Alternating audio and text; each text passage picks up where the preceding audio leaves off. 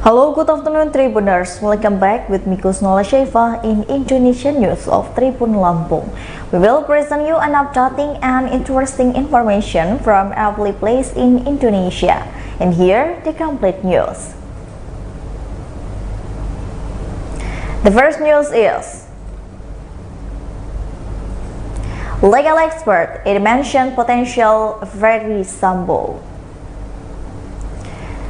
Criminal law expert Supraji Ahmad highlighted the incident information provided by domestic assistant Verdi Sambo, Susi, when presented by the public prosecutor as a witness in the continued trial of Divine Richard Eliezer, Budihang, Laimu, and Paradai. In this trial of the premeditated murder case against Brigadier Joshua Huta Barat or Brigadier J, which is brought to suit Jakarta District Court on Monday, it was noted that Susi gave a different statement. What he said the trial did not match and information contained in minutes of the investigation. Even the judges questioned Susi with tedious question because his suspect that was lying. According to the Suparji, Susi could be named as suspect in this case. This is because by testimony incident and tense speak by police. She combined that Susi's testimony at the trial at the latest article of the criminal code and relevant with the impulses and the woman. In the article, the criminal code paragraph 1 and 2, it is stated, he felt about the development of case in court. Witness Susi, Verdi Sambo, and Putri were crossing in the witness Susi. Assistant Home and Verdi Sambo Putri were questions follow-up trial development Paradai, which was held at the Jakarta District Court on Monday. This engineering effort will eventually lead to the new victim, namely Susi.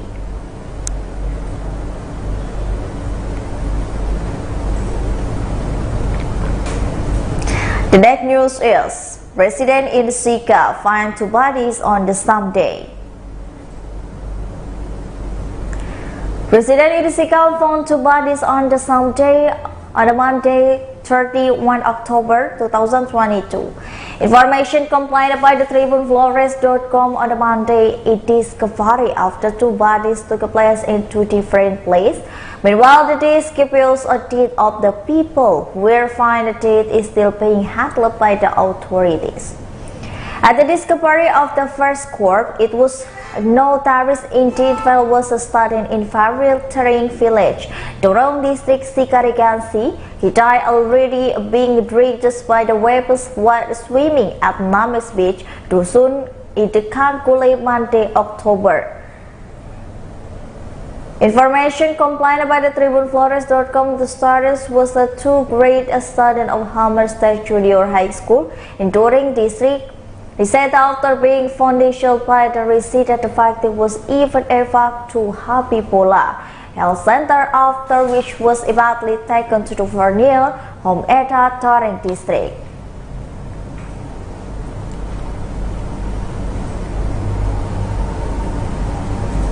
The next news is, 1,000 of people trapped in Shanghai Disney after the government report that 3 is a transmission of COVID-19. 1,000 of the Shanghai residents were trapped Disneyland Shanghai, China. This after authorities received a report of the transmission of COVID, which was released again after several lockdowns. Shanghai authorities have received a report at the last 10 cases of local transmission, being found the zero COVID policy implemented by the Chinese government at the load conferences, especially for its citizens. The reason is stands millions of people complain that they have the repeatedly locked down even in location that is considered unnatural. Thousands of people are trying to escape places frequented by the public such as EKA and Disneyland. Number of the raiders in this sudden lockdown make the millions of the Chinese citizens feel honestly and try to avoid it. A short video by the Chinese social media user Weibo showing thousands of people panic at the ghetto to Disneyland has the attention of social media users a number of countries. The raider in the Disneyland after operating during the lockdown.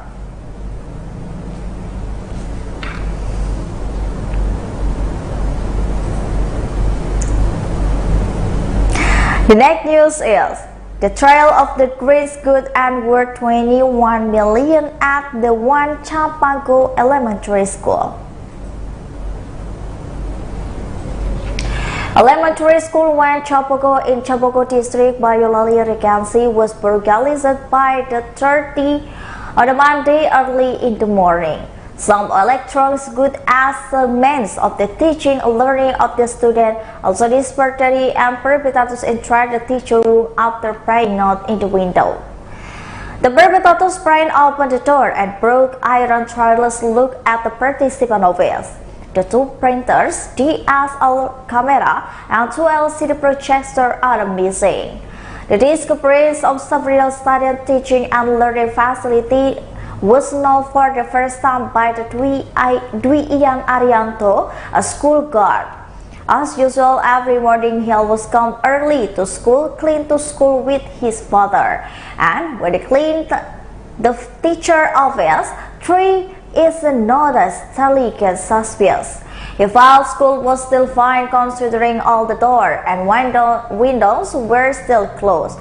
Until finally went to clean and principal office. While the cleaning participant office, he just saw something strange. He then went to the principal house, which was far from the school.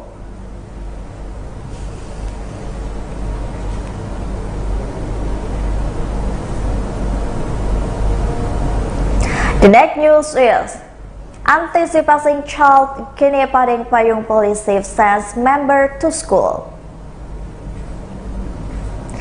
The Payung Police of the Payung Bangka Police has dispatched members of Surprise School. This to anticipate and the rise of the new childhood abuse and the basis real.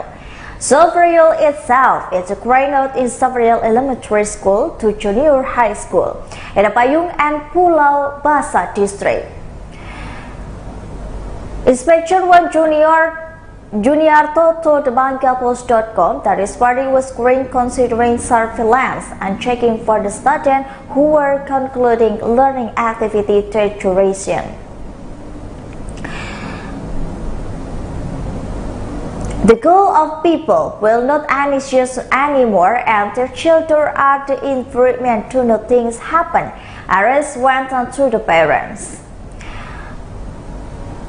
According to him, the kind of suspicious must be carried out because the people don't feel anxious and honestly.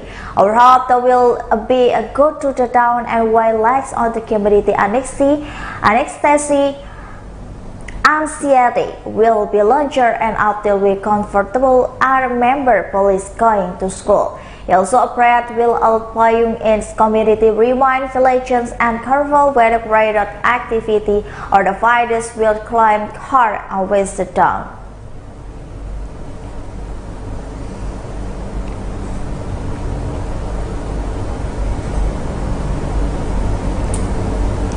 The next news is new facts about father killing child and injuring wife in the Depok. The fact on the case of the father killing his child and critically injuring his wife in a Pondok Jati Jajar Village, Tabos District, Depok City West, Java, Thursday were relieved. The police finally found out Indri's motivation were killed Dr. KPC and abused wife and Y, 31 years old.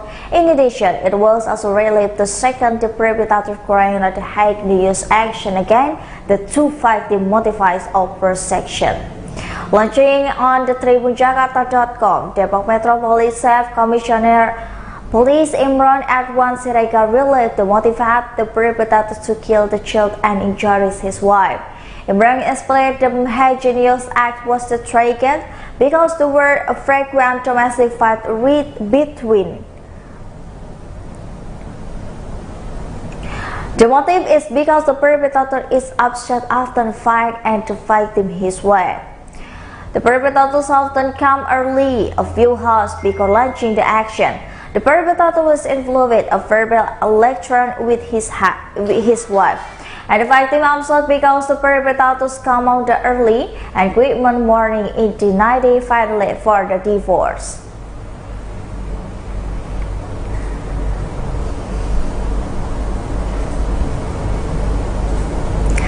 And the last news is heavy rains at the Shuford South Aceh on the Sunday.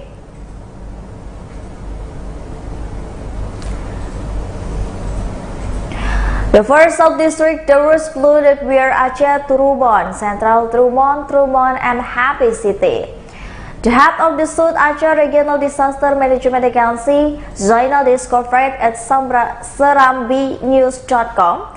He said that after receiving the report, PB firefighters issues were immediately deployed to coordinate the monitoring to handle it.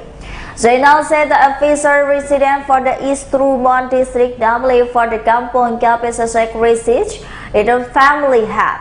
Trubon district, namely Kampung Ujong Tano, 750 people from the 50 family. Officers have not to full this location, are they also including which local village official.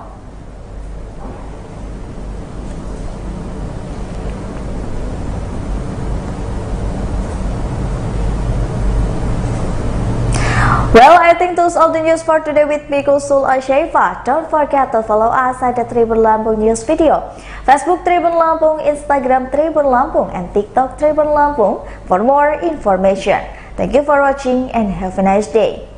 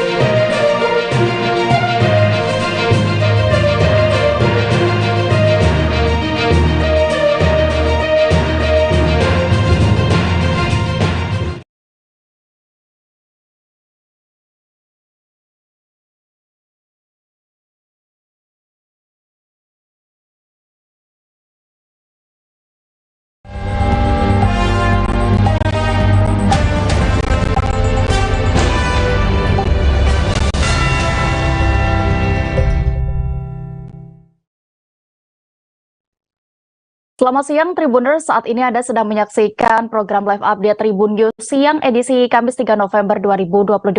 Informasi seputar peristiwa yang terjadi di tanah air akan kami hadirkan untuk Anda selama sekira 1,5 jam ke depan. Bersama saya Diamita dan reporter kami dari berbagai daerah di Indonesia, inilah live update Tribun News Siang selengkapnya. Kita menuju informasi pertama, Tribuners. Kementerian Komunikasi dan Informatika resmi menghentikan siaran TV analog atau analog switch off alias ASO di Jabodetabek. Setelahnya analog switch off diberlakukan di 222 titik termasuk Jabodetabek dan penerapannya akan diperluas secara bertahap.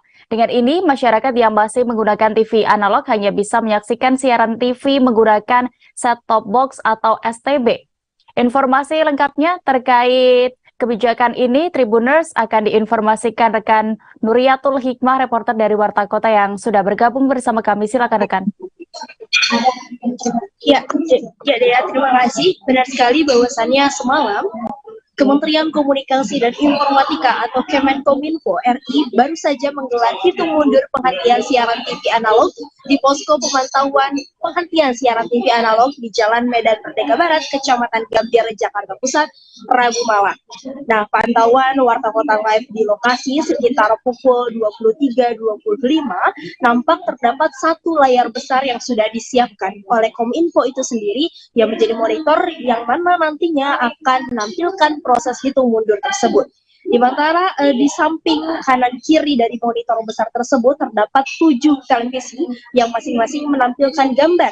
Sebelah kanan menampilkan gambar TV analog, sementara sebelah kiri menampilkan gambar TV digital, yang itu merupakan tampilan sebelum dihitung mundur. Dari dua sisi tersebut, kita bisa menampilkan ataupun kita bisa mengetahui perbedaan tampilan siaran secara jelas.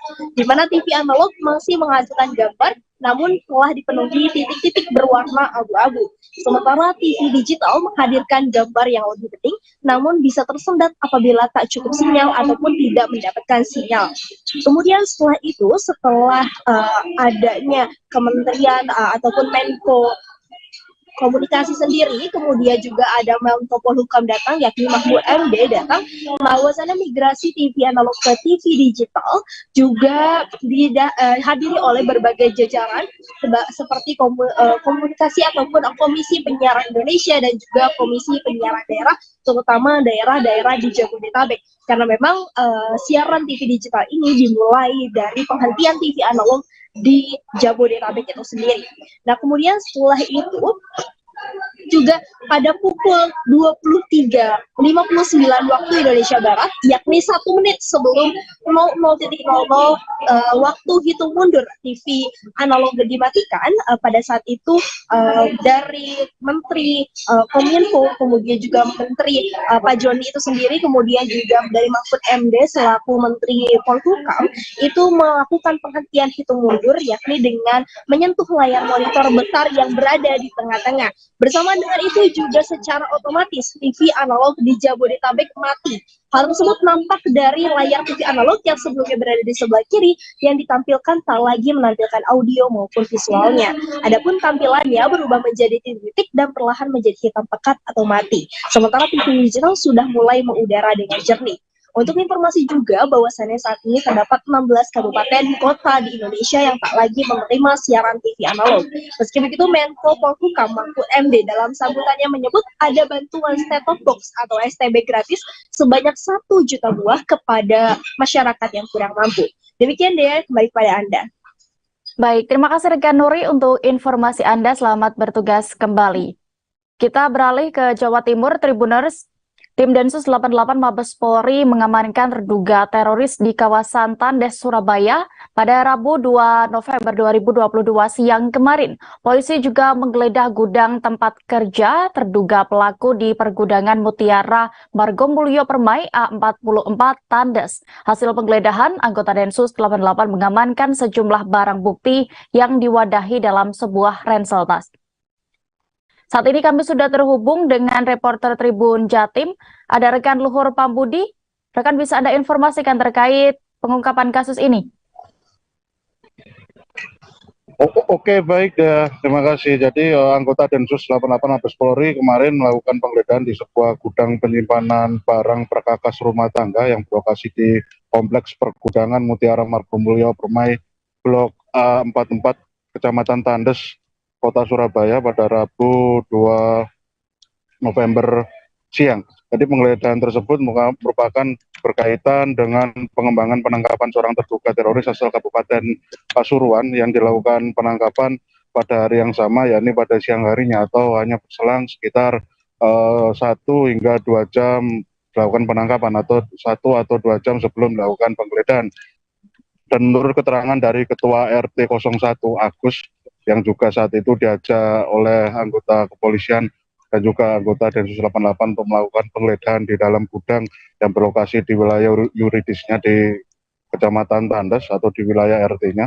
Ini dia melihat bahwasanya petugas mengamankan beberapa barang bukti yang diwadahi dalam sebuah tas ransel dan beberapa buah ponsel yang dibawa langsung oleh pihak anggota Densus 88.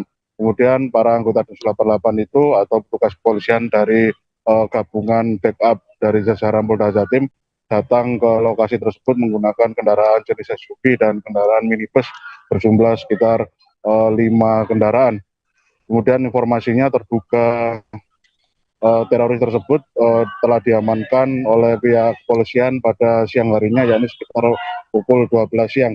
Kemudian terduga teroris tersebut informasinya juga sudah bekerja di tempat pergudangan tersebut selama kurun waktu 2 minggu. Dan informasi yang kami telusuri juga ternyata si terduga teroris ini sempat indekos atau ngekos ya di dekat pergudangan tersebut, tapi sudah masuk pada wilayah yuridis kecamatan lain, yakni di Kecamatan Sukomanunggal, Kota Surabaya, yang berlokasi di kawasan Jalan Tanjung Sari Jaya Utara, Gang 9, nomor 6, Sukomanunggal, Surabaya. Lalu menurut keterangan dari pihak pemilik kos, terduga teroris tersebut dulu pernah dilakukan semacam pengusiran setelah 2 bulan menetap di situ, tapi tidak mau menyerahkan fotokopi KTP atau menunjukkan identitas lengkap atas profil dari dirinya dan seorang istri dan juga 1 orang anak yang masih berusia balita. Dan informasi dari para tetangga dan termasuk juga keterangan dari pihak pemilik kos, ternyata si terduga teroris tersebut memang dikenal jarang bersosialisasi dan cenderung tertutup. Oke, demikian reportase kami, kembali ke studio. Baik, terima kasih rekan Luhur Pambudi. Dan Tribuners, berikut kami tampilkan keterangan yang sudah dihimpun oleh rekan Luhur dari Ketua RT 01 Tandes, Agus, selengkapnya. Ya, dari Polda, dari pihak pihak polisian semua. Pak, sempat ada yang diamankan Pak orangnya? Sebelumnya sudah katanya sudah tertangkap dulu. Oh dulu, oh berarti hanya pengembangan? Iya pengembang, mungkin enggak. Tadi penangkapannya habis dulu atau gimana tadi? Di mana itu Pak, lokasi penangkapannya? Penangkapannya di lokasi. Di lokasi? Iya. Tadi ada yang di gudang apa itu Pak? Bisa disebut? Gudang itu apa istilahnya bahan rumah tangga. Bahan rumah tangga? Barang-barang rumah tangga. Nama alamatnya? Sebut terus Bu. Mutiara Margomulyo Permai. Blok 44. Blok itu karyawan situ ya? Karyawan itu. Itu diamankan dulu ya? Tadi kalau diamankannya saya nggak ngerti pihak orangnya yang mana saya nggak ngerti. Cuma karyawan pastinya karyawan itu. Cuma saya nunggu tadi suruh nunggu untuk penggeledahan. menyaksikan. Pak, tapi informasinya Masyarakat sekitar Ancol, Pademangan, Jakarta Utara akan segera meninggalkan pemakaian antena ultra high frequency atau UHF untuk menonton siaran TV kesayangannya. Hal ini menyusul kebijakan pemerintah yang akan mematikan siaran TV analog. Kebijakan itu bahkan sudah berjalan mulai hari ini dan dirasakan banyak masyarakat. Bagaimana terkait tanggapan dari warga sekitar Ancol, Tribuners? Kami sudah terhubung dengan rekan Gerald Leonardo Agustino, reporter dari Tribun Jakarta yang akan menginformasikan. Silakan. Ya, selamat siang Dea dan juga Tribuners. Memang dapat saya laporkan bahwa mulai hari ini pemerintah melalui Kementerian Kominfotik melakukan pemberhentian atau mematikan siaran TV analog seiring dengan mulai dipergunakannya siaran TV digital yang bisa diakses oleh masyarakat menggunakan alat berupa set-top box. Adapun kebijakan pemerintah ini memang sudah dirasakan banyak masyarakat, terutama di Jabodetabek, tak terkecuali masyarakat yang tinggal di wilayah Kelurahan Ancol, Kecamatan Pademangan, Jakarta Utara. Salah satunya yang sempat saya wawancarai kemarin ialah Priyatmoko, seorang pemilik warung di Jalan Lodan Raya, Kelurahan Ancol, Kecamatan Pademangan, Jakarta Utara, di mana memang Priyatmoko ini sendiri masih menggunakan TV tabung untuk menonton tayangan-tayangan melalui saluran-saluran favoritnya, dan untuk bisa menonton saluran-saluran favoritnya ini memang Priyatmoko harus menggunakan antena UHF atau ultra high frequency yang sudah digunakannya selama 2 tahun belakangan. Adapun seiring dengan kebijakan pemerintah mematikan siaran TV analog, memang Priyatmoko ini atau Moko ini juga mengatakan bahwa dirinya baru tahu informasi terkait dimatikannya siaran TV analog baru-baru ini, sehingga memang yang bersangkutan langsung berupaya mencari set-top box yang sekiranya sesuai dengan budgetnya untuk segera digunakan agar nantinya bisa dipakai menyaksikan saluran-saluran atau channel-channel kesayangannya yang selama ini ditonton di televisinya. Memang keluhan dari warga selama ini menggunakan antena biasa atau antena UHF ini memang atau UHF ini memang kendala utamanya adalah masyarakat harus sering-sering memutar antena ini supaya mendapatkan saluran yang jernih, dan memang dari banyak saluran yang ada di TV milik warga bernama Priyatmoko ini hanya sekitar 8 dari belasan atau puluhan channel yang bisa dinikmati atau ditonton dengan baik menggunakan antena miliknya. Dan memang berdasarkan keterangan warga, setelah nantinya warga akan membeli set-top box ini, mencari set-top box dan membelinya, warga akan memakai set-top box untuk langsung disambungkan ke TV-TV, tak terkecuali juga TV tabung yang memang untuk bisa menyaksikan siaran-siaran digital yang lebih jernih tanpa harus memutar-mutar atau mengatur antena untuk menonton siaran favoritnya. Kembali ke Anda, Dea. Baik, terima kasih rekan Gerald Agustino untuk informasi Anda. Dan berikut kami tampilkan ke hasil wawancara bersama warga Pademangan Jakarta Utara, Priyat Moko. Ini masnya memang sengaja masih pakai TV tabung atau gimana nih, Mas? Sengaja kan itu kan soalnya belum ada rezeki. Kalau ada rezeki mungkin beli yang lebih gede lagi, LED mungkin. Oke. Nah, Mas, ini kan memang seiring dengan TV analog di stop gitu ya, Mas ya. Kan untuk menonton TV channel-channel kan harus TV digital dan pakai set-top box. Udah tahu belum sih, Mas, set-top box itu apa? Sebenarnya belum tahu, cuma saya udah browsing, udah searching di Google, ternyata itu buat TV digital gitu ya. Katanya sih lebih memudahkan untuk menonton dan gambarnya lebih jernih semua gitu. Oke. Berarti sudah sempat cari-cari atau kemana gitu, ke toko-toko? Belum, baru sore ini tadi lihat-lihat aja. Kemudian kalau udah nutup warung, kemudian ya sekalian muter-muter cari di toko. Siap. Dengan harga tadi kan saya sudah sempat browsing juga, harga set-top box itu sekitar 150 sampai 200 ribu lebih. Itu menurut Mas mahal nggak sih? Kalau menurut saya sih ya standar sih, nggak beda jauh sama antena wire biasa. Cuman mungkin kualitasnya lebih bagus yang ini ya. Jadi kita lebih simpel, nggak perlu tiang lagi, gambar lebih bagus lagi. Ya mudah-mudahan untuk kedepannya siarannya ada semua lebih banyak lagi gitu. Siap. Kalau ini pakai antena UHF lebih banyak yang buram atau gimana, Mas? Untuk di Ancol sendiri nih? Banyakan yang buram, yang bagus kurang lebih sekitar 7-8 siaran aja. Lainnya nggak kelihatan, kurang jelas. Aremania asal Sidoarjo, Jawa Timur bernama Vicky Hermansyah, 20 tahun, korban tragedi Kanjuruhan yang sempat koma 2 pekan akhirnya diperbolehkan untuk pulang. Ia sebelumnya diketahui menjalani perawatan di RSUD Kanjuruhan selama 1 bulan lamanya. Vicky merupakan satu di antara sekian banyak korban yang mengalami trauma berat akibat insiden maut tersebut. Saat ini kami sudah terhubung dengan reporter Surya Malang. Ada rekan Erwin Wicaksono, silakan dengan informasi Anda seputar informasi terkait Vicky. Ya, baik, terima kasih Dea di studio. Dan dapat kami laporkan bahwa salah satu Aremania yang berasal dari Kabupaten Sidoarjo bernama Vicky Hermansyah akhirnya diperbolehkan pulang oleh dokter ke kediamannya setelah menjalani perawatan intensif selama 1 bulan di RSUD Kanjuruhan. Vicky sendiri merupakan salah satu dari sekian banyak Aremania yang mengalami trauma berat akibat insiden tragedi Kanjuruhan usai laga Arema FC melawan Persebaya tersebut. Diagnosa Vicky mengalami hipoksia di bagian otak atau kondisi kekurangan oksigen di bagian otaknya, serta ada cedera di bagian kepala sehingga membuat Vicky sempat mengalami koma selama 2 pekan di ruang ICU RSUD Kanjuruhan. Selama menjalani perawatan, tim dokter menangani Vicky dengan perawatan intensif seperti pemberian ventilator dan berbagai penanganan hingga akhirnya Vicky bisa diperbolehkan pulang pada hari Rabu kemarin. Dan selanjutnya, menurut tim dokter, kondisi Vicky sejatinya belum sepenuhnya pulih dan harus menjalani beberapa perawatan-perawatan ataupun pemulihan-pemulihan selanjutnya yang akan dilanjutkan oleh Dinas Kesehatan Kabupaten Sidoarjo.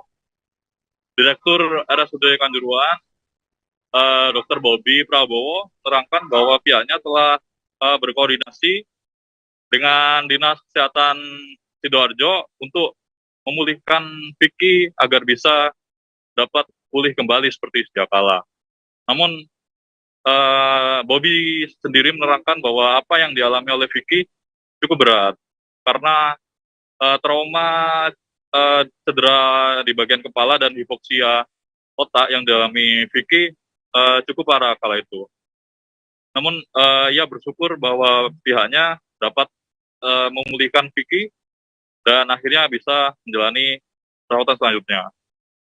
Dan Bobby sendiri menerangkan bahwa Vicky membutuhkan perawatan seperti penanganan psikologis bagi Vicky karena Vicky sendiri diketahui sangat trauma dengan adanya insiden tersebut. Dan dokter menyarankan pula adanya terapi-terapi fisioterapis karena dalam sejak 1 bulan terakhir Vicky hanya tergeletak di tempat tidur rumah sakit dan perlu untuk dilakukan fisioterapis agar dapat memulihkan motorik gerakan dari yang bersangkutan. Dan kala itu Bupati Malang menyambut kepulangan Vicky dengan memberikan karangan bunga dan beberapa bantuan untuk Vicky sendiri. Dan Vicky kala itu dipulangkan dengan menggunakan ambulan dengan ditemani oleh keluarganya gitu.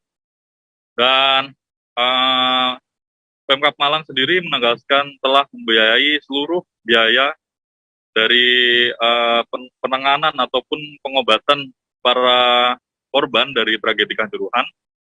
Dan Bupati Malang Sanusi menerangkan bahwa pihaknya sudah mengucurkan atau menghabiskan dana sebesar 900 juta untuk pengobatan para korban tragedi Kanjuruhan tersebut.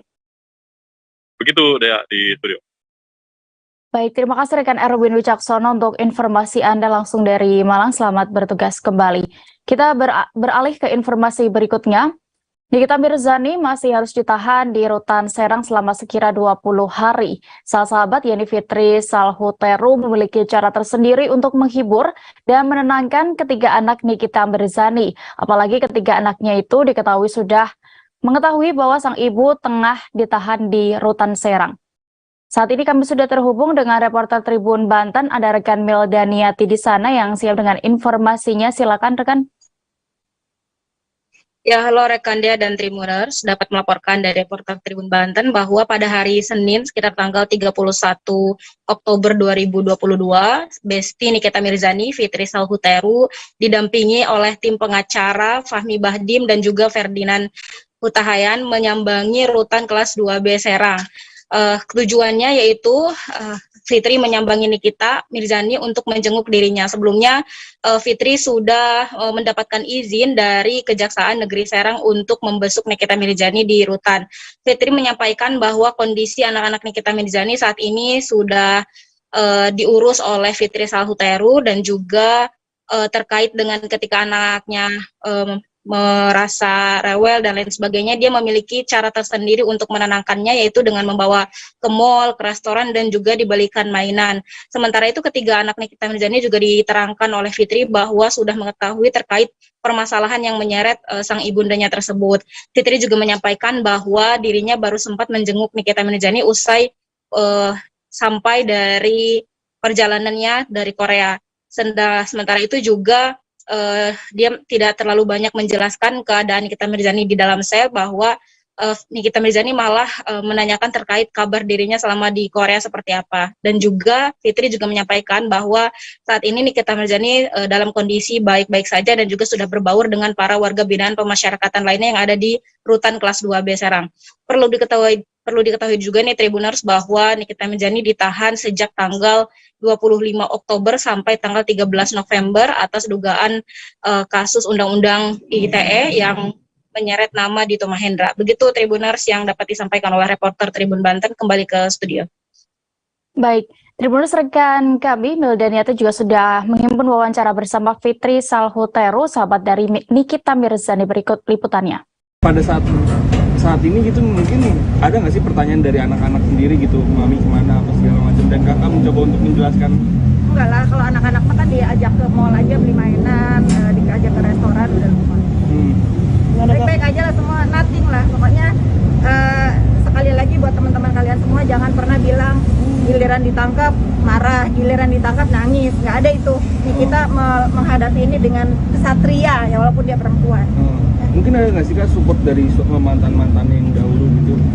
Oh, mantan-mantannya bergembira nih. Kalian tidak bisa berharap kalau para pembenci itu akan berduka. Tapi saya nggak mau sebut namanya di sini. terima kasih atas satu orang yang pernah membenci Nikita tapi dia memberikan support yang sangat baik buat Nikita. Terima kasih. Nggak mau sebut nama Nggak tuh sebut ya? nama. Inisial. Nggak ada. Tapi yang lain masih tetap. Ini ya. Istri dari seorang anggota polisi di Polda Bangka Belitung terlibat dugaan kasus investasi bodong. Pelaku berinisial MA dilaporkan korbannya atas tindak pidana penipuan dan penggelapan mencapai 1 miliar rupiah. Laporan dilakukan oleh korban berinisial YA, warga Kota Pangkal Pinang, karena kesal dan tidak tahan lagi dengan ulah pelaku yang merugikannya. Untuk laporan lengkapnya terkait kasus ini akan disampaikan reporter Bangka Pos. Kami sudah terhubung dengan Ricky Pratama di sana. Silakan rekan dengan informasi Anda. Baik Dea dan pemirsa Tribuners dimanapun berada, bahwa dapat saya sampaikan pada hari ini atau tepatnya pada Selasa kemarin, di mana Polda Bangka Belitung telah menahan satu tersangka, di mana tersangka ini merupakan istri dari anggota polisi di Polda Bangka Belitung. Ia ditangkap karena dugaan telah melakukan investasi bodong atau tindak pidana penipuan dan penggelapan yang mencapai 1 miliar. Korban yang melapor terhadap kasus ini merupakan juga istri dari polisi. Jadi sehingga dari kasus ini artinya istri polisi yang melapor istri polisi, seperti itu. Ya, kemudian untuk berkaitan dengan penanganannya, sejauh ini tersangka telah ditahan di Polda Bangka Belitung untuk dilakukan tindak lanjut penelusuran berkaitan dengan modus dan kerugian yang dicapai oleh korbannya. Ya, di mana dikatakan oleh korban berdasarkan wawancara kami, bukan hanya satu dari mereka yang menjadi korban, tapi banyak korban lainnya yang kemungkinan akan melaporkan terkait kasus ini. Dan mereka juga mengatakan bukan hanya 1 miliar kerugian yang dialami, tetapi hingga lebih dari 1 miliar mungkin akan dapat ditemukan dari hasil investasi bodong yang dilakukan oleh istri polisi di Polda Bangka Belitung ini. Seperti itu dia. Baik, terima kasih rekan Ricky Pratama untuk laporan Anda. Selamat bertugas kembali. Kita beralih ke informasi selanjutnya. Pengadilan Negeri Jakarta Selatan kembali menggelar sidang perkara dugaan perintangan penyidikan atau obstruction of justice kasus tewasnya Brigadir Nofriansyah Yosua Huta Barat alias Brigadir J pada hari ini Kamis 3 November 2022. Untuk sidang kali ini akan langsung digelar untuk 6 terdakwa termasuk mantan Karopaminal Divpropam Polri Hendra Kurniawan dengan agenda pemeriksaan saksi. Saat ini kami juga sudah terhubung dengan reporter Tribun News yang ada di lokasi sidang. Ada rekan Rizky Sandi Saputra, silakan dengan laporan Anda. Ya, Dea dan juga Tribuners, selamat siang. Sebelumnya benar pada hari ini, Kamis 3 November 2022, Pengadilan Negeri Jakarta Selatan kembali menggelar sidang lanjutan atas dugaan perintangan penyidikan atau obstruction of justice tewasnya Brigadir Nofriansyah Yosua Huta Barat, di mana pada hari ini setidaknya ada 6 terdakwa begitu yang disidang, termasuk salah satunya yakni mantan Karopaminal Divisi Propam Mabes Polri yakni Brigjen Pol Hendra Kurniawan yang baru saja diputus atau disanksi pemberhentian tidak dengan hormat sebagai anggota Polri. Di mana dalam sidang tadi seluruhan saksi diantaranya mereka sebagian besar adalah para anggota polisi yang bekerja pada Polres Metro Jakarta Selatan. Salah satunya saksi yang dihadirkan oleh Jaksa Penuntut Umum yakni mantan Kasat Reskrim Polres Metro Jakarta Selatan yakni Ridwan Nelson Soplanit. Dalam kesaksiannya tadi Ridwan menyatakan kalau dirinya merupakan orang atau sosok yang memimpin jalannya olah TKP setelah adanya penembakan di rumah dinas Verdi Sambo di Komplek Polri Duren 3 Jakarta Selatan. Tadi Ridwan menyebutkan kalau pihaknya dalam melakukan olah TKP ini menemukan beberapa barang bukti begitu, termasuk adanya 10 selongsong peluru, 3 proyektil dan 2 senjata api yang digunakan untuk menembak Brigadir Yosua. Adapun 2 jenis senjata api ini yakni jenis HS dan juga Glock 17. Tadi juga si Ridwan Soplanit menyatakan kalau Verdi Sambo sempat ada beberapa percakapan dengan dirinya usai melakukan penembakan terhadap Brigadir Yosua. Verdi Sambo menyebut kalau aksi penembakan tersebut didasari karena adanya pelecehan seksual sebagaimana skenario awal. Tak hanya itu, Ferdi Sambo juga terlihat berkaca-kaca gitu matanya saat menjelaskan hal itu, sekaligus menepukkan tangannya ke tembok atau dinding yang ada di rumahnya. Proses olah TKP itu sendiri berlangsung sekitar pukul 5 sore gitu, atau sesaat memang setelah kejadian penembakan. Adapun permintaan olah TKP ini diminta langsung oleh mantan Kadif Propam Polri yakni Ferdi Sambo untuk Ridwan Soplanit memanggil timnya dari Polres Jakarta Selatan melakukan olah TKP. Sebagai informasi dia dan juga Tribuners, hingga saat ini proses sidang masih berjalan untuk seluruh terdakwa kasus obstruction of justice, di mana sidang ini digelar di 2 ruangan, yakni ruang sidang utama yakni berisikan oleh terdakwa Brigjen Hendra dan juga Agus Nurpatria, sedangkan di ruang sidang 3 ada terdakwa Irfan Widianto. Mungkin itu deh yang bisa disampaikan langsung dari Pengadilan Negeri Jakarta Selatan. Kembali ke studio. Baik, terima kasih untuk laporan Anda, rekan Rizky Sandi. Selamat bertugas kembali. Dari Jakarta kita beralih ke Provinsi Aceh. Ibu dan anak meninggal dunia setelah terseret arus banjir bandang yang menerjang desa di Aceh Tenggara. Korban banjir bandang tersebut bernama Samine, 55 tahun, dan juga Siah Indah, 15 tahun. Selain menelan korban jiwa, banjir juga mengakibatkan sebanyak 89 rumah warga mengalami rusak berat dan rusak ringan. Untuk mengetahui bagaimana detik-detik penemuan dari korban meninggal dunia ini, Tribuners, dan juga kondisi terkini di lokasi bencana, kami sudah terhubung dengan reporter Serambi News, ada rekan Asnawi Lui. Silakan dengan laporan Anda.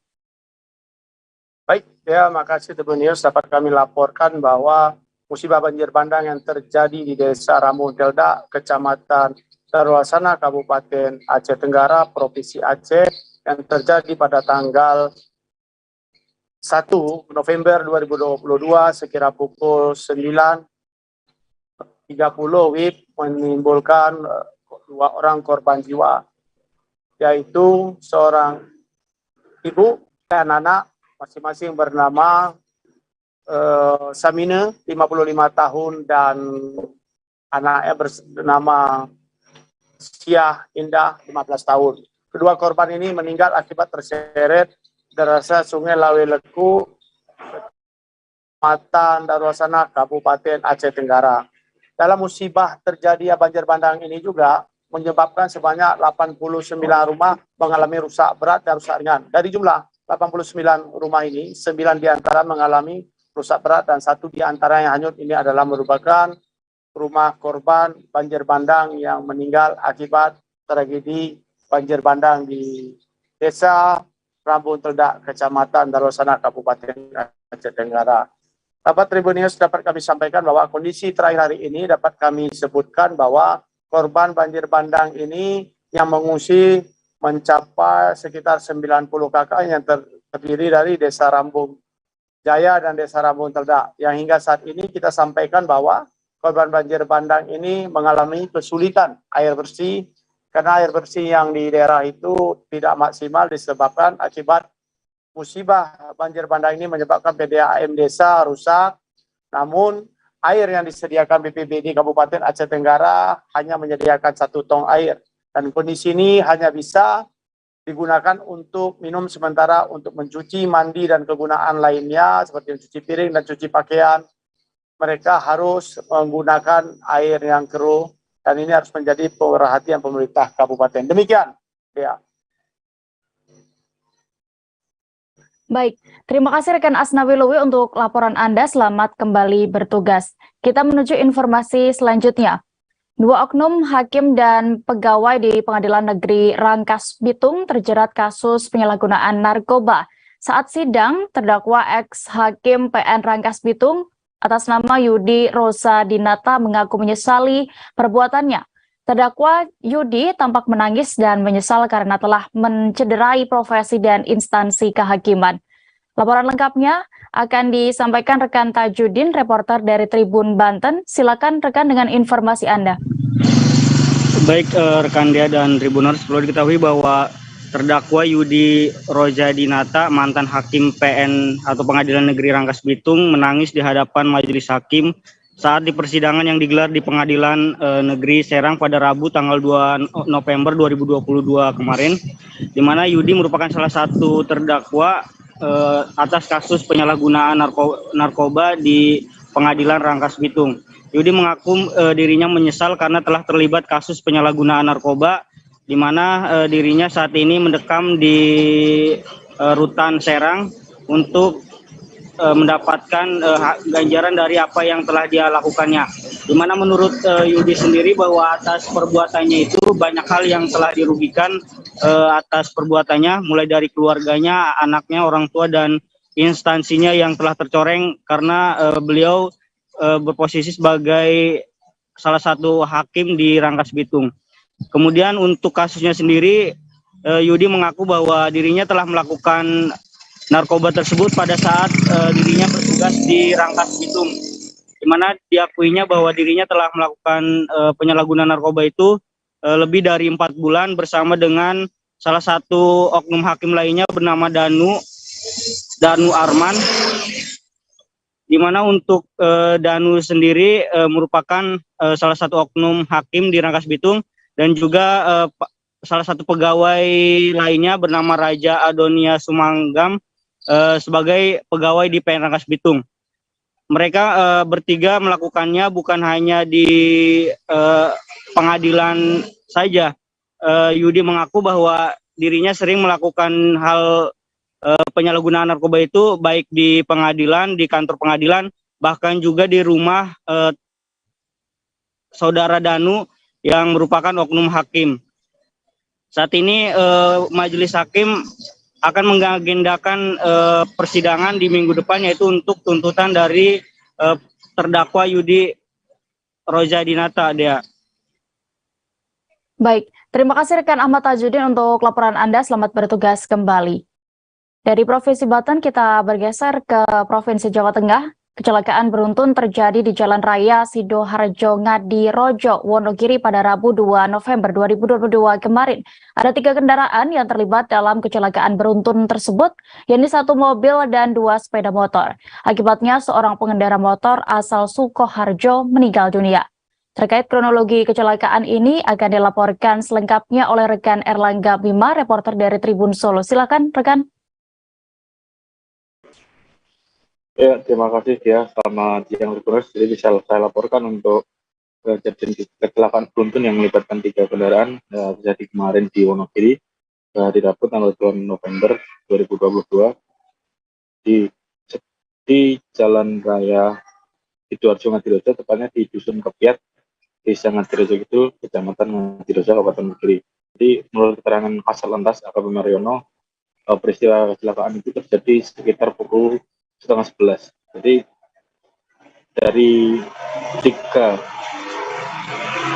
kendaraan terlibat, ada 1 korban yang meninggal dunia karena mengalami luka yang cukup parah di bagian kepala dan tangan, yaitu pembonceng dari sepeda motor Smash yang merupakan warga Sidoarjo. Untuk kronologi, jadi awalnya mobil Xenia itu berjalan dari arah Sidoarjo menuju ke arah Ngadirojo atau arah timur ke barat, dan kedua sepeda motor itu berjalan dari arah sebaliknya, dari barat ke timur atau Ngadirojo ke Sidoarjo. Nah, sesampainya di lokasi kejadian, mobil berjalan agak ke kanan dan menabrak sepeda motor Vario. Nah, setelah menabrak Vario tersebut, mobil masih berjalan dan akhirnya membentur sepeda motor Smash yang saat itu dikendarai oleh warga Sukoharjo, Kecamatan Grogol, jadi ayah, ibu, dan anak. Nah, setelah terjadi tabrakan, ibu atau pembonceng dari motor tersebut meninggal dunia, sementara bapak dan anaknya dirawat di rumah sakit. Nah, untuk penyebab kejadian kemarin diduga pengemudi Xenia itu dalam keadaan mengantuk sehingga terjadilah kecelakaan beruntun itu. Atas kejadian itu, Kasat Lantas mengimbau kepada masyarakat agar selalu berhati-hati ketika di jalan, dan apabila sedang lelah atau mengantuk bisa beristirahat terlebih dahulu. Sekian bisa saya laporkan ya.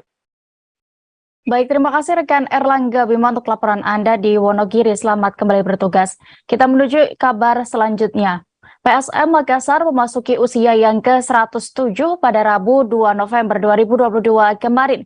Berbagai kegiatan dilakukan aliansi yang terdiri dari 11 kelompok supporter PSM Makassar untuk merayakan hari jadi. Mereka melakukan doa bersama dan konvoy yang kemudian finish di Stadion Mato Angi. Apa saja rangkaian kegiatannya, Tribuners, akan diinformasikan reporter Tribun Timur. Kami sudah terhubung dengan rekan Noval Kurniawan di sana. Silakan rekan.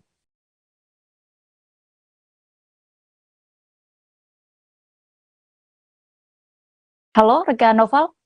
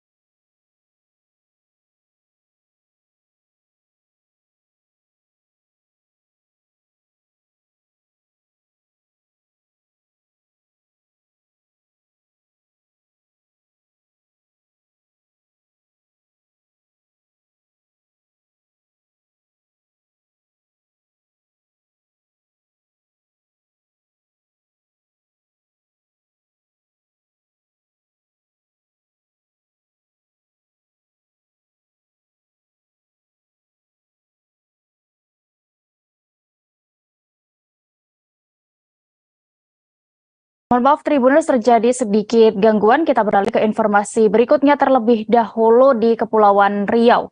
Satu unit minibus dan angkutan umum terlibat kecelakaan di Jalan MT Haryono, Parit Benut, Kecamatan Meral, Kabupaten Karimun, Provinsi Kepulauan Riau. Adapun total korban dalam kecelakaan lalu lintas beruntun ini sebanyak 11 orang. Saat ini kami sudah terhubung dengan rekan Yeni Hartati, reporter dari Tribun Batam. Silakan dengan laporan Anda terkait kejadian ini. Baik, selamat siang Tribuners dan rekan Dea di studio. Baik, dapat saya laporkan kembali sebuah insiden kecelakaan lalu lintas kembali terjadi di Jalan MT Haryono, Kelurahan Parit Benut, Kecamatan Meral, Kabupaten Karimun, Provinsi Kepulauan Riau pada Minggu 30 Oktober 2022 lalu, di mana sebuah insiden kecelakaan tersebut menimpa satu unit minibus Honda CR-V dan angkutan umum Daihatsu Epas.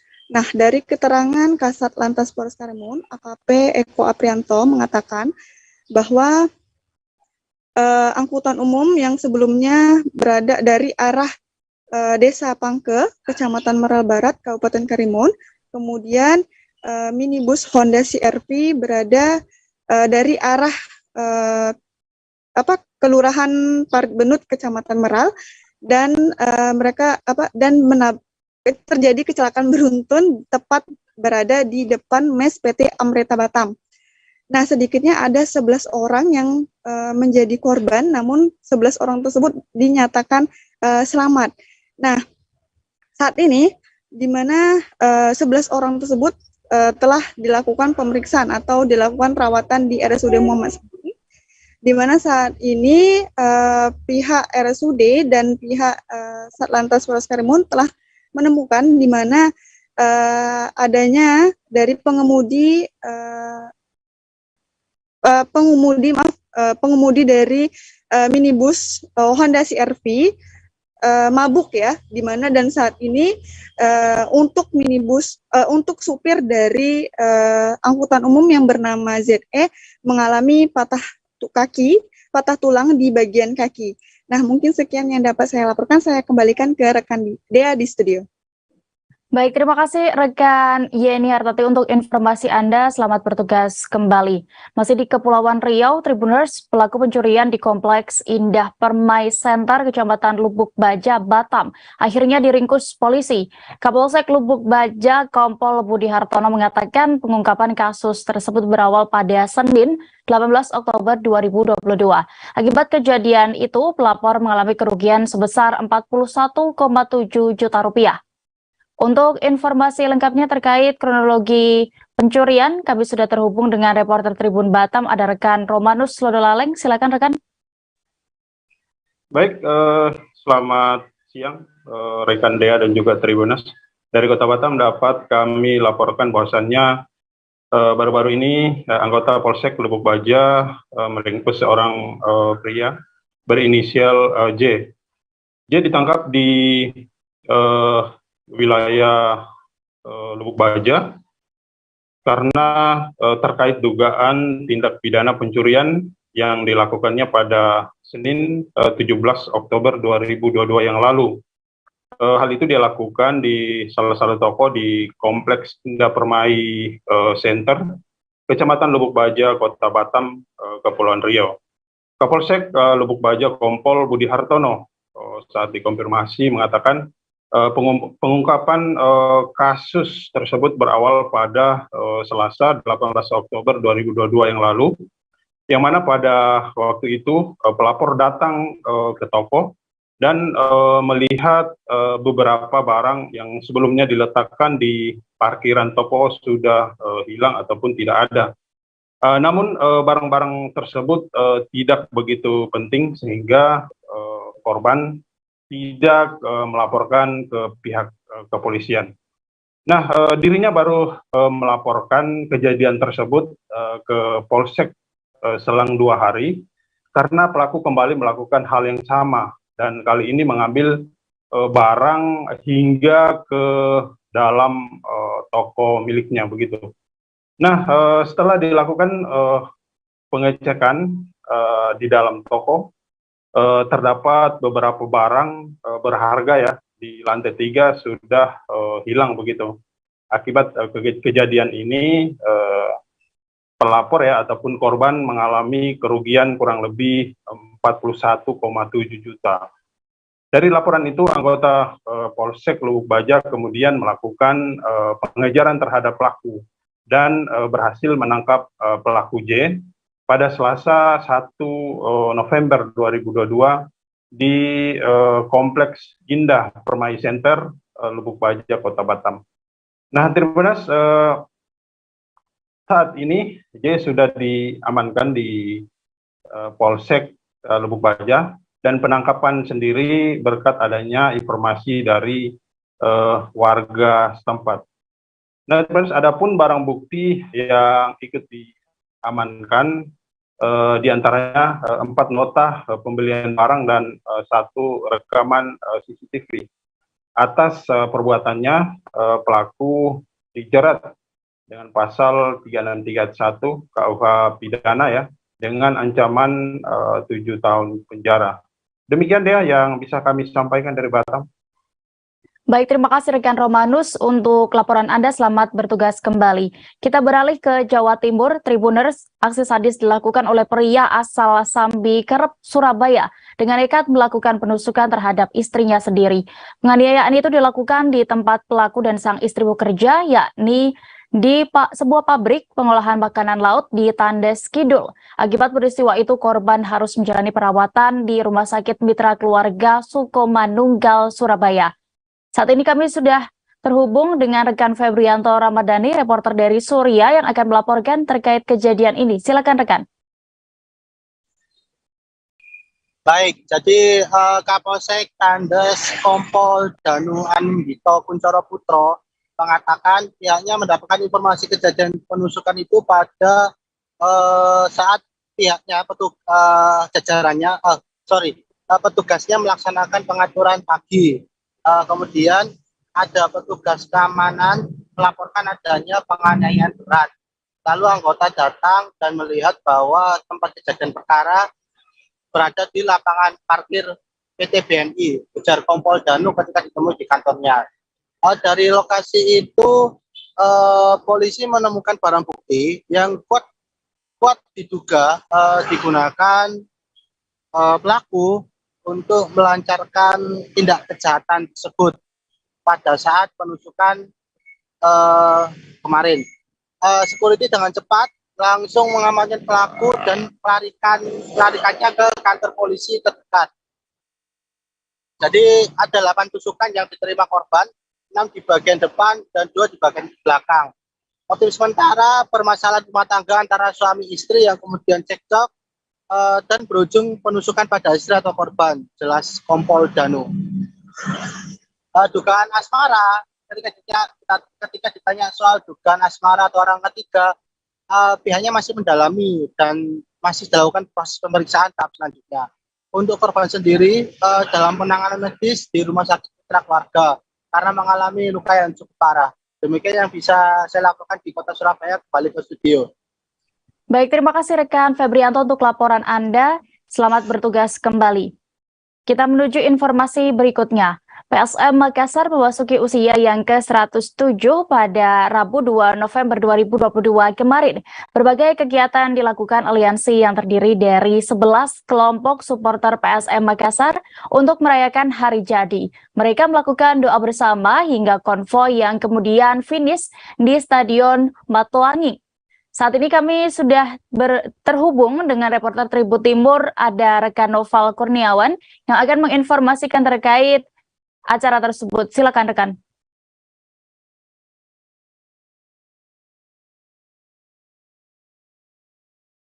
Halo, rekan Noval.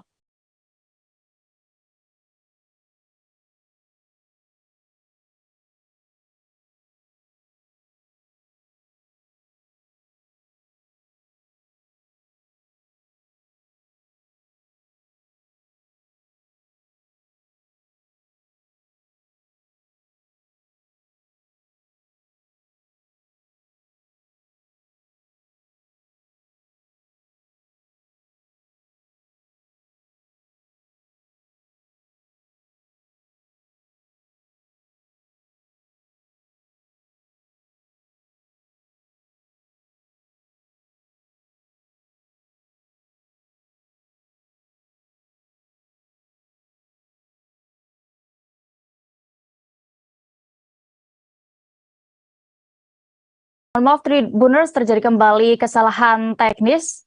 Kita menuju informasi lainnya terlebih dahulu. Menteri Pertahanan Prabowo Subianto mengukuhkan kapal perang Republik Indonesia atau KRI Dr. Wahidin Sudirohusodo atau WSH 991. Pengukuhan ini bertempat di Dermaga Pondok Dayung, Jakarta Utara pada hari ini Kamis 3 November 2022. Tampak mendampingi Prabowo saat pengukuhan, yakni Kepala Staf Angkatan Laut Laksamana TNI Yudo Margono dan ahli waris Wahidin Sudirohusodo yang diwakili oleh Wargono Sunarko. Dan untuk informasi terkait kegiatan peresmian ini, kami sudah terhubung dengan rekan Mario Sumampo, reporter dari Tribun News. Silakan rekan dengan laporan Anda. Ya, selamat siang rekan Dea. Pada hari ini Menteri Pertahanan Prabowo Subianto mengukuhkan kapal perang Republik Indonesia Dr. Wahidin Sudirohusodo 991. Pengukuhan ini bertempat di Dermaga Dayung, Jakarta Utara, Kamis tanggal 3 September, maksud saya 3 November 2022. Tampak mendampingi Prabowo saat pengukuhan ada Kepala Staf Angkatan Laut Kasal Laksamana TNI Yudo Margono dan ahli waris Wahidin Sudirohusodo yang diwakili oleh Wargono Sunarko. Kegiatan diawali dengan pembacaan surat keputusan KRI, pembacaan riwayat hidup Dr. Wahidin Sudirohusodo, dilanjutkan pernyataan pengukuhan nama KRI yang ditandai dengan penekanan tombol sirine oleh Menhan RI didampingi langsung oleh Kasal Yudo Margono. Pemberian nama pahlawan nasional kepada kapal ini dijelaskan Prabowo dalam sambutannya. Jadi ihwal negara Indonesia yang selalu ingat asal-usul bangsa dan negaranya. Ia pun juga memberikan penghargaan setinggi-tingginya kepada pimpinan Angkatan Laut yang ia sebut terus melestarikan cinta terhadap tanah air. Untuk diketahui, nama KRI Dr. Wahidin Sudirohusodo ini diberikan sebagai penghargaan bagi pahlawan nasional, yaitu Dr. Wahidin Sudirohusodo yang banyak mengabdikan diri dalam bidang kesehatan dengan memberikan pengobatan gratis kepada rakyat kecil. Pahlawan nasional kelahiran 7 Januari 1852 ini berperan besar dalam menginspirasi para pemuda untuk memperjuangkan lahirnya organisasi Budi Utomo yang dianggap sebagai simbol bangkitnya kekuatan nasionalis melawan penjajah. Demikian rekan Dea, laporan yang bisa saya sampaikan. Baik, terima kasih rekan Mario untuk informasi Anda. Selamat bertugas kembali. Kita menuju Kalimantan Timur.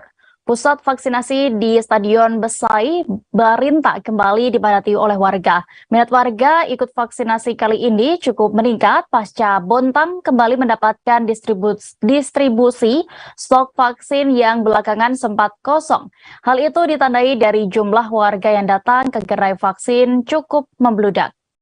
Informasi selengkapnya akan dilaporkan oleh reporter Tribun Kaltim. Sudah ada rekan Ismail Usman yang bergabung bersama kami. Silakan rekan. Ya baik, terima kasih rekan Dea. Dapat saya laporkan di Bontang, pelaksanaan vaksinasi di Bontang cukup tinggi. Partisipasi ini naik pasca beberapa minggu terakhir stok vaksin di Bontang habis dan tidak mendapat jatah pengiriman atau distribusi dari pemerintah pusat. Namun dalam pengiriman distribusi ini vaksin di Bontang cukup direbutin warga karena dalam 2 hari terakhir ini vaksinasi yang datang ke gerai layanan pusat vaksinasi di Stadion Besai Berinta atau Langlang cukup ramai dan bahkan direbutin karena stok cukup terbatas. Per hari dijatah hanya untuk 400 penerima. Dalam pendistribusian terakhir ini ada sekitar 115 vial, namun hanya 2 hari habis, dan hari ini hari terakhir. Kemungkinan stok vaksin ke depan juga akan habis sampai pekan depan. Dijadwalkan pekan depan layanan vaksinasi akan kembali buka pada Senin pekan depan. Kemudian tim Satgas menginformasikan bahwa tren vaksinasi belakangan ini yang meningkat lantaran untuk keperluan syarat administrasi, misalnya pengurusan syarat perjalanan keluar kota dan syarat-syarat administrasi pengurusan lainnya. Sehingga belakangan tren vaksinasi cukup tinggi karena masyarakat sempat terkendala dengan syarat perjalanan keluar kota karena tidak mendapat vaksin booster. Mungkin saya sampai di situ dulu, rekan Dea. Baik, terima kasih rekan Ismail Usman untuk informasi Anda. Selamat bertugas kembali. Kita beralih ke informasi berikutnya.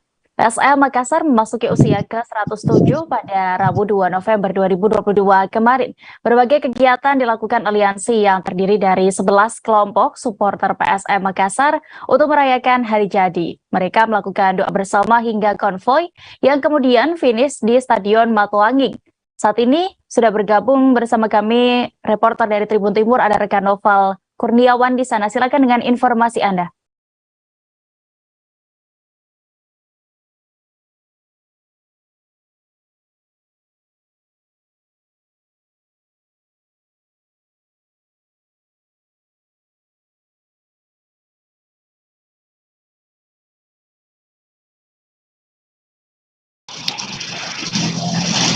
Silakan rekan Noval dengan informasi Anda seputar kegiatan dari supporter PSM Makassar ini. Baik, terima kasih rekan Dea.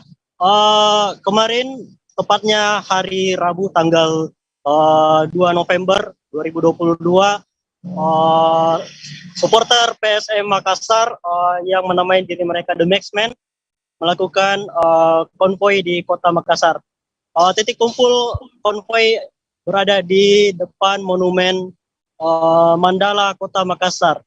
Di depan Monumen Mandala, para supporter terlebih dahulu melakukan perayaan ulang tahun Persatuan Sepak Bola Makassar atau PSM Makassar yang ke-107, Tribuners.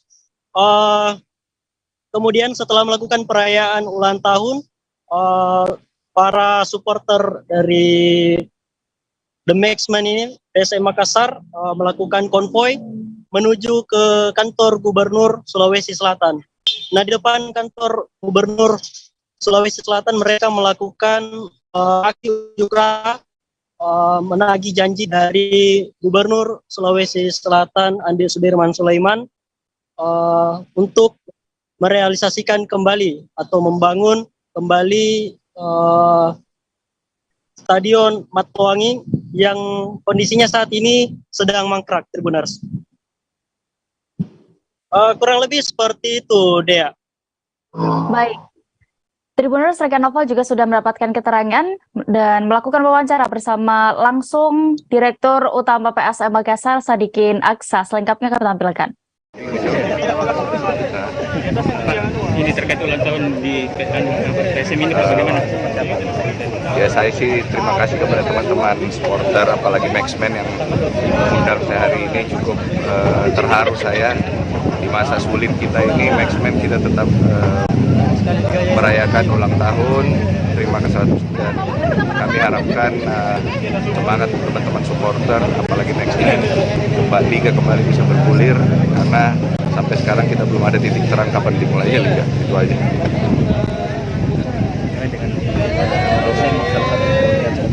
Nah, sekarang apa yang kita mau protes? Sudah terjadi, Liga sudah, PSSI sudah ngomong mau KLB.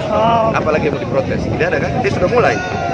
Jadi nih, untuk melakukan KLB itu ada dua, permintaan dari klub dan dari PSSI memulai. Ini PSSI sudah mulai, jadi tidak ada lagi protes ya kan? Apa yang mau diprotes? Jadi kita sudah siap, kita tinggal mengikuti tahapan KLB, itu saja. Dan dari untuk PSSI sendiri pemilihannya nanti adakah nama dari PSSI? Sekarang kalau saya ditanya, saya mau Liga dulu baru saya mau berpikir begitu. Apa? Kau mau pikir kita ke depan, apa kau mau pikir kita sekarang? Sekarang tidak jelas Liga mulai. Lebih bagus saya pikir Liga dulu mulai daripada saya pikir ke depan. Itu aja. Ya. Yuk. Komisi Pemberantasan Korupsi atau KPK merilis hasil survei penilaian integritas atau SPI. Menurut hasil survei penilaian integritas yang dilakukan oleh KPK RI, Daerah Istimewa Yogyakarta memperoleh nilai 82,81. Nilai integritas DIY tahun 2021 itu pun menjadi yang tertinggi secara nasional untuk kategori pemerintah daerah. Informasi lebih detailnya akan disampaikan rekan Yuwantoro, reporter dari Tribun Jogja yang sudah bergabung bersama kami di sana. Silakan rekan.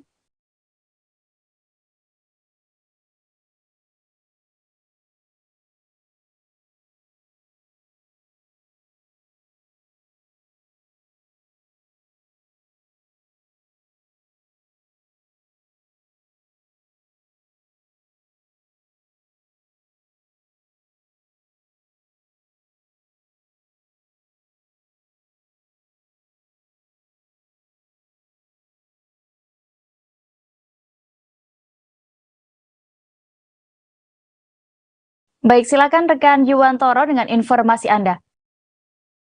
Ya, terima kasih rekan Dea. Jadi bisa saya informasikan kemarin KPK menyatakan bahwa Yogyakarta meraih hasil survei penilaian integritas atau SPI dengan nilai tertinggi secara nasional.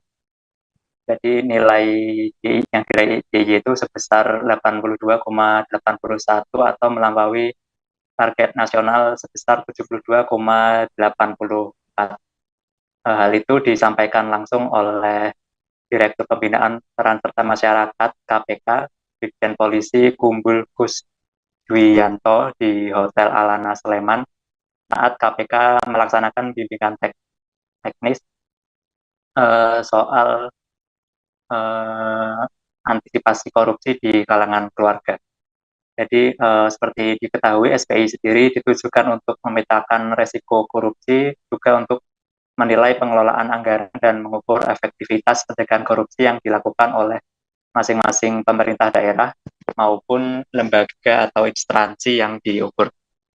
Dalam kesempatan itu, Gubernur Daerah Istimewa Yogyakarta Sri Sultan Hamengkubuwono X juga memberikan pernyataannya terhadap kasus korupsi yang ada di Jogja. Beliau menyatakan bahwa Pemda DIY memiliki komitmen untuk melawan korupsi, yakni dengan tidak memberikan bantuan hukum terhadap para aparatur sipil negara yang terlibat kasus tindak pidana korupsi. Ya, jadi demikian dia informasi yang bisa saya sampaikan. Baik, terima kasih rekan Yuwantoro di Yogyakarta. Selamat bertugas kembali. Kita menuju informasi berikutnya.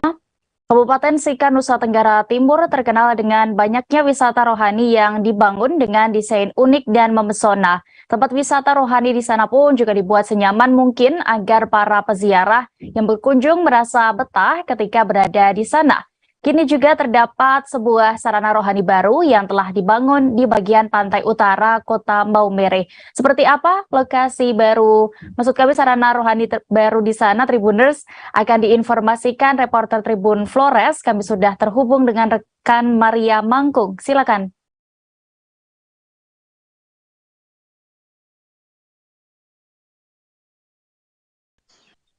Baik Dea, terima kasih.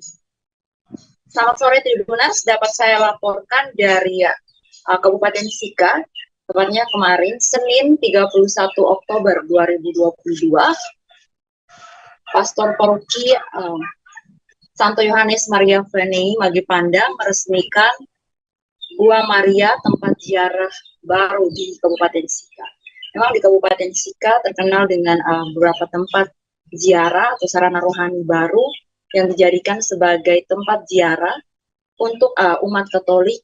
Yang kita ketahui bersama di sini memang mayoritas Katolik, sehingga banyak sekali tempat ziarah yang dibuat dengan unik dan juga dihiasi senyaman mungkin untuk umat Katolik di Kabupaten Sika. Tepat kemarin, Senin 31 Oktober 2022, Pastor Paroki Romo Polisola meresmikan Gua Maria tersebut, tepatnya pada malam hari, dan sebelumnya Pastor Paroki beserta umat setempat mengadakan misa bersama. Dan menurut Romo Polisola, ia mengatakan bahwa ia memilih tanggal 31 Oktober 2022 sebagai tanggal peresmian Gua Maria atau sarana rohani baru ini untuk tepatnya memperingati Hari Bunda Maria, ya, yang kita ketahui bersama bulan Oktober merupakan bulan suci Maria di Kabupaten Sika, dan penutupannya dilakukan yaitu tepat pada 31 Oktober 2022. Dan tempat ini dibangun dari hasil donasi salah satu umat di Paroki Santo Yohanes Maria Vianney Magipanda. Dan Pastor Paroki mengharapkan agar tempat ini menjadi tempat ziarah baru dan juga tempat rohani yang berguna untuk umat setempat. Untuk itu Dea, demikian yang dapat saya laporkan dari Kabupaten Sika, tepatnya dari Kecamatan Magipanda. Demikian, selamat sore Dea. Baik, terima kasih rekan Maria Mangkung untuk informasi Anda. Selamat bertugas kembali. Kita menuju informasi selanjutnya. Tanggal 30 Oktober tanggal 30 Oktober menjadi momen peringatan hari ulang tahun ke-71 Humas Polri. Humas Polresta Malang Kota pun juga merayakan peringatan hari jadi itu dengan sederhana. Kapolres Pamekasan AKBP Rogib Trianto dan jajarannya melakukan belusukan ke sejumlah desa untuk membagikan sembako kepada masyarakat. Saat ini kami sudah terhubung dengan rekan Kuswanto Ferdian, reporter dari Tribun Madura, yang akan menginformasikan terkait kegiatan di sana. Silakan rekan.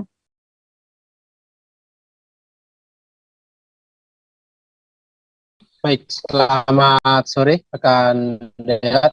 Terima kasih. Bersama dengan saya Kuswanto Ferdian, reporter Tribun Madura.com di Kabupaten Pamekasan. Nah, kemarin, sejak 3 hari kemarin, Kapolres Pamekasan melakukan belusukan ke sejumlah desa untuk membagikan sejumlah paket bantuan sembako kepada masyarakat yang membutuhkan. Dibagikannya sejumlah bantuan paket sembako ini dalam rangka memperingati Hari Ulang Tahun Humas Polri yang ke-71, di mana Polres Pamekasan mengemasnya dengan sederhana. Sebelum melakukan yang namanya bagi-bagi paket sembako, Humas Polri Pamekasan sebelumnya juga melakukan aksi donor darah di kantor UPTD PMI Pamekasan. Selain itu juga memberikan bantuan paket sembako kepada pasukan kuning ataupun petugas bersih-bersih yang melakukan bersih-bersih di wilayah Kabupaten Pamekasan. Nah, aksi paket sembako dan belusukan yang dilakukan oleh Kapolres Pamekasan ini merupakan aksi yang banyak menuai pujian dari berbagai kalangan masyarakat. Karena beliau langsung melakukan belusukan ke rumah-rumah warga, mendatangi setiap rumah warga. Ada rumah warga yang rumahnya kurang mampu, terus mereka dalam segi ekonomi juga mengalami kesulitan. Kapolres langsung bercengkerama langsung dengan sejumlah keluarga tersebut dan saling berbagi cerita, dan beliau juga memberikan bantuan ini dalam rangka peduli terhadap mereka, di mana di tengah pasca pandemi COVID-19 ini banyak ekonomi masyarakat di Kabupaten Pamekasan mengalami keterpurukan. Sehingga dengan diberikannya bantuan paket sembako ini, beliau menginginkan kebutuhan ekonomi masyarakat, terutama bagian kelas masyarakat menengah ke bawah, itu bisa tercukupi. Begitu rekan Dia, kembali ke studio. Baik, terima kasih rekan Kuswanto untuk informasi Anda dari Sampang Madura. Selamat bertugas kembali. Kita menuju kabar selanjutnya. Lucky Sondag, ayah dari Angelina Sondag, meninggal dunia pada Minggu 30 Oktober 2022 lalu karena serangan jantung. Kesedihan pun terlihat jelas dari raut Angelina Sondag lantaran kehilangan sang ayah untuk selamanya. Ia pun juga merasakan trauma lantaran meninggalnya sang ayah sama seperti kepergian sang suami yakni Aji Masaid.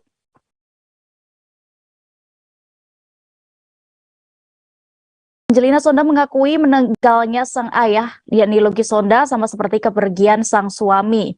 Diketahui Aji Masaid meninggal dunia karena serangan jantung pada 5 Februari 2011 lalu.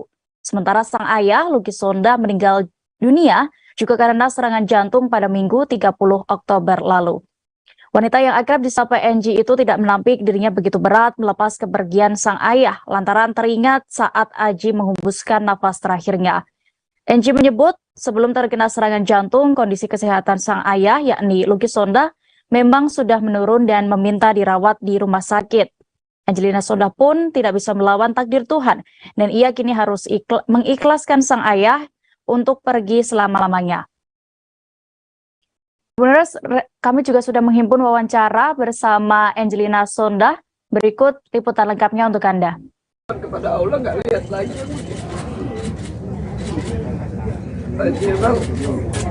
Ayah. Beratnya karena kan runtutannya itu hampir mirip ya, cuman kalau Dedi itu emang udah minta ke rumah sakit. Mau ke rumah sakit tetap kekeh, aku alihin mau pergi belanja, mau ke tinggal di hotel, tetap kekeh untuk di rumah sakit. Dan prosesnya sakratul mautnya juga hampir sama dengan Mas Aji. Jadi ketika sakratul mautnya Dedi, saya udah nggak bisa gimana menarik, saya jatuh karena saya mengingat sama seperti kejadiannya ketika saya harus melepas Mas Aji. Jadi alhamdulillah saya melepas Mas Aji di tangan aku. Aku juga melepas ayah saya tuh di tengah jalan. Dan pemandangan itu agak trauma buat saya, tapi harus saya hadapi. Dan kan selepas Mas Aji pergi kan ada semacam adat ya yang masuk Informasi tadi sekaligus menutup perjumpaan kita dalam live update Tribun News siang hari ini. Jangan kemana-mana Tribuners, karena sesaat lagi rekan kami Saradita Okta akan menghadirkan informasi-informasi seputar dunia olahraga hanya di live Tribun Update Sport pukul 2 siang nanti. Dan saya Diamita beserta kru yang bertugas pamit. Terima kasih untuk kebersamaan Anda hari ini. Sampai jumpa.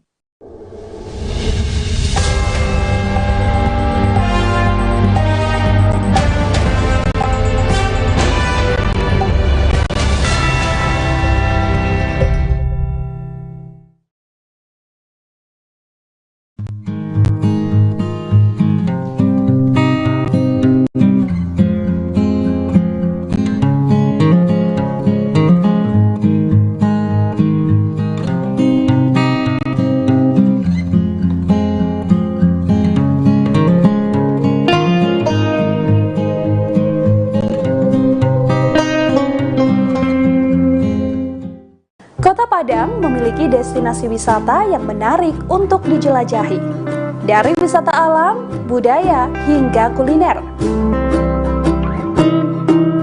Mengunjungi Kota Padang belum lengkap rasanya kalau belum datang ke Jembatan Siti Nurbaya.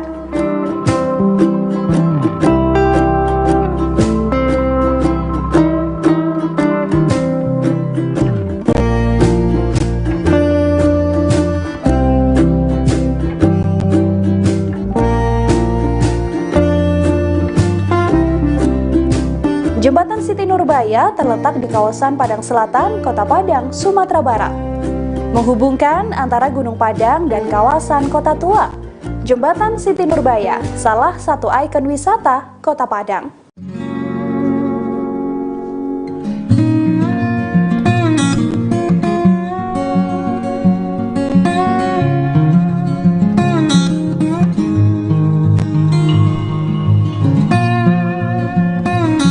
Nama jembatan ini diambil dari satu legenda Minang, yakni Siti Nurbaya. Untuk jembatan Siti Nurbaya ramai dikunjungi saat sore hingga malam harinya. Di sisi kiri dan kanan jembatan Siti Nurbaya ada penjual jagung bakar dan pisang bakar. Dari jembatan Siti Nurbaya, pengunjung dapat melihat pemandangan ke arah Muaro Padang dan kapal-kapal nelayan yang berada di Batang Arau.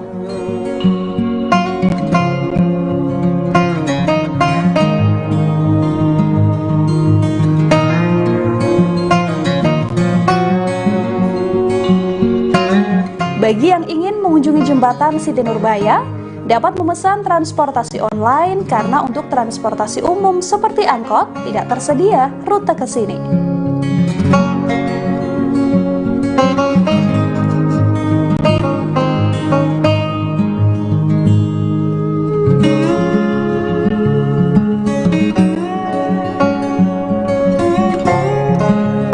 Untuk jarak jembatan Siti Nurbaya dari Pantai Padang tidaklah jauh, hanya berkisar kurang lebih 1 km.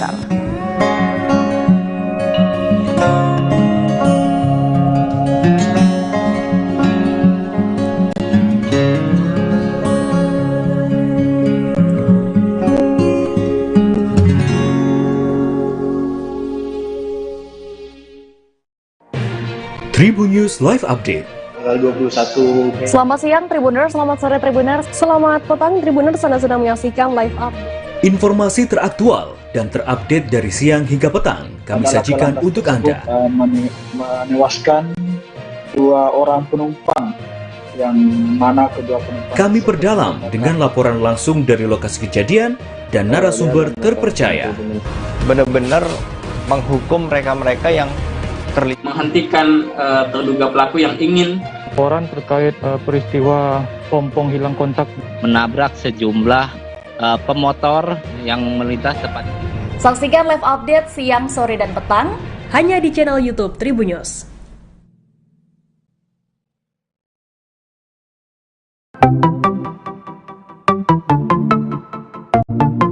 Halo Tribuners, waktu sudah menunjukkan pukul 8 waktu Indonesia Timur.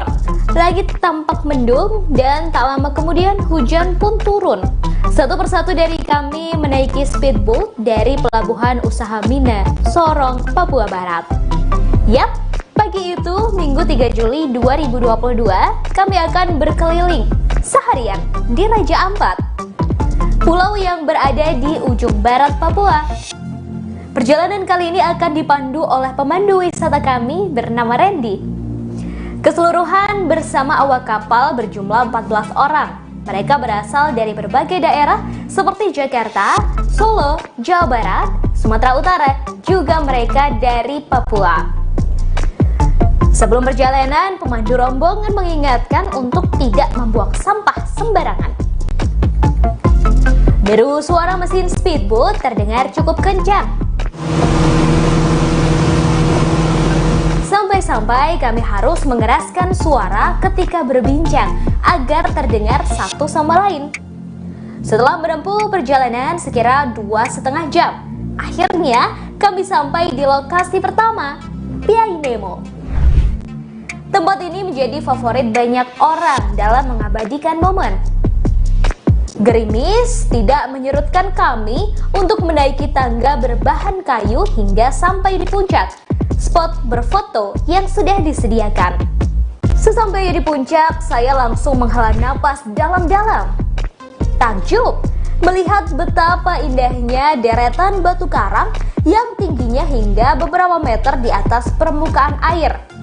Batu karang tersebut seperti membentuk pulau-pulau kecil dan indah. Pemandangan yang sangat eksotis ini tersohor hingga penjuru dunia loh Tribuners. Piai Nemo sebenarnya sangat akrab dengan masyarakat Indonesia karena pemandangan deretan karang berbentuk pulau ini ada di uang kertas Rp100.000. Sayangnya tiba-tiba hujan turun cukup lebat. Kami pun bergantian turun mencari tempat berteduh di beberapa simpang tangga yang sudah disediakan seperti gazebo. Di tengah hujan, kami beristirahat di shelter sambil menikmati air kelapa. Sejumlah warga pulau sekitar tampak berjualan seperti kelapa muda, pernak-pernik, ikan-ikan kering, kopi, dan lainnya. Kemudian kami kembali ke kapal untuk melanjutkan perjalanan. Syukurlah hujan pun reda sebelum sampai di lokasi kedua Tribuners. Kami tiba di Telaga Bintang. Untuk meraih puncak pun tidak sejauh Piai Nemo, namun medannya cukup berat. Kami harus menaiki batu-batu karang yang keras dan tajam. Harus bergantian lantaran jalurnya hanya cukup untuk satu orang. Sampai di atas, kami bisa melihat batu karang tinggi yang membentuk seperti pulau-pulau kecil. Dan seperti namanya, kami bisa menyaksikan telaga berbentuk bintang. Di bawah airnya terlihat sangat jernih. Kami bisa melihat batu karang serta ikan-ikan dengan mata telanjang. Tak lama rombongan melanjutkan perjalanan menggunakan kapal, yaitu ke kampung wisata Arborek. Menurut Putu, fotografer wisata kami, lokasi ini adalah kampung wisata pertama yang ada di Raja Ampat loh. Arborek masuk 10 besar desa wisata terbaik di Indonesia. Daya tarik lain tempat ini adalah memiliki dasar laut yang sangat menawan. Anda bisa bersnorkeling, melihat karang dan berbagai biota laut.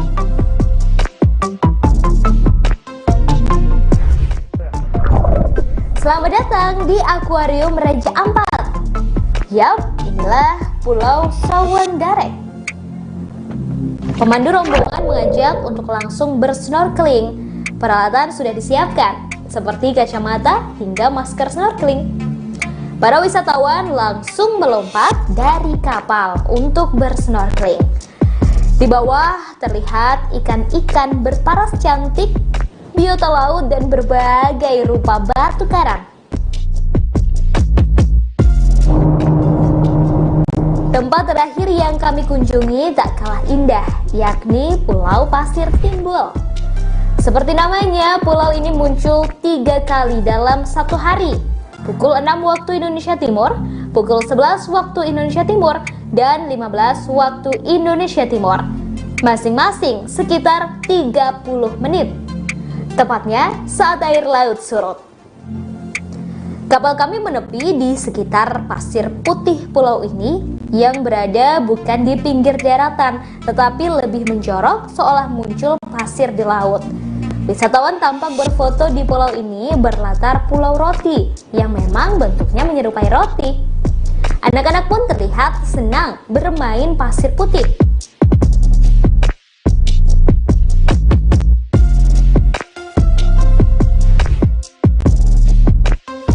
Sayangnya hari sudah semakin sore, air mulai pasang dan Pulau Pasir Timbul akan kembali hilang tertutup air. Kami bergegas naik ke kapal dan menuju arah pulang. Lokasi ini adalah destinasi terakhir kami di Raja Ampat.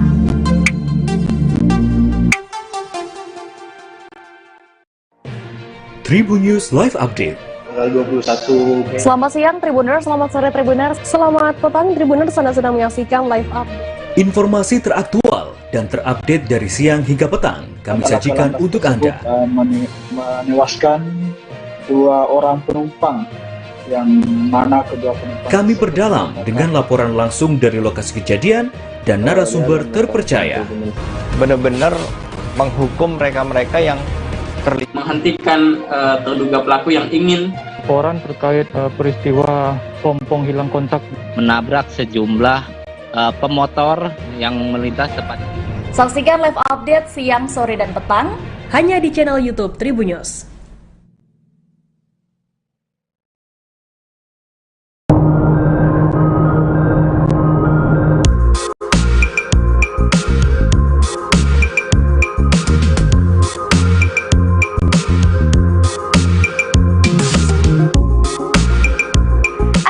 Kami tiba di Pulau Pasir Timbul Raja Ampat, Papua Barat.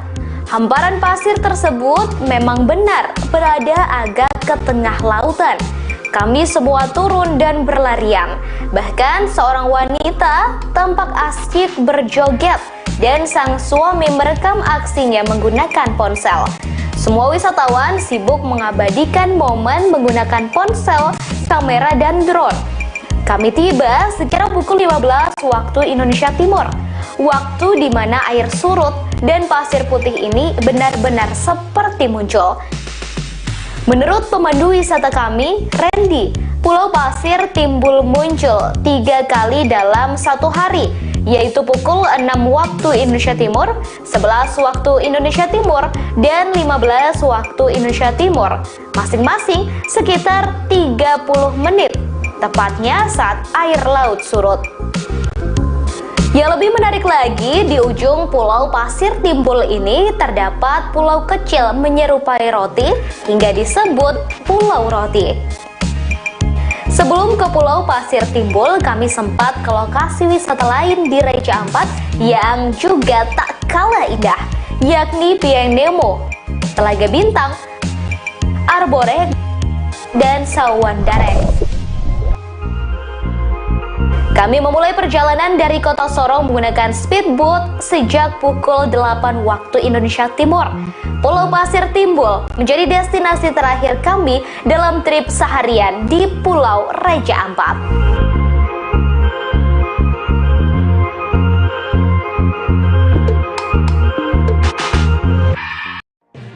Tribun News Live Update. Tanggal 21 Mei. Selamat siang Tribuners, selamat sore Tribuners, selamat petang Tribuners, Anda sedang menyaksikan live update. Informasi teraktual dan terupdate dari siang hingga petang kami sajikan untuk Anda. Menewaskan 2 orang penumpang, yang mana kedua penumpang. Kami perdalam dengan laporan langsung dari lokasi kejadian dan narasumber terpercaya. Benar-benar menghukum mereka-mereka yang terlibat, menghentikan terduga pelaku yang ingin laporan terkait peristiwa pompong hilang kontak menabrak sejumlah pemotor yang melintas tepat. Saksikan live update siang, sore, dan petang hanya di channel YouTube Tribun News.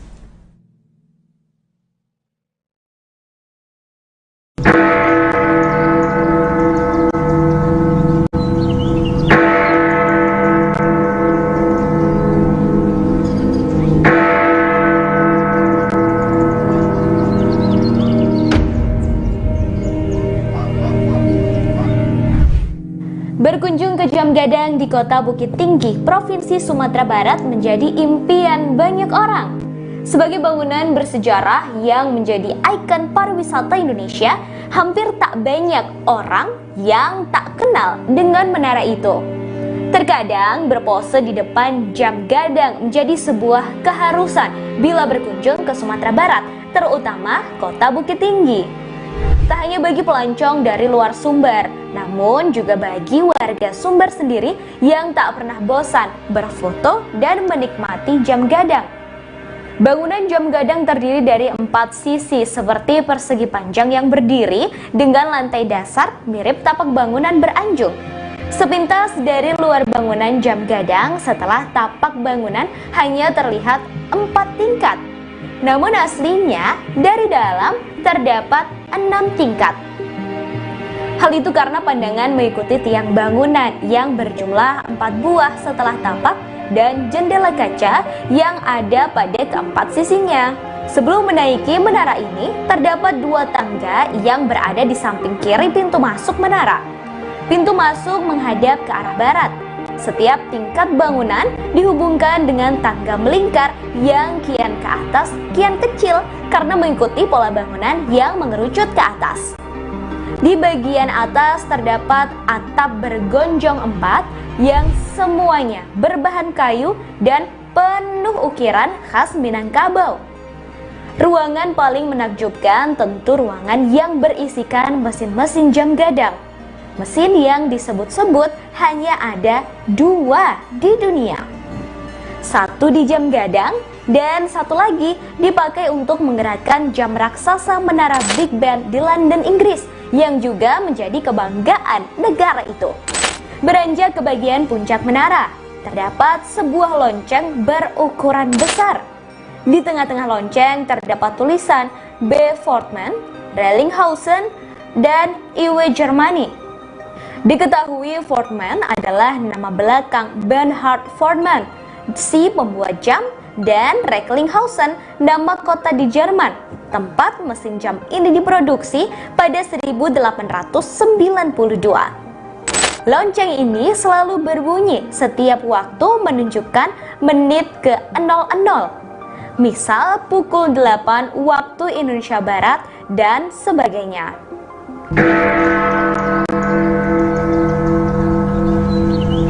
Tak hanya lonceng, di bagian puncak juga terdapat sebuah serambi melingkar yang bisa melihat kota Bukit Tinggi dari berbagai sisi. Dari puncak ini tentu bisa melihat bagaimana keramaian pengunjung di pelataran Jam Gadang serta padatnya rumah penduduk di kota Bukit Tinggi. Dari sini juga bisa melihat dengan jelas Gunung Marapi dan Singgalang yang mengapit kota Bukit Tinggi. Yang menjadi generator kota ini adalah Jam Gadang. Oke, Jam Gadang. Wali Kota Bukit Tinggi Erman Safar mengatakan bangunan Jam Gadang ini didirikan pada 1926 dan selesai pada 1927 pada masa kolonial Belanda. Pembangunannya diprakarsai oleh Hendrik Roelof Roekmaker yang ketika itu menjabat sebagai sekretaris di Fort.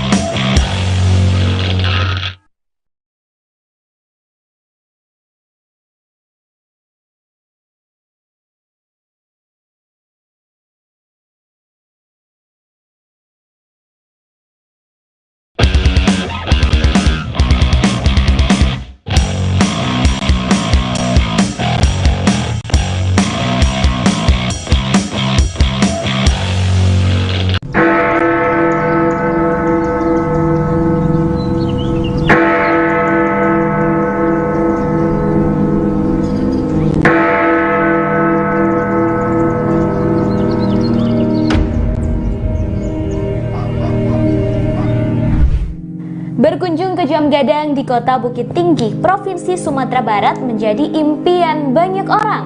Sebagai bangunan bersejarah yang menjadi ikon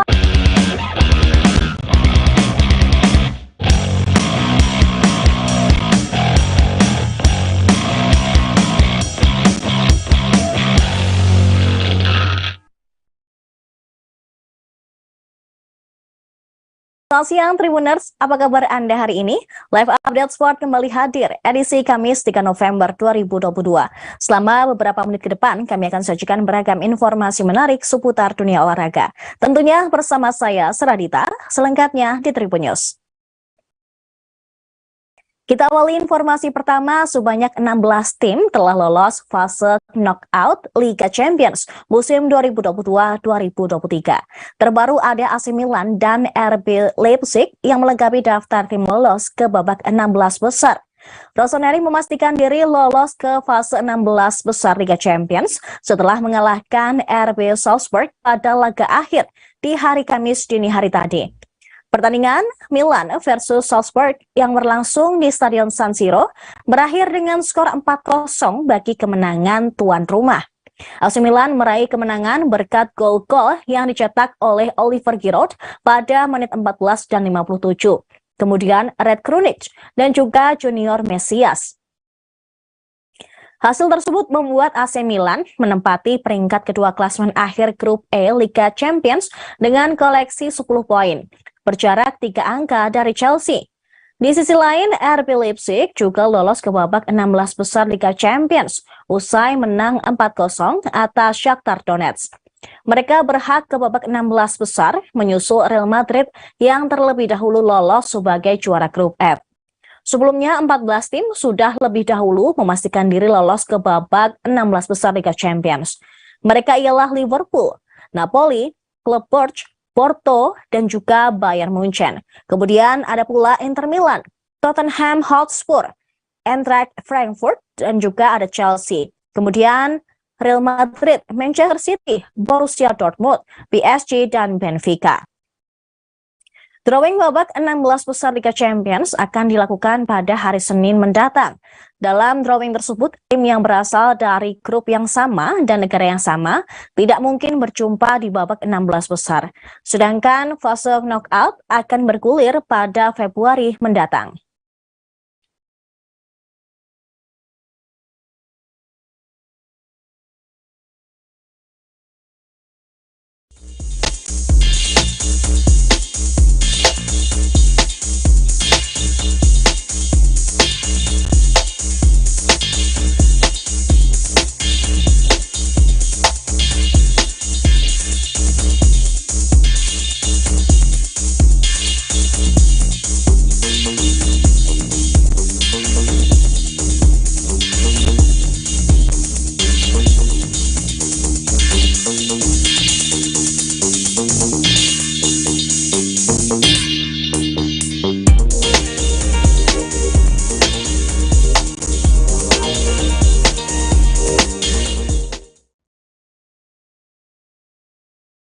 Paris Saint-Germain gagal menjadi juara grup Liga Champions musim ini, meskipun mereka meraih kemenangan atas Juventus pada laga terakhir. Pertandingan Juventus versus PSG pada matchday ke-6 grup H Liga Champions yang berlangsung di Allianz Stadium hari Kamis tuntas dengan skor 1-2. PSG meraih kemenangan berkat gol yang masing-masing dicetak oleh Kylian Mbappe pada menit ke-13, kemudian Nuno Mendes pada menit 69. Meskipun meraih kemenangan, PSG gagal menjadi juara grup H sebab pada saat bersamaan Benfica mengalahkan Maccabi Haifa dengan skor telak 6-1. PSG mengakhiri fase grup Liga Champions sebagai runner-up dan akan melawan salah satu juara grup pada babak 16 besar. Namun PSG dipastikan tidak akan bertemu Benfica. Hal itu sesuai regulasi Liga Champions, yakni tim dari satu negara dan tim dari grup yang sama pada babak penyisihan tidak bisa bertemu pada 16 besar. Kegagalan menjadi juara grup H membuat PSG berpeluang menghadapi lawan berat. Salah satunya adalah Bayern Munchen. Bayern menjadi juara grup C kemenangan sempurna. Dairoten tidak pernah kalah dalam 6 pertandingan fase grup dan mereka mengumpulkan 18 poin. Selain Bayern Munchen, PSG juga berpotensi berjumpa Real Madrid atau bisa juga Manchester City, Napoli, Chelsea, Tottenham Hotspur atau Porto. Benfica dan PSG sejatinya punya poin yang sama, yaitu 14 dengan agregat gol sama-sama 9 dan juga mencetak 16 gol serta kebobolan 7 kali. Secara rekor pertemuan atau head-to-head, kedua tim sama kuat dengan skor 1-1, baik saat bertanding di markas Benfica maupun PSG. Akan tetapi Benfica berhak menempati puncak klasemen grup H dan menjadi juara grup berkat keunggulan gol tandang atas PSG. Benfica mengoleksi 9 gol tandang yang diraih saat melawan Maccabi Haifa dan PSG juga Juventus. Sementara PSG mengoleksi 6 gol dengan rincian 3 gol melawan Maccabi Haifa, 1 gol kontra Benfica dan 2 gol di markas Juventus. Adapun drawing 16 besar Liga Champions dijadwalkan berlangsung di kantor UEFA di Nyon, Swiss pada hari Senin besok.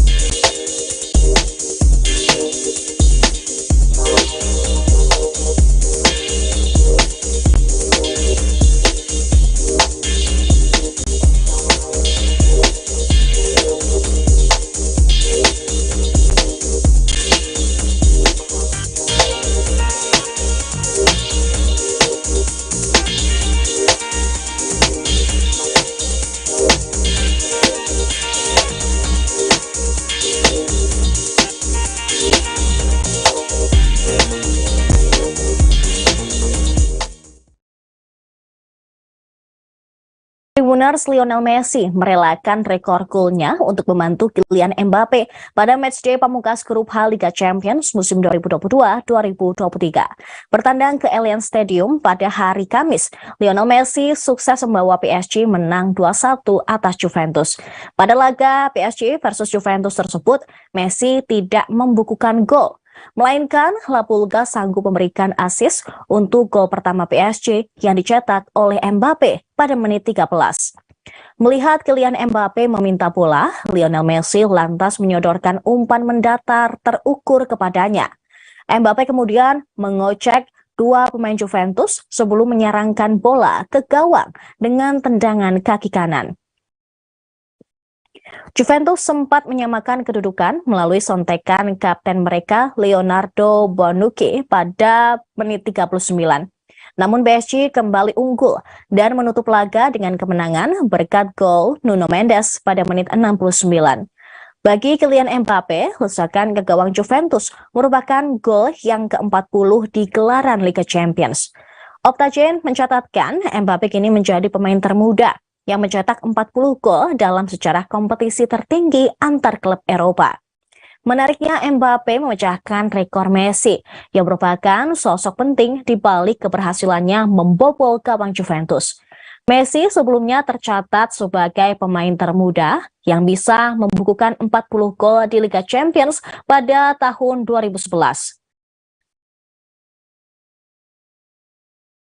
Saat itu, mega bintang timnas Argentina sukses melakukannya pada usia 24 tahun, 4 bulan, dan 8 hari. Messi mau tidak mau harus merelakan rekornya sendiri, hancur berkat kontribusi asisnya ke Mbappe. Kendati demikian, Messi juga berhasil mengukir sejarah di Liga Champions berkat asisnya tersebut. Dengan membantu Mbappe mencetak gol, Messi kini telah mengoleksi total 4 assist di fase grup Liga Champions musim ini. Menurut data dari Swakwa, torehan tersebut merupakan jumlah assist terbanyak yang dicetak Messi di babak penyisihan Liga Champions. Sebelumnya jumlah assist Messi hanya mentok di angka 3 ketika masih memperkuat Barcelona.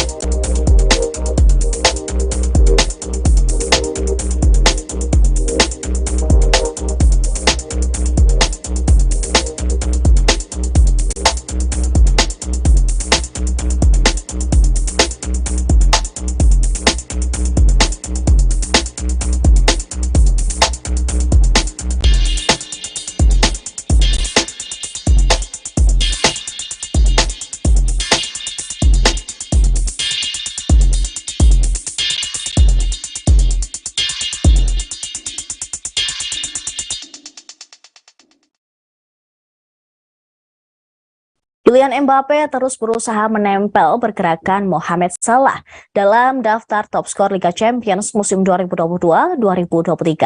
Hingga akhir babak penyisihan grup, Mbappe menorehkan total 7 gol dari 6 laga. Catatan ini sama seperti jumlah gol milik Mo Salah pada daftar top skor Liga Champions. Sebelumnya, pada laga PSG versus Juventus, Mbappe berada di urutan kedua dengan total 6 gol. Sementara Mo Salah sudah memuncaki daftar top skor dengan raihan 7 gol. Namun satu gol Mbappe ke gawang Juventus pada hari Kamis membuat dirinya sejajar dengan Mo Salah. Jumlah gol Mbappe dan Mo Salah kian meninggalkan torehan Erling Haaland dari Manchester City dan juga Mehdi Taremi dari Porto yang mengemas 5 gol. Erling Haaland tidak bermain pada laga terakhir babak penyisihan grup Liga Champions. Alasannya karena sang pemain belum dalam kondisi fit. Selain itu juga dia sedang dihemat tenaganya. Pelatih Manchester City, Pep Guardiola, merawat baik-baik kebugaran Haaland. Dia tidak ingin mengambil risiko. Posisi daftar top skor Liga Champions masih bisa berubah, sebab Manchester City, Liverpool, Porto, dan PSG lolos 16 besar. Hal ini berbeda dengan Barcelona yang terlempar ke Liga Eropa musim ini. Torehan 5 gol milik Robert Lewandowski pada daftar top skor Liga Champions otomatis telah berhenti.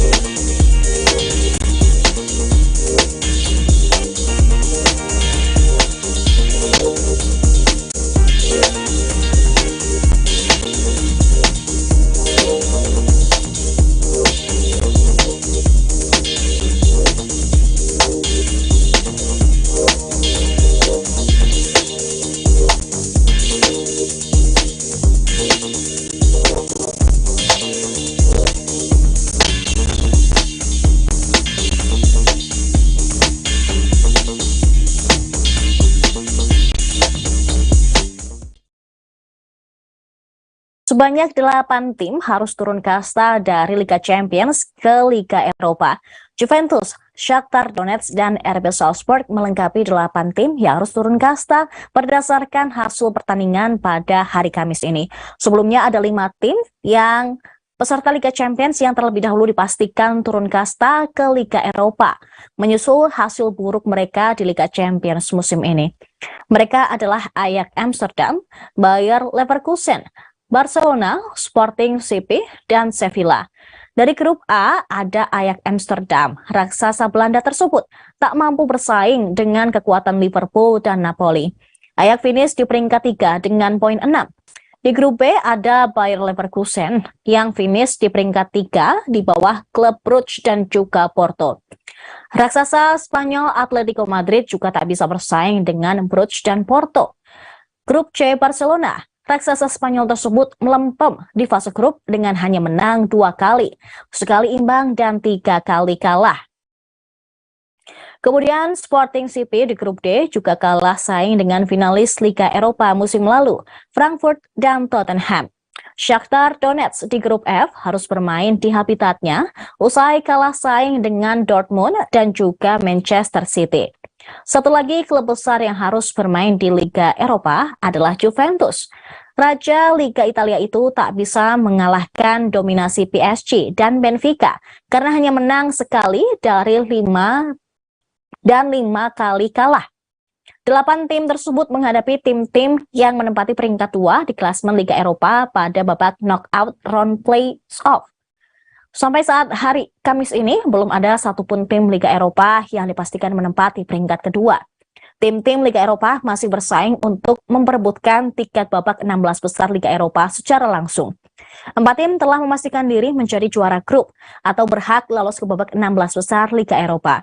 Keempat tersebut adalah Real Betis, Union Saint-Gilloise, kemudian SC Freiburg, dan juga Ferencvaros.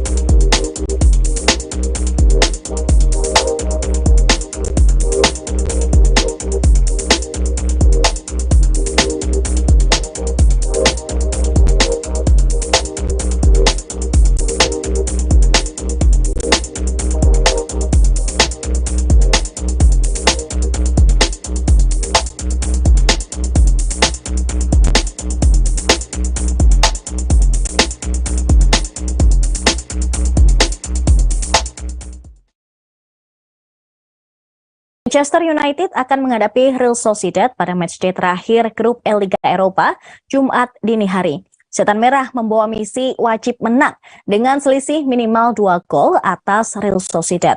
Manchester United mengincar balas dendam atas kekalahan 0-1 dari Real Sociedad di Old Trafford pada laga pertama lalu. Sehingga menang dengan selisih minimal 2 gol menjadi satu-satunya cara sempurna untuk membalasnya. Duel antara Real Sociedad versus Manchester United akan jadi laga penentuan untuk mengetahui siapa yang berhak menjadi juara grup E, sekaligus lolos langsung babak 16 besar Liga Eropa. Di klasemen sementara grup E, saat ini Manchester United berada di peringkat kedua dengan total 12 poin. Sedangkan Real Sociedad berada di puncak klasemen dengan perolehan 15 poin. Untuk bisa melompati Real Sociedad, Manchester United harus unggul minimal dengan selisih 2 gol. Setelah pada pertemuan pertama, MU kalah dengan skor 0-1 atas Real Sociedad. Selain itu, saat ini Real Sociedad juga unggul selisih 9 gol dibandingkan Manchester United dengan selisih gol sebesar 6. MU mendapatkan momentum untuk bisa balas dendam atas Real Sociedad. Real Sociedad juga bisa tembus ke babak 16 besar sebagai juara grup yang syaratnya jika terhindar dari kekalahan lebih dari 1 gol. Sedangkan MU akan memasuki babak 16 besar sebagai juara grup E jika menang dengan selisih 2 gol atau lebih.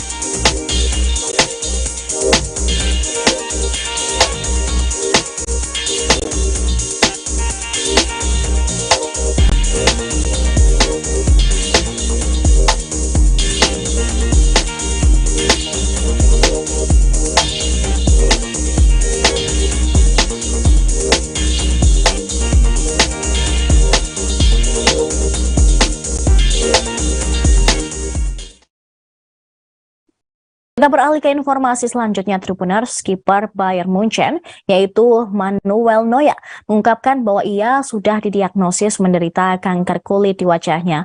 Penjaga gawang berkebangsaan Jerman tersebut bahkan sudah menjalani operasi sebanyak 3 kali karena terkena kanker kulit. Manuel Neuer mengatakan demikian saat meluncurkan produk perawatan kulit bersama dengan atlet tenis, yaitu Angelique Kerber. Lantas, siapakah sosok Manuel Neuer? Manuel Neuer adalah pemain sepak bola dari Jerman. Ia telah bermain untuk berbagai tim tingkatan umur nasional Jerman, yaitu U18, U19, U20, U21, dan Utama. Ia membawa Jerman juara dunia pada Piala Dunia 2014 di Brasil lalu.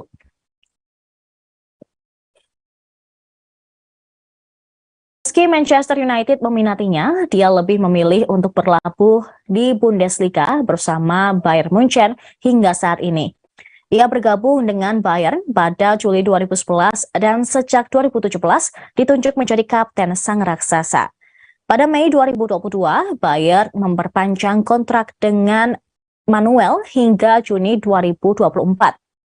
Artinya ia berpotensi menghabiskan karirnya di Stadion Allianz, sebab saat ini ia telah berusia 36 tahun. CEO Bayern, yaitu Oliver Kahn, juga berbahagia dengan keputusan Neuer. Dia mengakui Manuel Neuer merupakan salah satu kiper terbaik di dunia. Adapun Manuel Neuer mendapatkan kendala cedera bahu dalam kampanye musim ini bersama Bayern Munchen. Oleh karena itu, ia belum bisa mentas bersama Bayern setelah absen sejak bermain melawan Borussia Dortmund pada awal Oktober. Cedera bahu yang didapat Manuel kemungkinan dikhawatirkan oleh fans Jerman. Ia tidak bisa membela skuad berjuluk Der Passer di Piala Dunia 2022.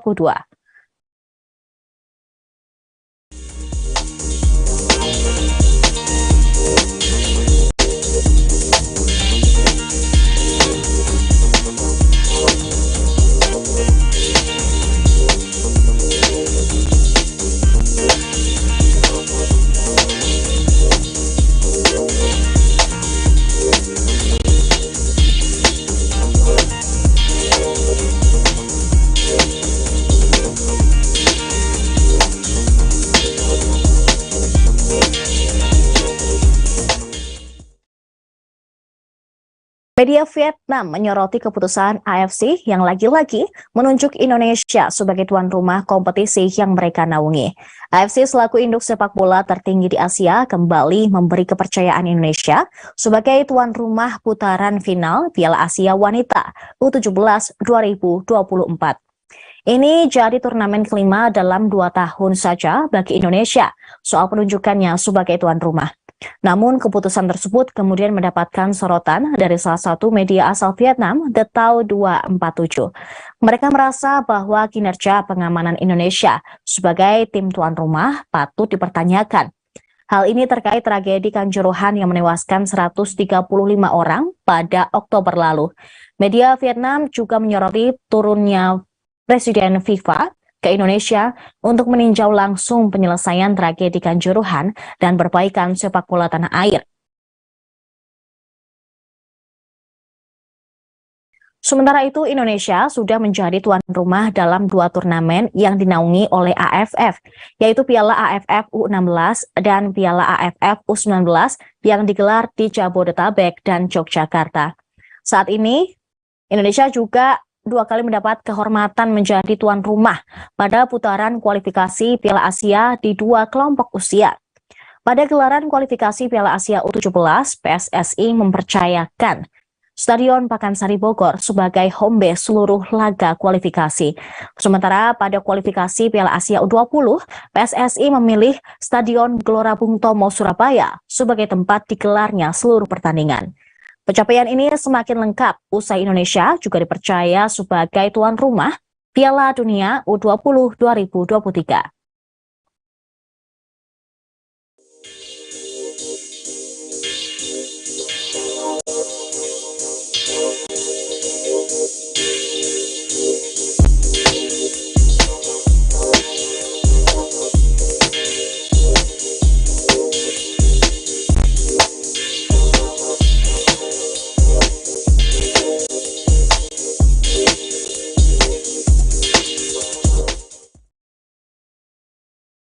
PSIS Semarang menjadi salah satu klub yang sibuk di tengah penundaan Liga 1 musim ini buntut tragedi Kanjuruhan.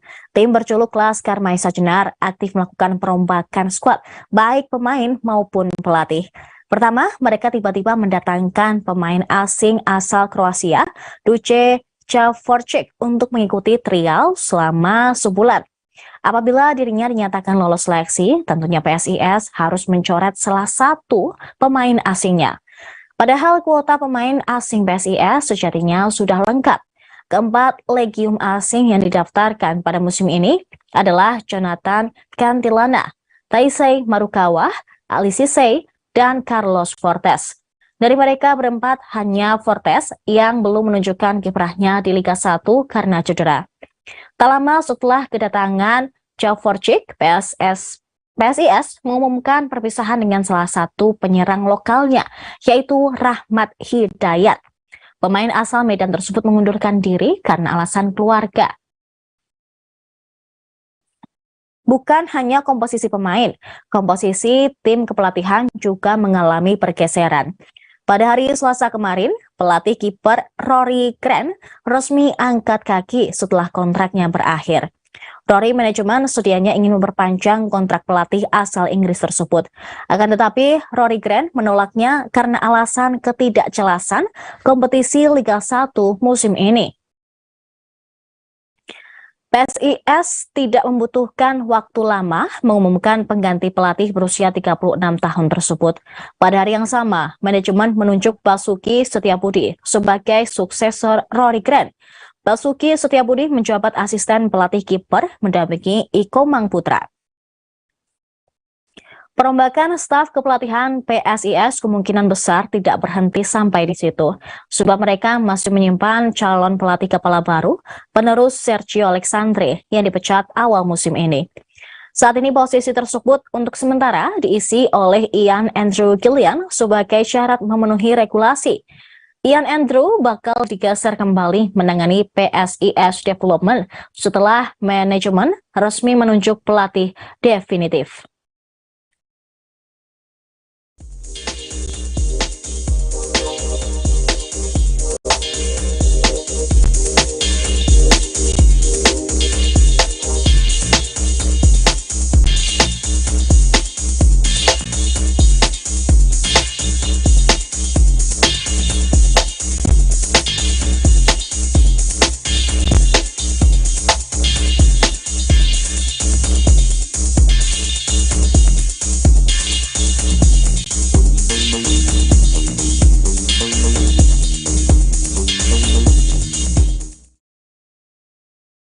Tribuners Timnas Indonesia dipastikan tidak bisa berkandang di Stadion Utama Gelora Bung Karno saat Piala AFF 2022.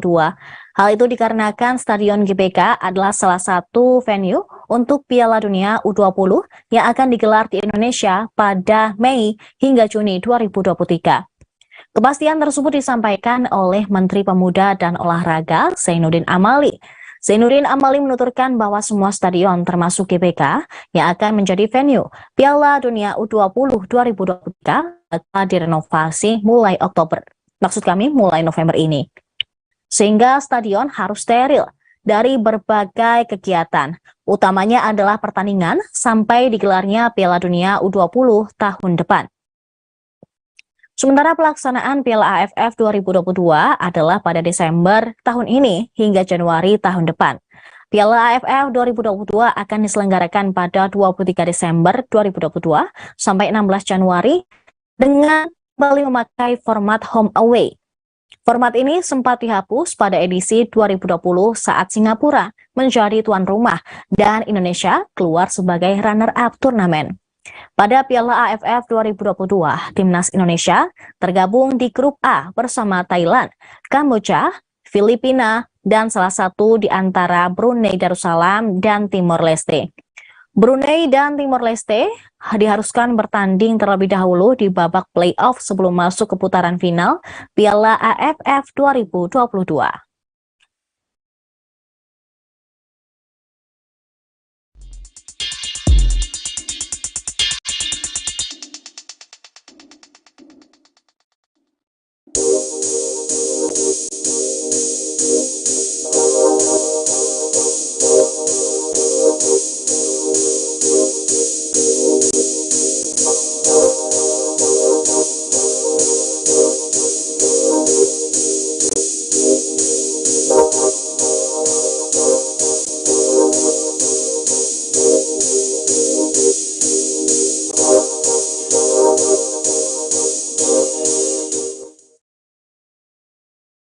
Menpora Zainuddin Amali menginginkan Sinteyong tetap menjadi pelatih Timnas Indonesia.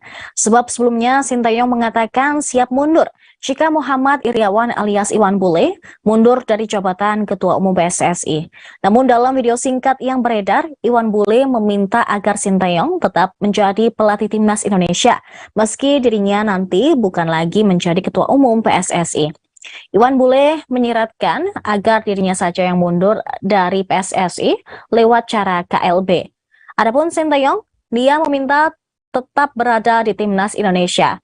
Senada dengan Ketua Umum PSSI, Menpora Zainuddin Amali juga sangat berharap Sinteyong tetap menangani Timnas Indonesia. Hal ini mengingat prestasi Indonesia semenjak ditangani pelatih asal Korea Selatan tersebut mengalami peningkatan pesat. Bahkan Menpora Zainuddin Amali turut memuji perkembangan Timnas Indonesia U20 yang kini menjalani pemusatan latihan di Turki dan baru saja mengalahkan Moldova U20 dengan skor 3-1. Pemerintah juga menegaskan tak akan ikut campur dalam Kongres Luar Biasa PSSI yang rencananya digelar pada Maret 2023. Dalam KLB tersebut, agendanya yakni pemilihan ketua umum baru dan anggota komite eksekutif.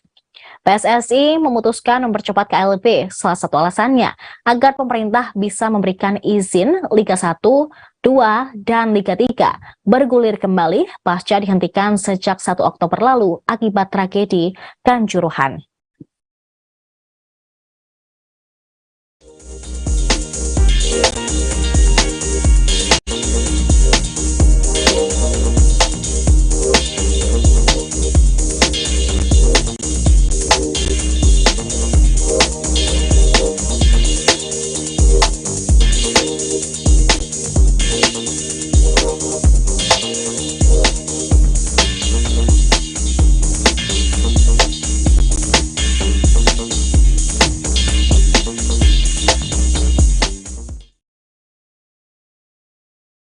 Pelatih Timnas U20 Indonesia, Sinteyong menyoroti permainan skuad Garuda Nusantara saat menang melawan Moldova dengan skor 3-1. Sinteyong menyebut anak asuhnya kurang fokus pada babak pertama, sehingga Timnas U20 Indonesia kebobolan gol di menit-menit awal. Pelatih asal Korea Selatan tersebut menyoroti penampilan Marcelino Ferdinand dan kawan-kawan yang di bawah kualitas. Sinteyong pun membeberkan alasan mengapa para pemainnya tampil tidak biasanya pada babak pertama. Kendala non-teknis seperti transportasi hingga pengurusan visa sebelum pertandingan ternyata yang membuat para pemain terlihat tidak fokus saat memulai laga. Usai turun minum, penampilan skuad Garuda tampil lebih apik lagi hingga mereka sukses mendominasi jalannya pertandingan. Alhasil 3 gol pun bersarang ke gawang Moldova U20. Timnas U20 Indonesia menutup pertandingan dengan skor 3-1. 3 gol Timnas Indonesia dicetak oleh Rabani Tasnim, Muhammad Ferrari, dan juga Marcelino Ferdinand. Setelah ini, para pemain kembali bersiap menghadapi Moldova U20 pada laga uji coba kedua yang berlangsung pada hari Jumat besok.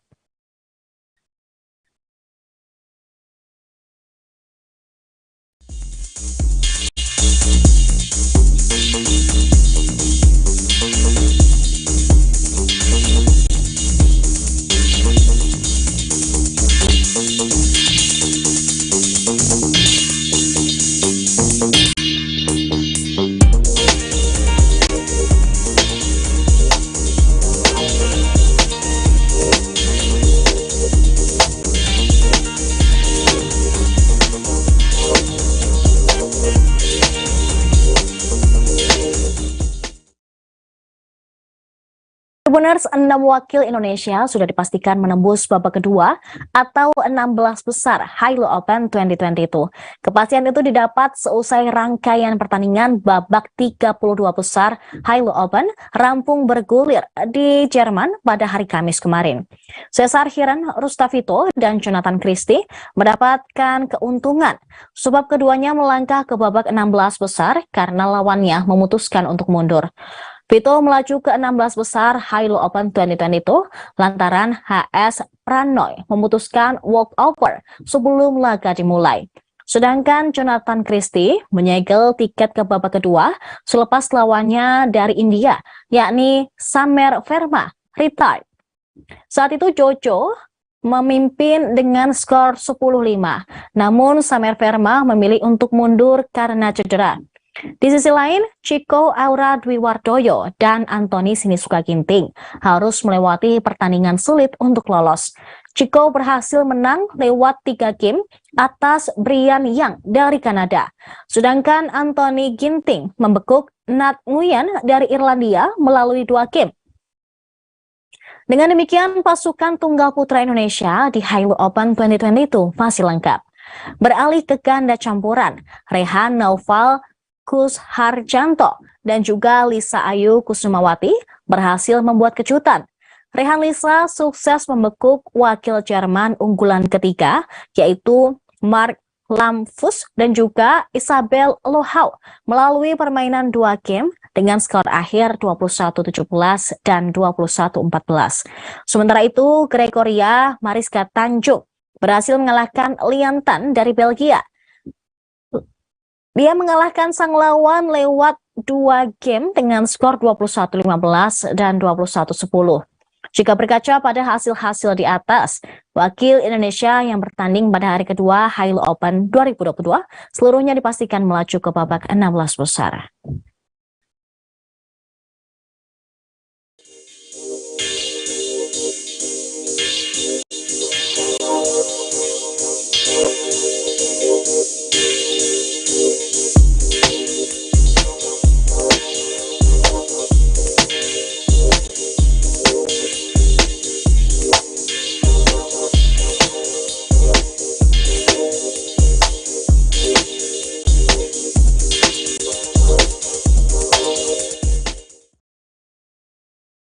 Duel merah putih tersaji dalam babak 16 besar Hilo Open 2022 di Jerman pada hari Kamis ini, mulai pukul 15 waktu Indonesia Barat. Chico Aura Dwi Wardoyo akan menantang sang senior, sekaligus unggulan ke-6 sektor tunggal putra, yaitu Jonathan Christie. Sebelumnya, Chico Aura Dwi Wardoyo berhasil menembus babak 16 besar setelah menang atas Brian Yang dari Kanada. Chico membekuk Birian Yang melalui permainan rubber game atau 3 game dengan skor 16-21, 21-18, dan 21-13. Sementara itu, Jonathan Christie bertemu Samer Verma pada babak 32 besar Hilo Open 2022 pada Rabu malam. Namun duel antara kedua tunggal putra tidak berlangsung lama setelah Samer Verma mengundurkan diri karena cedera pada pertengahan game pertama. Pertandingan berakhir dengan skor 10-5 untuk Jonathan Christie. Kini Jojo akan berhadapan dengan Chico Aura Dwi Wardoyo. Ini menjadi pertemuan ketiga mereka antara Jonathan Christie dan juga Chico Aura Dwi Wardoyo. Jonathan selalu menang dalam 2 pertandingan sebelumnya. Momen tersebut terjadi pada babak 16 besar Indonesia Open 2021 dan semifinal kejuaraan Asia 2022. Selain Jonathan dan Chico, Ginting serta Cesar juga berpotensi lolos ke perempat final Hilo Open 2022. Ginting akan melawan Kodai Narauka dari Jepang, sedangkan Cesar ditantang unggulan keempat asal Singapura dan juga mantan juara dunia Loh Ken Yew.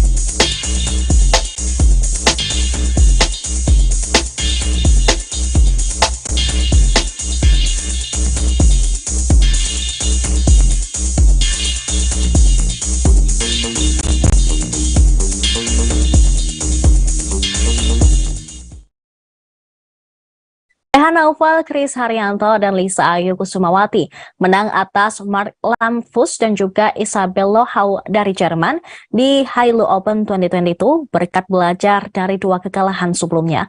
Pasangan ganda campuran Indonesia, Rehan Naufal dan juga Lisa Ayu, berhasil melewati babak pertama Hilo Open 2022. Rehan Lisa lolos setelah menundukkan wakil tuan rumah yang merupakan unggulan ketiga turnamen yaitu Lamfus dan Lohau. Rehan Lisa cuma butuh 36 menit untuk menang 21-17 dan 21-14 atas Mark Isabel dalam laga yang digelar di Jerman pada Rabu malam. Ini adalah kemenangan pertama Rehan Lisa atas Mark Isabel setelah selalu kalah dalam 2 pertemuan sebelumnya. 2 kekalahan tersebut ditelan Rehan Lisa pada turnamen Swiss Open 2022 dan Indonesia Open 2022. Rehan mengakui bahwa dia dan Lisa telah banyak belajar dari 2 pertemuan sebelumnya, sehingga kini bisa revanche atas Mark Isabel. Soal pertandingan, menurut Rehan, kunci kemenangannya bersama Lisa kali ini adalah menguasai area depan dan cepat menurunkan shuttlecock. Dengan mengalahkan Mark Isabel, Rehan Lisa pun berhak maju ke babak kedua alias 16 besar Hilo Open 2022.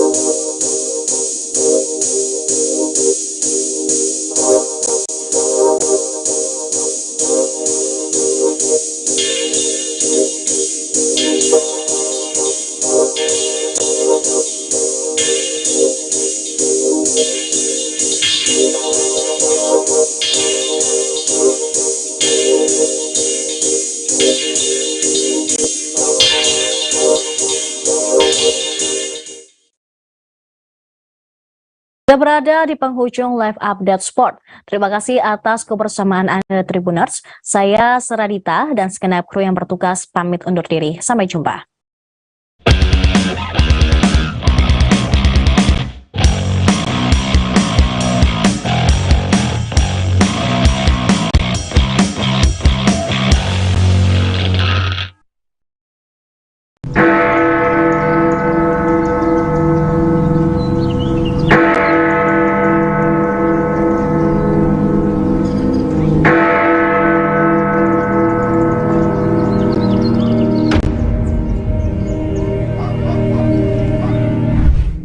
Berkunjung ke Jam Gadang di Kota Bukit Tinggi, Provinsi Sumatera Barat menjadi impian banyak orang.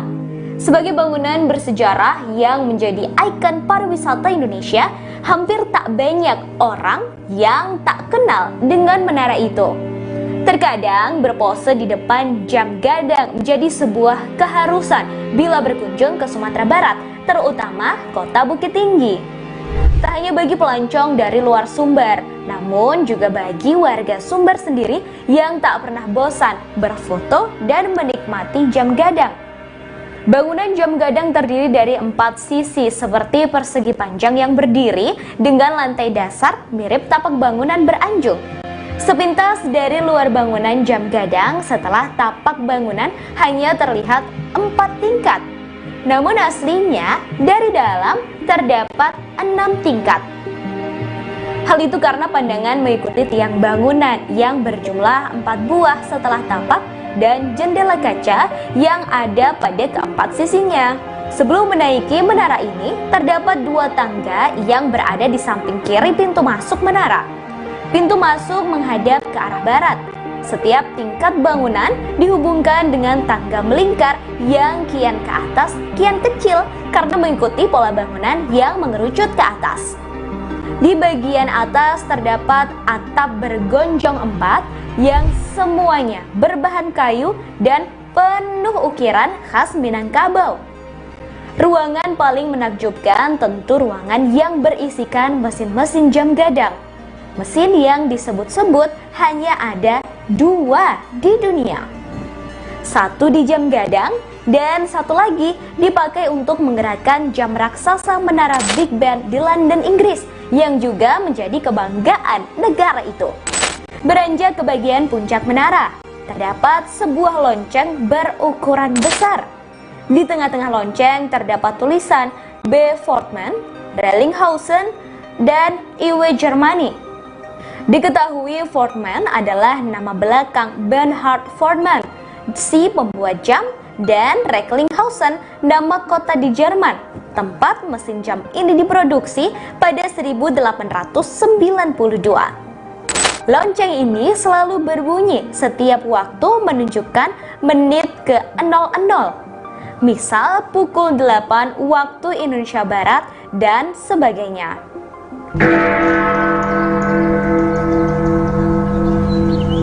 Tak hanya lonceng, di bagian puncak juga terdapat sebuah serambi melingkar yang bisa melihat kota Bukit Tinggi dari berbagai sisi. Dari puncak ini tentu bisa melihat bagaimana keramaian pengunjung di pelataran Jam Gadang serta padatnya rumah penduduk di kota Bukit Tinggi. Dari sini juga bisa melihat dengan jelas Gunung Marapi dan Singgalang yang mengapit kota Bukit Tinggi.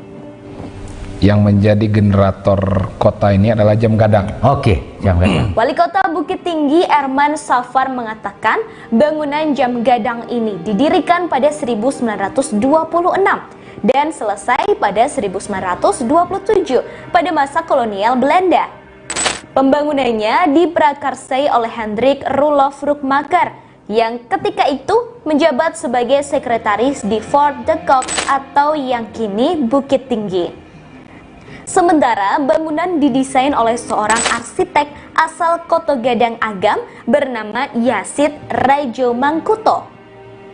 Erman mengatakan pembangunannya memakan biaya 21.000 gulden, 15.000 untuk bangunannya dan 6.000 untuk pekerja. Orang nomor 1 di Bukit Tinggi itu menyebut menara Jam Gadang ini dibangun tanpa menggunakan besi sebagai penyangga.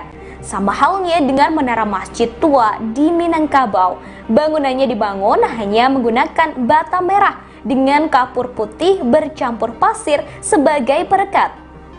Diketahui mesin jam gadangnya didatangkan dari Jerman oleh Ratu Belanda Wilhelmina sebagai hadiah karena berhasil merebut Fort de Gogh ketika itu.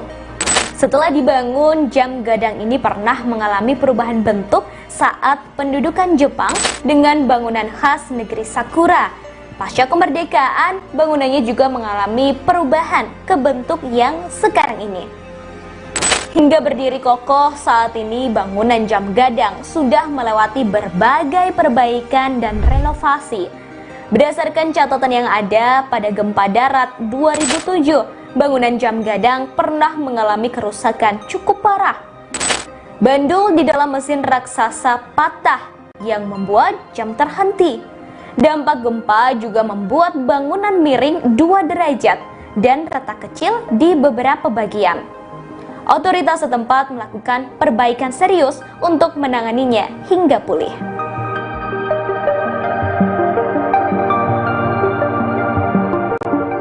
Terima kasih sudah nonton.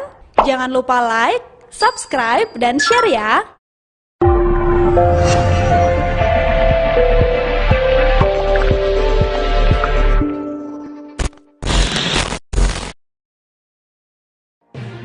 Tribun News Live Update.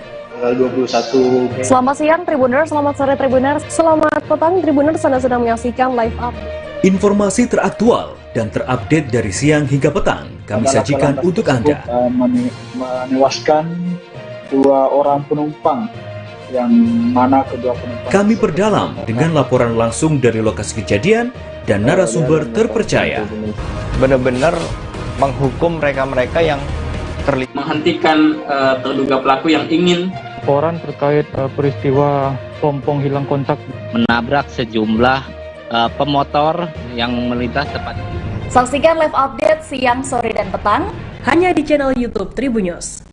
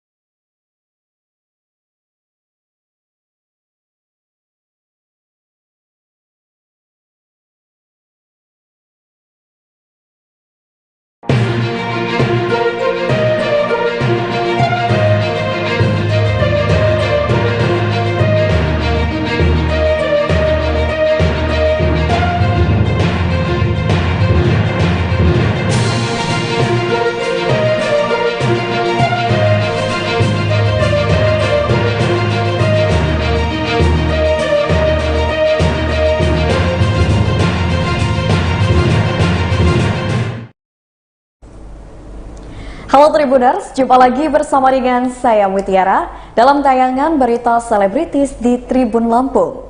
Kami akan menyajikan informasi menarik dan terupdate seputar selebritis tanah air untuk Anda. Dan inilah berita selebritis selengkapnya. Berita pertama datang dari Jessica Iskandar, bantah cabut laporannya. Jessica Iskandar dan Vincent Verhaak menyambangi Direktorat Reserse Kriminal Umum Polda Metro Jaya. Kuasa hukum Jessica Iskandar, Roland Epotu, menyebut kliennya hadir dalam rangka pemeriksaan lanjutan soal laporan penipuan. Diketahui laporan Jessica telah memasuki babak baru. Roland berujar, kasus tersebut telah naik dari penyelidikan menjadi penyidikan. Dalam kesempatan yang sama, Roland turut memberikan jawaban ihwal potensi berdamai antara Jessica dengan terlapor. Ia mengungkapkan kehadiran kliennya tidak untuk berdamai ataupun untuk mencabut laporannya. Berikut wawancara dengan kuasa hukum Jessica Iskandar. Udah masuk kuliah, udah masuk sekolah, anak-anak juga udah, si baby juga harus dipikirin gitu kan. Ya kalau anak-anak sih kan tentunya ada suami gitu ya. Kalau saya sendiri itu aja, paling saya tuh kan udah ada rencana planning, kayak misalnya saya kredit rumah, saya udah ada rencana planning bayarnya gimana. Makanya kan kemarin mungkin 2 tahun lalu tuh saya sempat pensiun jadi artis, saya berhenti, saya pindah ke Bali, kan saya tahu saya udah ada yang bisa untuk melunasi cicilan sama saya gitu. Jadi saya kemarin mikirnya saya bisa mencari uang, kemarin saya mikirnya oh ya dengan cara ini mungkin saya bisa ada sustainable income gitu, tapi ternyata sekarang kan kenyataannya ini jadi sebuah musibah buat saya gitu. Jadi ya udah rencana saya berantakan gitu. Jadi KPR rumah yang saya harusnya bisa bayarin cicilannya sekarang nggak bisa saya bayarin, cicilannya nunggak, bunganya terus jalan gitu. Jadi saya berpikir paling bijaksana ya saya udah pusing masalah ini, saya juga nggak mau pusing masalah cicilan karena cicilannya bukan sebulan 2 bulan tapi bisa bertahun-tahun. Artinya fantastis nggak sih Kak? Fantastis buat saya fantastis ya, karena saat ini saya nggak aktif di liburan. Saya saat ini saya masih ngurus bayi saya baru berapa bulan. Berita selanjutnya, ayah meninggal hampir seperti mendiang suami. Angelina Sondak trauma. Angelina Sondak menjelaskan bahwa meninggalnya sang ayah, yakni Lucky Sondak, nyaris mirip seperti kepergian sang suami, Adji Mas Said. Diketahui Adji Mas Said meninggal dunia dikarenakan serangan jantung pada 5 Februari 2011 lalu. Sementara sang ayah, Lucky Sondak, meninggal dikarenakan serangan jantung pada Minggu 30 Oktober 2022. Wanita yang akrab disapa Angie itu mengaku begitu berat untuk melepas kepergian sang ayah, lantaran teringat saat Adji menghembuskan napas terakhirnya. Angie menyebut sebelum terkena serangan jantung, kondisi kesehatan sang ayah memang sudah menurun dan meminta untuk dirawat di rumah sakit. Angelina Sondak pun tak bisa melawan takdir Tuhan. Ia harus mengikhlaskan sang ayah, yakni Lucky Sondak, untuk pergi selama-lamanya. Berikut wawancara dengan Angelina Sondak. Berita semua pasti jadi itu yang selalu kirim berita lah, apalah, semua pokoknya itu enak banget. Ntar aku pulang kerja, jadi pasti udah nungguin. Jadi kan aku masih tinggal di rumahnya Didi kan, jadi aku sering juga bersama. Jadi Didi meninggal sampai ada rasa trauma. Bermohon kepada Allah gak lihat lagi.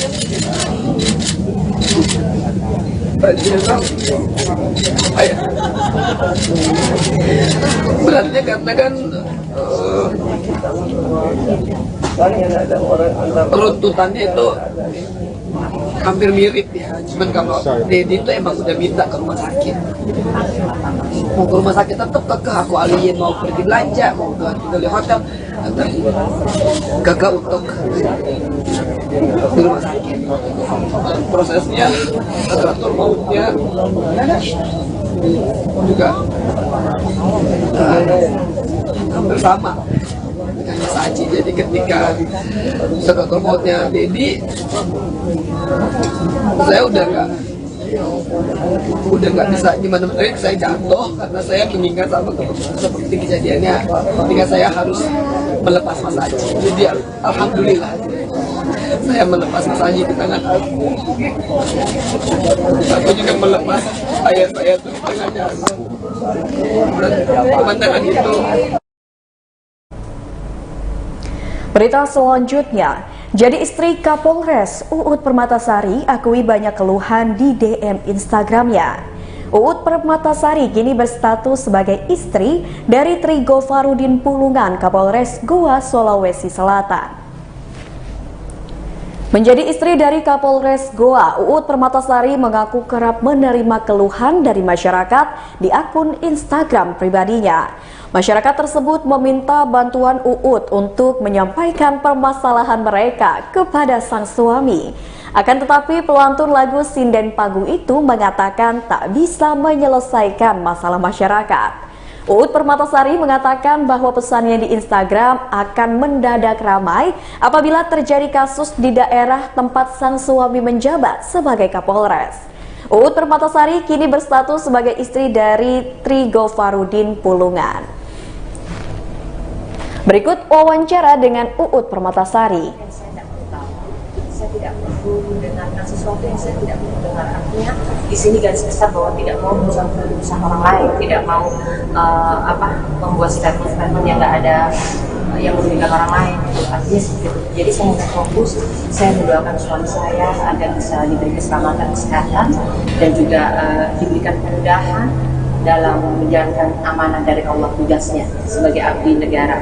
Dan sebaliknya saya juga begitu, saya sebagai istri yang mengabdi sama suami, jadi memberikan yang terbaik dengan kekurangan saya, karena saya banyak kurangnya dibandingkan lebihnya gitu kan, karena ketidaksempurnaan milik saya gitu, seperti itu. Jadi saya selalu berkata bahwa saya kan memang orangnya tidak bisa dibikin kamuflase gitu, artinya ya saya ya begini ini gitu loh, mau jadi apa, nanti diangkat derajatnya sama Gusti Allah mau jadi seperti apa, ya saya seperti ini gitu. Nggak bisa saya misalnya dikasih sedikit tinggi derajatnya langsung berulang, bergaya, nggak bisa, karena memang saya mau jadi diri saya sendiri dan saya orang yang sangat simple dan simple.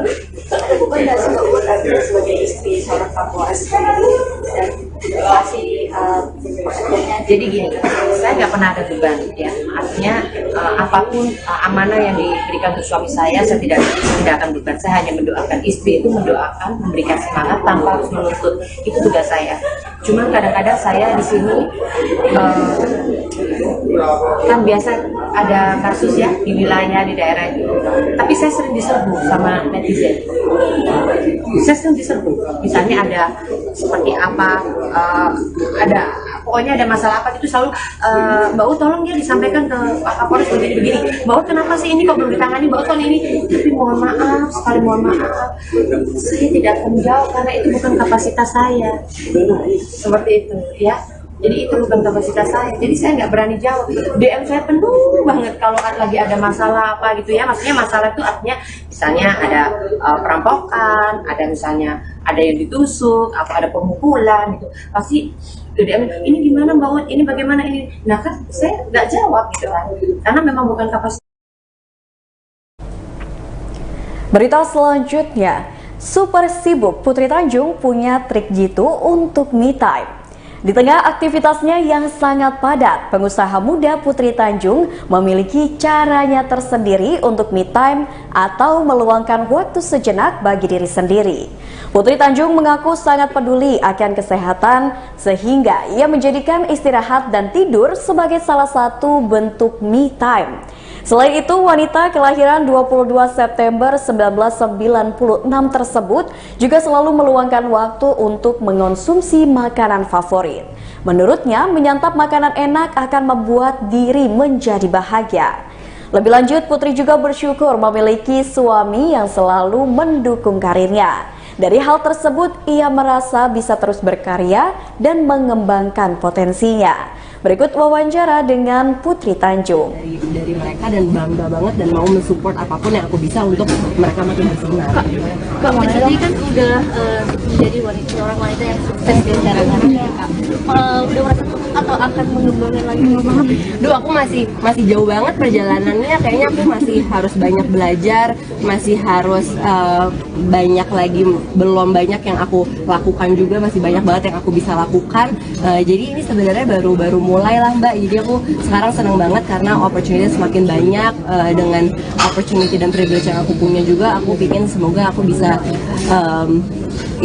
memberikan impact lebih lah gitu, dan semoga salah satunya bisa bekerja sama Lazada dan bikin Women's Class ini bisa juga berkontribusi juga untuk tips bisnis tuh Kang untuk generasi Z dan gimana sih cara nabungnya biar kita bisa mulai bisnis itu? Oke, yang paling penting sebenarnya kita kalau misalkan soal financial literacy itu penting banget ya. Jadi kita harus mau belajar soal financial literacy karena itu adalah menjadi salah satu key highlight. Nah ya caranya adalah pastinya harus mencari informasi dan sumber yang tepat. Itu paling penting. Kedua, udah harus terbiasa punya emergency fund. Jadi setiap kita punya tabungan atau apa ya udah kita harus sudah mulai menyimpan berapa persen dari apa yang kita miliki gitu. Sama yang paling penting adalah mau berinvestasi apapun itu, bisa itu menabung, bisa itu menginvestasi saham ataupun apa, tapi dengan cara yang benar dan juga mendapatkan informasi juga yang akurat. Kalau mau mulai bisnis gimana kalau seorang Kak Putri goals hidupnya secara personal dan karir itu apa? Goalsnya adalah secara personal ya, secara personal untuk bisa lebih mindful, untuk bisa lebih content, sama untuk bisa punya inner peace, sama mau menjadi manusia yang terus bersyukur, sama yang paling penting bahagia, sama kalau misalkan di karir aku pingin terus berkarya sesuai sama value aku, sama kemampuan aku dan berkolaborasi. Berita selanjutnya, kasus penyekapan yang menyeret nama Dito Mahendra belum ada kepastian. Kasus hukum yang menyeret nama Nindi Ayunda dan Dito Mahendra belum juga menemui titik terang. Padahal kasus tersebut dilaporkan istri dari mantan supir Nindi Ayunda sejak lebih dari 1 tahun lalu. Kuasa hukum Dito Mahendra, Yafet Risi dan Luvino Siji Samura terpantau mendatangi Polres Jakarta Selatan. Yafet Risi pun mengungkapkan maksud kedatangannya terkait kasus yang menyeret nama sang klien, yakni Nindi Ayunda dan Dito Mahendra. Lebih dari 1 tahun berjalan, kasus ini pun dalam status penyidikan. Yafet Risi juga mengungkapkan status hukum kedua kliennya, yakni Nindi Ayunda dan Dito Mahendra dalam kasus tersebut. Seperti diketahui, Nindi Ayunda dilaporkan oleh wanita bernama Rini Diana atas dugaan kasus penyekapan terhadap Sulaiman. Sulaiman sendiri merupakan mantan supir Nindi Ayunda yang juga suami dari Rini Diana. Berikut wawancara dengan Dito Mahendra dan kuasa hukumnya. Dengan logistis yang dalam penyidikan ini, penyidik memandang perlu untuk dilakukan konfrontasi, itu klien kami siap untuk datang ke mengikuti konfrontasi tersebut ya. Bang Nindi Bang Dito kenapa nggak hadir hari ini mungkin? Karena sudah ada kuasa hukum. Bang, ini faktanya seperti apa, Bang? Artinya tidak ada dugaan penyekapan, Bang. Oke, sekarang saya tanya, ini udah 1 tahun lebih kan? Betul kan? Iya. Kalau ada tidak dilanjutkan, artinya saya katakan tadi ada persoalan misinformasi, data yang tidak cocok, bukti-bukti yang memang masih sangat mudah untuk dibantah. Lagi pula saya sudah pernah mengatakan, Anda mengalami katakanlah peristiwa pidana itu 2 tahun yang lalu. Lalu sekarang tiba-tiba Anda mengaku sebagai korban dan mengaku sudah sakit kepala, sulalit, atau tidak bisa berpikir dan seterusnya. Oke, bagaimana cara membuktikannya? Apakah ada visum et repertumnya? Kalau keterangan psikiater itu tidak menjelaskan apapun terkait dengan tindak pidana itu, yang kita butuhkan bukan keterangan psikiater, yang kita butuhkan adalah visum yang terkait dengan apa yang dialami oleh korban segera setelah peristiwa pidana itu. Tapi kalau ini sudah 2 tahun kemudian dan tidak ada visum pada saat itu juga, lalu sekarang tiba-tiba mengaku seperti itu, bagaimana cara membuktikannya? Baiklah Tribuners, itulah berita selebritis bersama dengan saya Mutiara. Jangan lupa untuk terus saksikan YouTube Tribun Lampung News Video, Facebook Tribun Lampung, Instagram @tribunlampung, dan TikTok @tribunlampung untuk informasi terupdate lainnya. Selamat sore dan sampai jumpa.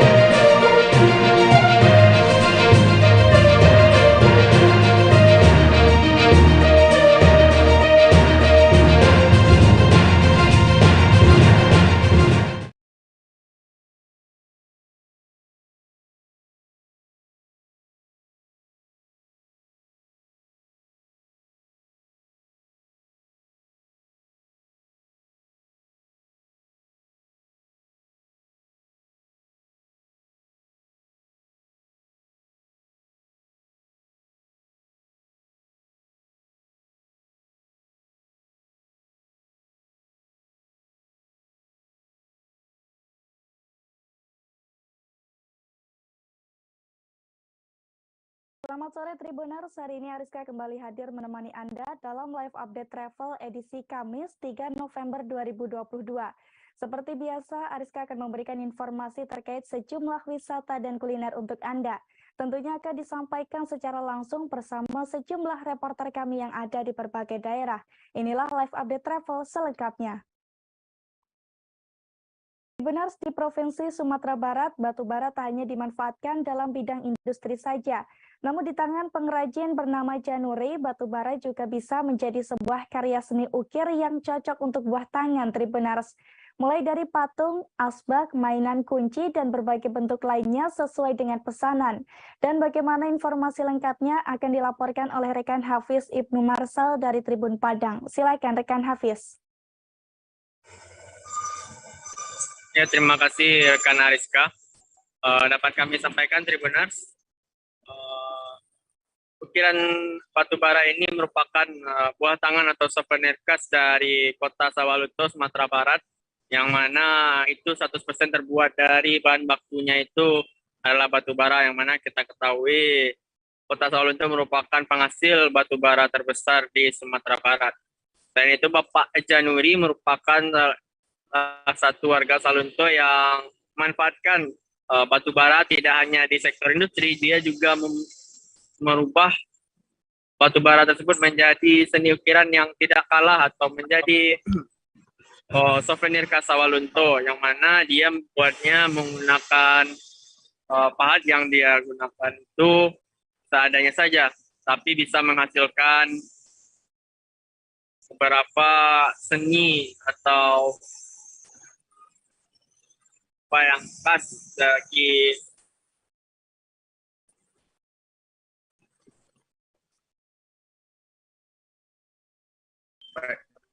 kota Sawalunto. Selain itu, bisa kita lihat Tribuners, itu merupakan buah tangan asli dari Bapak Januri sendiri. Untuk hasil karya yang dibuatnya sendiri itu berupa ukiran patung, asbak, souvenir seperti gantungan kunci dan bentuk lainnya sesuai dengan pesanan dari pembeli.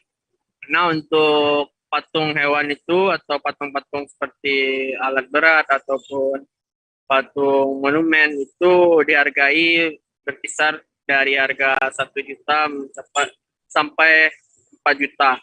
Mana untuk satu buah patung itu Bapak Januri bisa membuatnya dalam kurun waktu 1 bulan.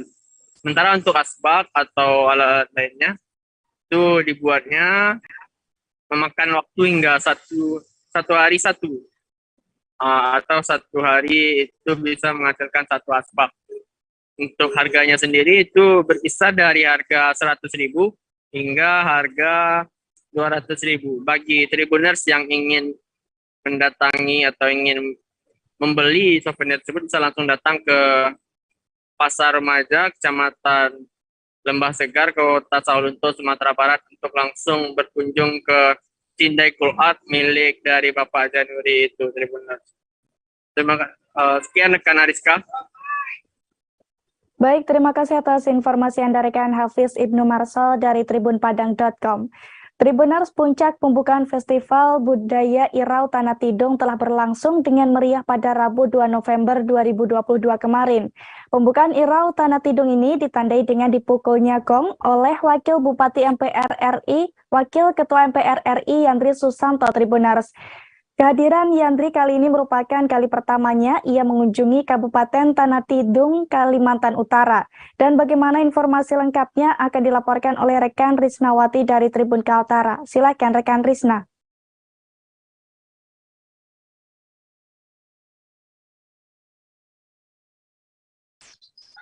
Ya, Ariska, benar sekali bahwa untuk Festival Budaya Irau Tanah Tidung 2022 baru saja diresmikan pada Rabu kemarin maksud saya, dan hadir juga Wakil Ketua MPR RI Yandri Susanto dan sekaligus meresmikan Festival Budaya Irau Tanah Tidung di RTH Yusuf Abdullah kemarin.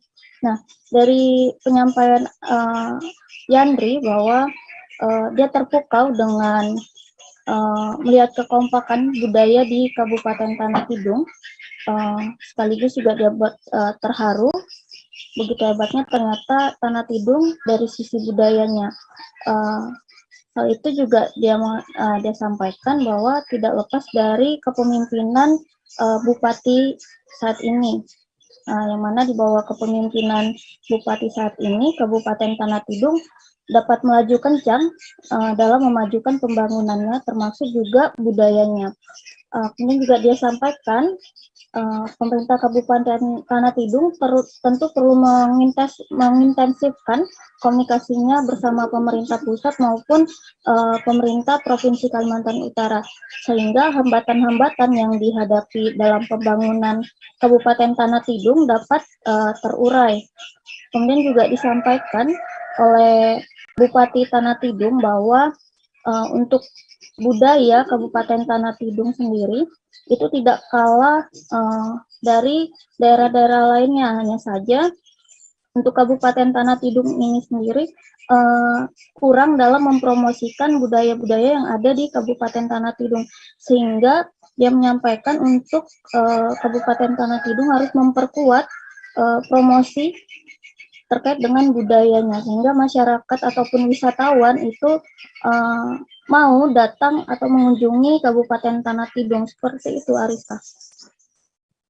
Baik, terima kasih rekan Risnawati dari Tribun Kaltara. Dan Tribuners, ada pula wawancara dengan Wakil Ketua MPR RI Yandri Susanto serta Bupati Tanah Tidung Ibrahim Ali. Berikut liputannya untuk Anda. Rangkaian HUT Kabupaten Tanah Tidung.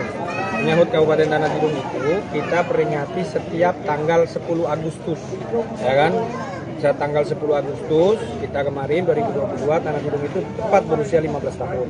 Tapi rangkaian acaranya dalam rangka pesta rakyat yang dinamakan IRAU, sekaligus melestarikan adat istiadat budaya Tidung dan Lusu yang ada di Kabupaten Tanah Tidung lah. Itu yang kita tarik, kita rayakan di bulan kita mulai dari tanggal 27 Oktober sampai dengan tanggal 6 November gitu.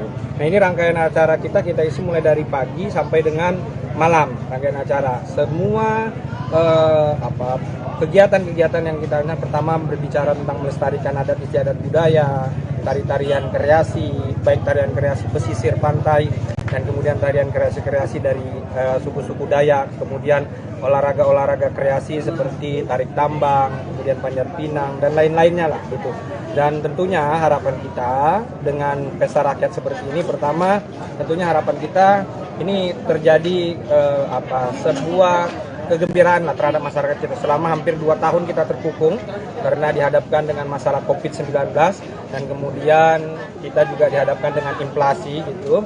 Dan akhirnya dengan adanya pesta rakyat ini harapan kita ekonomi bisa berdongkrak. Sangat cepat, anak muda ini cepat sekali melakukan pembicaraan dengan pihak Kementerian BUMN dan kelihatan sudah ada titik terang bahwa lahan yang dimintakan oleh Pemda Tanah Tidung insya Allah dalam waktu dekat akan menjadi milik Pemda Tanah Tidung. Ya, terkait Pak harapan dengan anak muda yang ada di samping Bapak itu Pak, apa harapan Bapak kepada beliau? Saya hari ini datang ke Tanah Tidung dalam rangka pembukaan festival IRAU Tanah Tidung yang tahun 2022. Saya surprise, bangga dan terharu.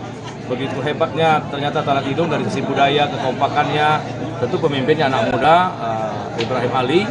Saya meyakini dengan kekompakan itu di bawah pimpinan Pak Ibrahim Ali, Bupati kita ini Tanah Tidung ke depan akan melaju cepat untuk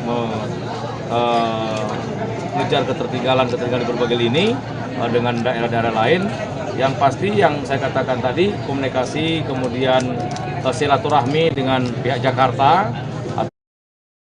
Terima kasih. Ada satu penjual kueku atau yang banyak dikenal sebagai kue peranakan yang ada di Indonesia, di mana kue ini tercipta akibat adanya pengaruh dari budaya Tionghoa yang ada di Indonesia, Tribuners.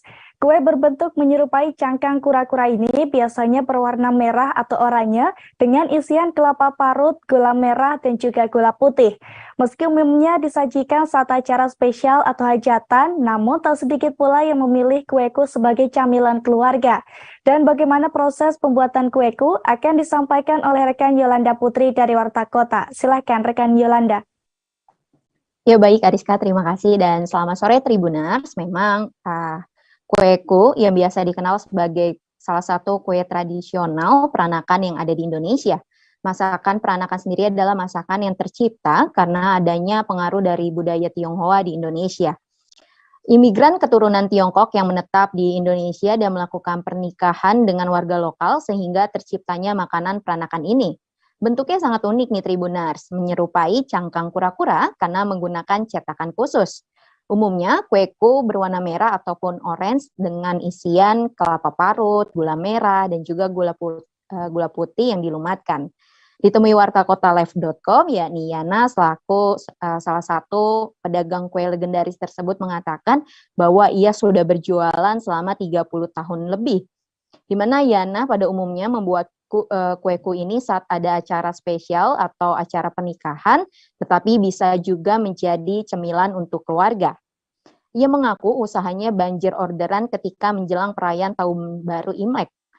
Selain kueku, Yana juga turut menjual jenis kue lainnya seperti kue bugis, kue mangkok, kue pisang, bakcang, dan lain-lain.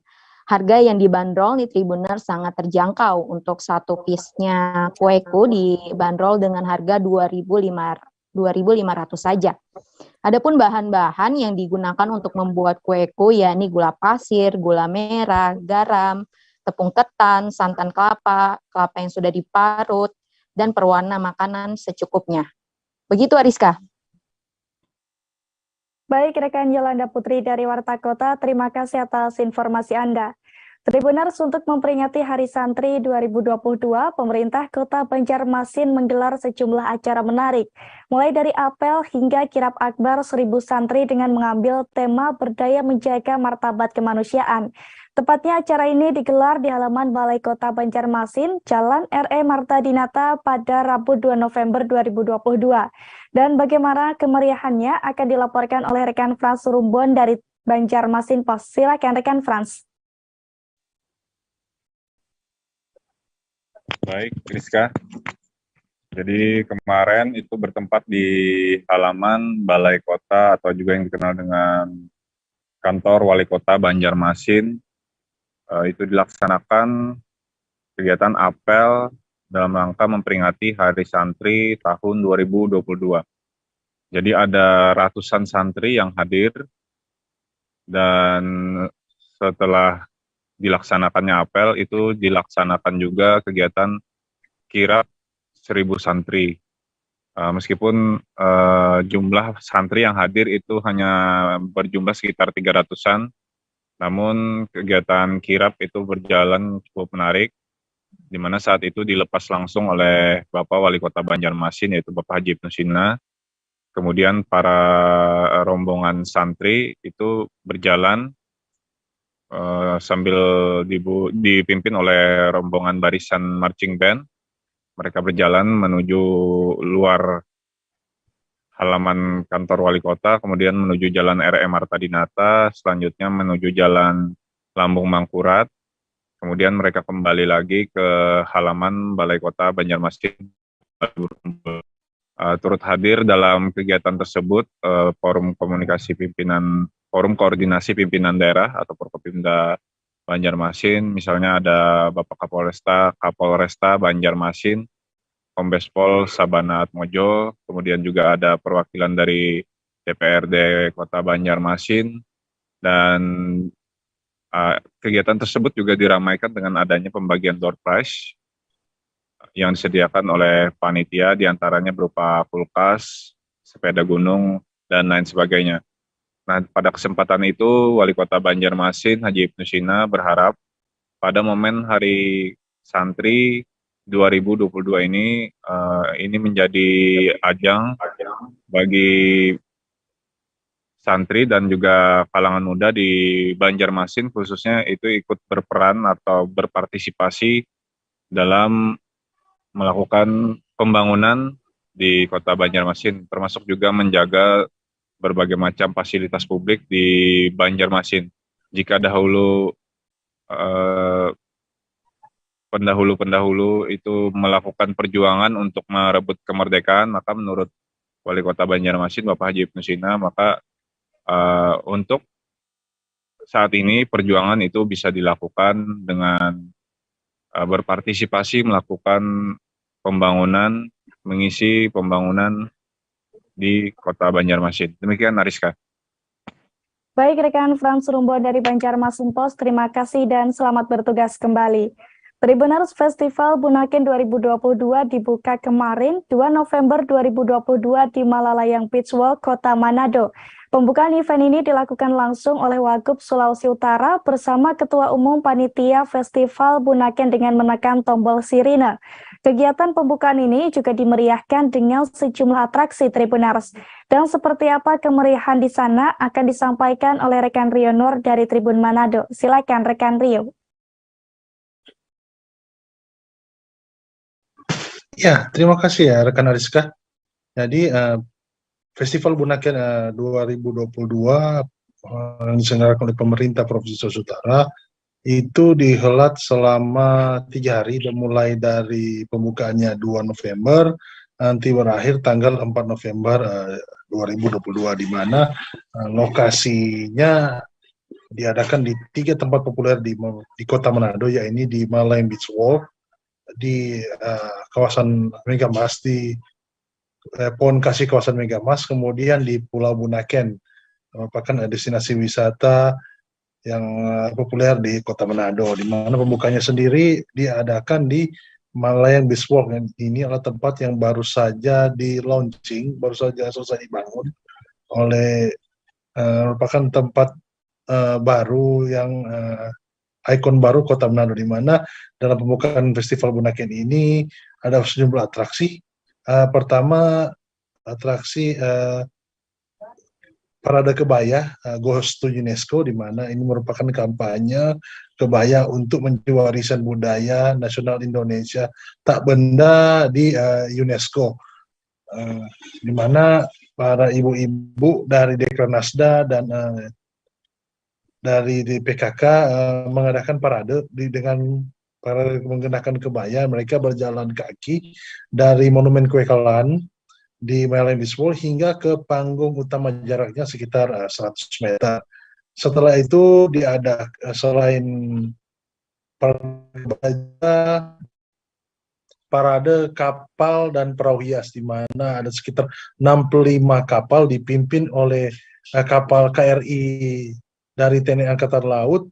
Kemudian mereka melintas di depan Malalayang Beach Walk untuk berparade, di mana selain kapal TNI Angkatan Laut ada juga kapal pariwisata, ada juga perahu ketinting yang digunakan nelayan untuk mencari ikan, dihias sedemikian rupa melintas di perairan Teluk Manado depan Malalayang Beach Walk. Selain itu juga, setelah pembukaan ini diadakan lagi kegiatan pada malam harinya di Pohon Kasih kawasan Megamas, di mana di sini ajang yang dihelat yaitu Musik Vagansa Festival Bunaken 2022, di mana sejumlah artis top nasional hadir menghibur dalam konser ini, di mana ada diva Indonesia Kusdayanti, ada band Geisha, dan ada juga rapper asal Manado yang berkiprah di Amerika bernama Kens, di mana para penyanyi yang konser ini cukup menghibur masyarakat yang hadir di Malalayang, maksud kami di kawasan Megamas Manado. Demikian rekan Ariska. Baik rekan Rio Nur dari Tribun Manado, terima kasih atas laporan Anda. Tribuners, Taman Kesatuan Bangsa Manado kian bersolek. Setelah taman itu bersih dan diberi pencahayaan, kini di Taman Kesatuan Bangsa juga hadir rumah kopi dan juga supermarket Tribuners. Dan bagaimana suasana di sana? Kita sudah tersambung dengan rekan Arthur Rompis dari Tribun Manado. Silakan rekan Arthur. Ya, selamat sore Ariska dan Tribuners. Jadi Taman Kesatuan Bangsa terus ditata oleh pemerintah Kota Manado. Jadi setelah taman itu dibersihkan, kemudian diberi pencahayaan, serta difungsikan kembali air yang ada di situ. Saat ini pemerintah Kota Manado mulai memberikan izin kepada sejumlah pihak swasta untuk melakukan investasi di Taman Kesatuan Bangsa. Jadi amatan kami ada sejumlah rumah kopi serta minimarket yang dibangun di seputar Taman Kesatuan Bangsa tersebut. Jadi ada 2 rumah kopi serta sebuah supermarket, dan salah satu rumah kopi cukup eksotik karena dia mempunyai lantai 2 dan warga bisa ngopi di lantai 2 sambil melihat keindahan dari Taman Kesatuan Bangsa tersebut. Jadi ini memang tidak lepas dari upaya pemerintah Kota Manado untuk mengembalikan fungsi Taman Kesatuan Bangsa sebagai sarana silaturahmi antar warga dan juga untuk kepentingan pariwisata, karena setelah sekian tahun lamanya Taman Kesatuan Bangsa ini menjadi sangat gelap, jadi identik sekali dengan pelacuran dan prostitusi. Kemudian taman ini juga sangat kotor, dan mulai saat ini pemerintah Kota Manado menata kembali taman itu, mengusir image buruk pelacuran di taman itu dan mengembangkannya sebagai salah satu ikon pariwisata di Kota Manado. Demikian. Baik, terima kasih rekan Arthur Rompil dari Tribun Manado dan selamat bertugas kembali. Tribuners, jika berlibur ke Semarang, Anda tak perlu bingung menentukan tujuan wisata, sebab di sana ada segudang tempat wisata menarik yang patut Anda kunjungi, Tribuners. Termasuk diantaranya ada Cimory and the Valley yang menawarkan pengalaman wisata keluarga dengan aneka aktivitas menarik. Berlibur bersama keluarga di Cimory and the Valley, Anda bisa belajar mengenai dunia peternakan. Terlebih ada kebun binatang mini dengan berbagai koleksi satwa yang cocok digunakan sebagai sarana pembelajaran bagi pengunjung. Di setiap spot ini juga dilengkapi dengan berbagai informasi yang bisa menambah wawasan. Saat berlibur ke Cimory and the Valley, Anda juga bisa melakukan daily tour, Tribuners. Daily tour ini merupakan kegiatan wisata yang mengusung 3 konsep sekaligus, yakni fun, learn, dan juga play. Konsep fun diwujudkan dengan kegiatan edukasi interaktif yang menyenangkan. Kemudian ada konsep learn diterapkan dengan belajar mengenai berbagai jenis sapi dan juga proses pengelolaan susu yang baik. Sementara konsep play diusung untuk bermain dan berinteraksi dengan berbagai jenis hewan. Selagi mengikuti daily tour, pengunjung akan belajar banyak mengenai cara memerah susu sapi hingga proses pengelolaannya. Kemudian aktivitas selanjutnya yang bisa Anda lakukan di tempat wisata ini adalah berburu spot foto Instagramable, Tribuners. Seperti di Minimania, di mana Anda bisa menemukan replika bangunan landmark populer di berbagai negara. Selain bersuah foto, Anda juga bisa mendapatkan informasi mengenai landmark yang ditampilkan. Setelah lelah berjalan-jalan, Anda pun bisa mampir ke restoran yang ada di Cimory and the Valley. Restoran yang satu ini memiliki menu yang terbilang lengkap, Tribuners. Selain makanan khas produk Cimory, terdapat pula menu lain yang tak kalah lezat. Sebelum kembali ke rumah, Anda pun bisa berbelanja oleh-oleh di area belanja.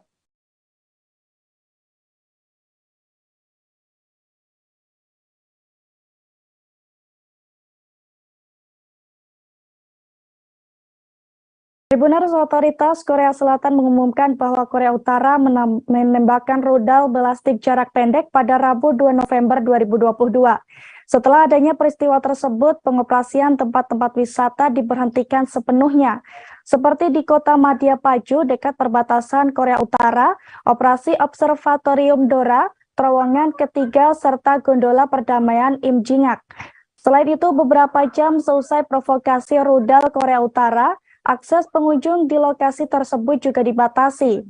Padahal destinasi bertema keamanan Paju ini telah populer di kalangan pengunjung, Tribuners, terutama yang ingin mengintip negara komunitas yang tertutup tersebut.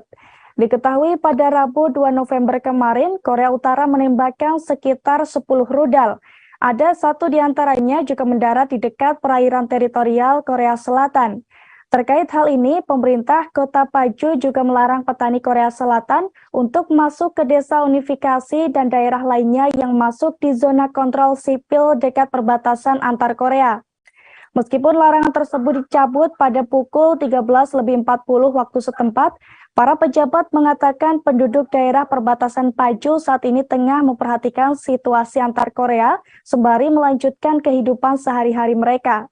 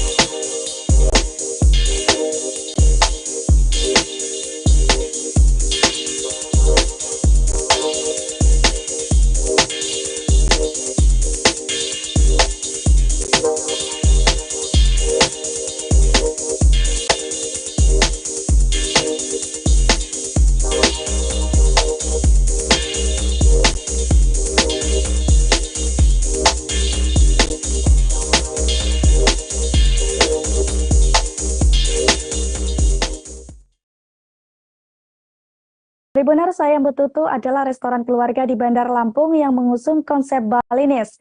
Ayam Betutu ini menyajikan menu Agustina Suryati di Super Perundak Tribuners.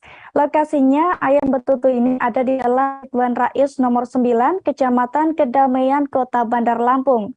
Septiana, owner Ayam Betutu, membuka usaha kulinernya sejak Desember tahun 2021 lalu. Ayam Betutu hingga kini sudah memiliki cukup banyak penggemar Tribuners. Dikatakan bila restoran tersebut sudah sering menjadi tuan rumah untuk mengadakan acara arisan, catering, ulang tahun, dan sebagainya. Restoran Ayam Betutu ini berada di halaman taman rumah keluarga Septiana yang sejak dulu sudah memiliki ornamen budaya Bali, sehingga konsep Balinese secara otomatis terbentuk Tribuners. Terdapat gerbang yang dibingkai dengan gapura candi yang tinggi saat hendak masuk.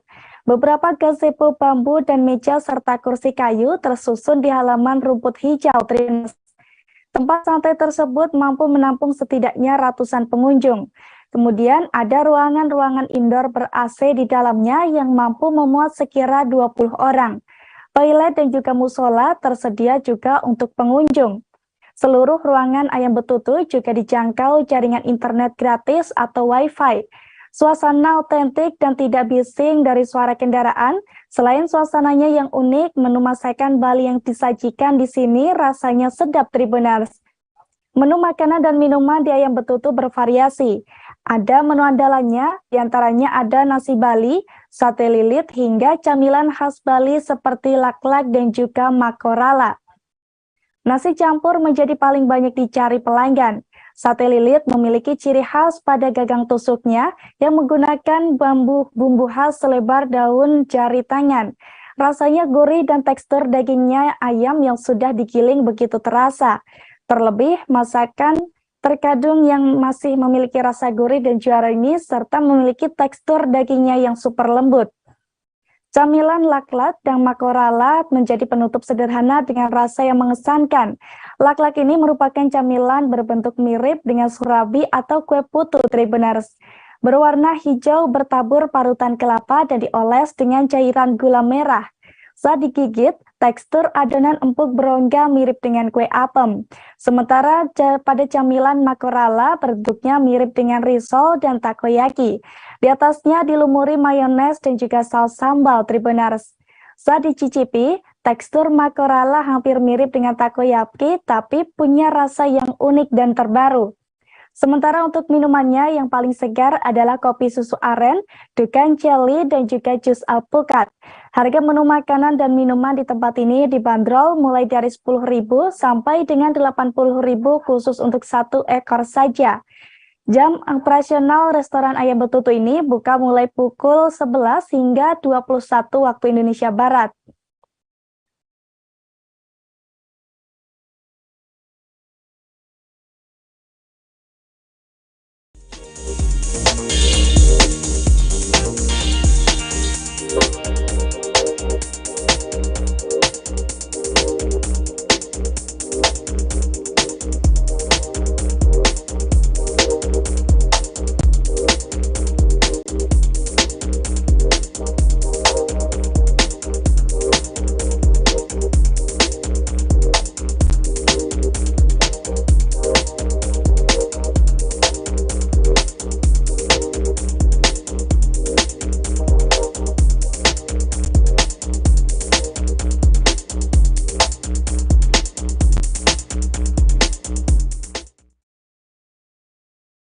Tribuners, Piala Dunia 2022 akan segera digelar di Qatar. Tepatnya kegiatan ini akan berlangsung dari tanggal 20 November hingga 18 Desember mendatang, Tribuners.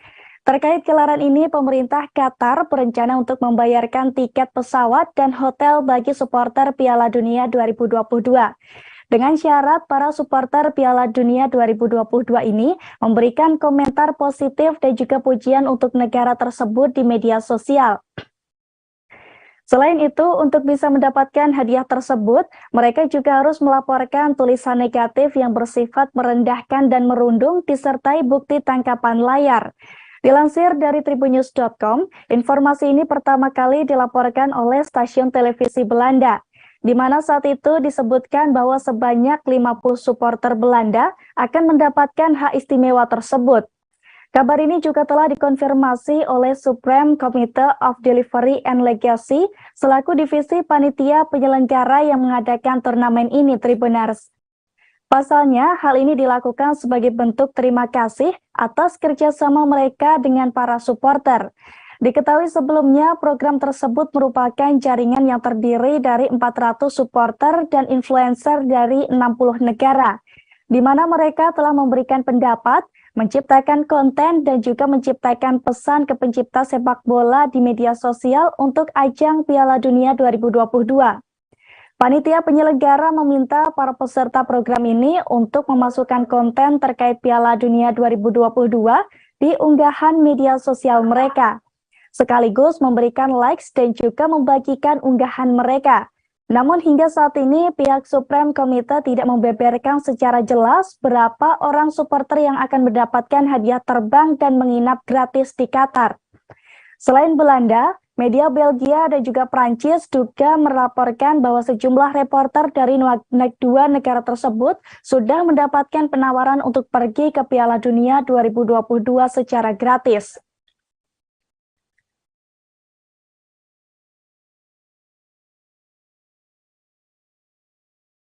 Tribuners, Blackpink dijadwalkan akan menggelar konser di Stadion Gelora Bung Karno, Senayan, Jakarta pada tanggal 11 hingga 12 Maret 2023 mendatang. Namun baru-baru ini Menteri Pemuda dan Olahraga atau Menpora Zainuddin Amali memastikan bahwa konser tersebut tidak bisa diadakan. Sebab menurutnya agenda tersebut sangat mepet dengan gelaran Piala Dunia U20 yang digelar pada 20 Mei hingga 11 Juni yang juga diadakan di Stadion Gelora Bung Karno. Selain itu, Menpora Amali menjelaskan terkait Piala Dunia U20 ini juga sudah ada perjanjian dengan FIFA. Tak hanya Stadion Gelora Bung Karno, tapi juga di 5 stadion yang akan dipakai Piala Dunia U20 pun tidak diperbolehkan menggelar kegiatan usai renovasi yang dilakukan Kementerian PUPR. Adapun stadion tersebut diantaranya Stadion Jakabaring, Stadion Sijata Harupat, Stadion Manahan, Stadion Gelora Bung Tomo, dan juga Stadion Kapten Iwayan Dipta. Dilansir dari tribunnews.com, rencana konser Blackpink di Stadion GBK ini sebelumnya disampaikan oleh promotor konser. Aimee Entertainment Indonesia selaku penyelenggara mengumumkan bahwa Blackpink akan menggelar konser di Stadion Utama Gelora Bung Karno, Senayan, Jakarta pada tanggal 11 hingga 12 Maret 2023. Konser bertajuk Born Pink memiliki jadwal yang berbeda, yaitu untuk 11 Maret 2023 dimulai pukul 19 waktu Indonesia Barat. Sedangkan konser pada 12 Maret akan dimulai pukul 18.30 waktu Indonesia Barat. Sebelumnya, pihak promotor juga telah mengunggah jadwal penjualan tiket konser Blackpink di Jakarta itu, Tribuners. Penjualan tiket terbagi menjadi 2, yakni untuk fans club melalui First Presale dimulai pada tanggal 14 November, sementara untuk publik dibuka pada 15 November 2022.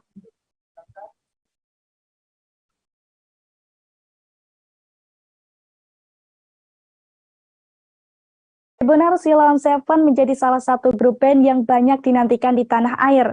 Di setiap konsernya, Sheila on 7 juga selalu tampil memukau dan selalu disambut dengan antusias penggemarnya, Tribuners. Baru-baru ini, grup band tersebut dikabarkan juga akan segera menggelar konser tunggalnya.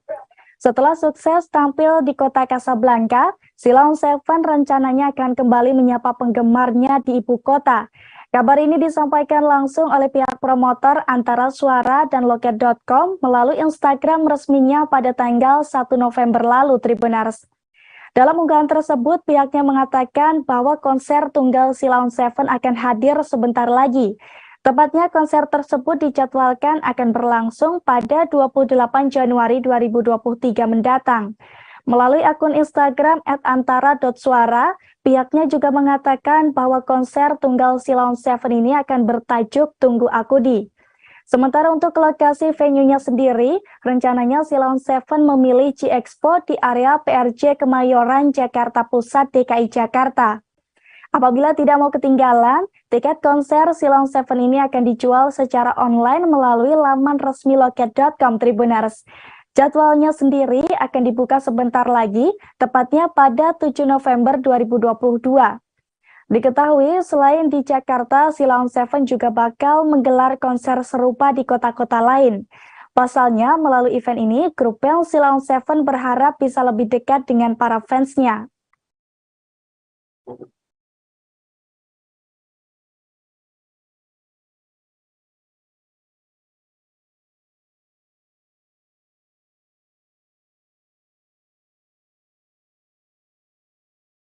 Tribuners, selanjutnya kami punya rekomendasi tempat wisata untuk Anda yang ada di Semarang.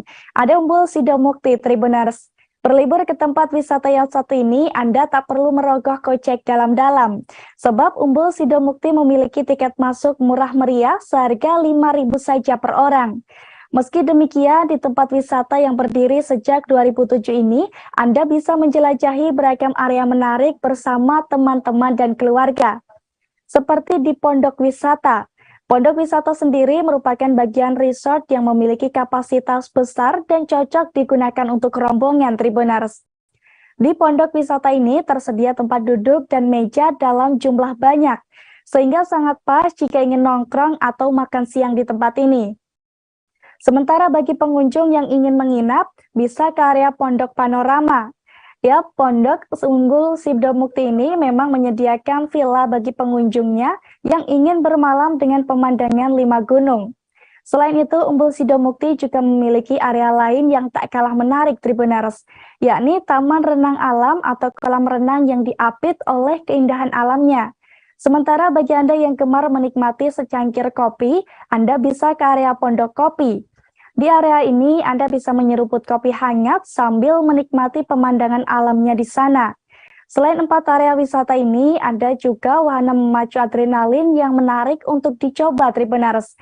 Mulai dari ATV, Flying Fox, Marine Bridge, sepeda awang hingga triangle. Wahana berbayar ini bisa Anda gunakan jika ingin menyegarkan pikiran selama liburan. Menariknya lagi, bagi pengunjung yang ingin camping di alam terbuka, Umbul Sidomukti ada mendapatkan promo hingga 15%. Promo camping ini berlaku di semua tipe kamar perkemahan yang tersedia, Tribuners, seperti camping dome, tenda panggung, camper van, hingga safari camp.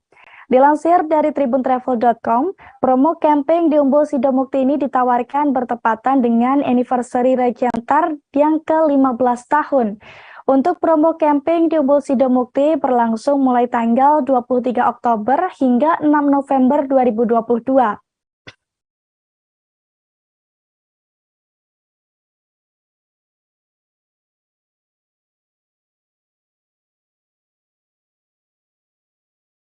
Tribuners, di Indonesia banyak terowongan kereta api yang dibuat demi kelancaran perjalanan. Namun tahukah Anda terowongan kereta api pertama dan tertua di Indonesia? Terowongan ini ternyata berada di Kabupaten Cianjur, Jawa Barat, Tribuners.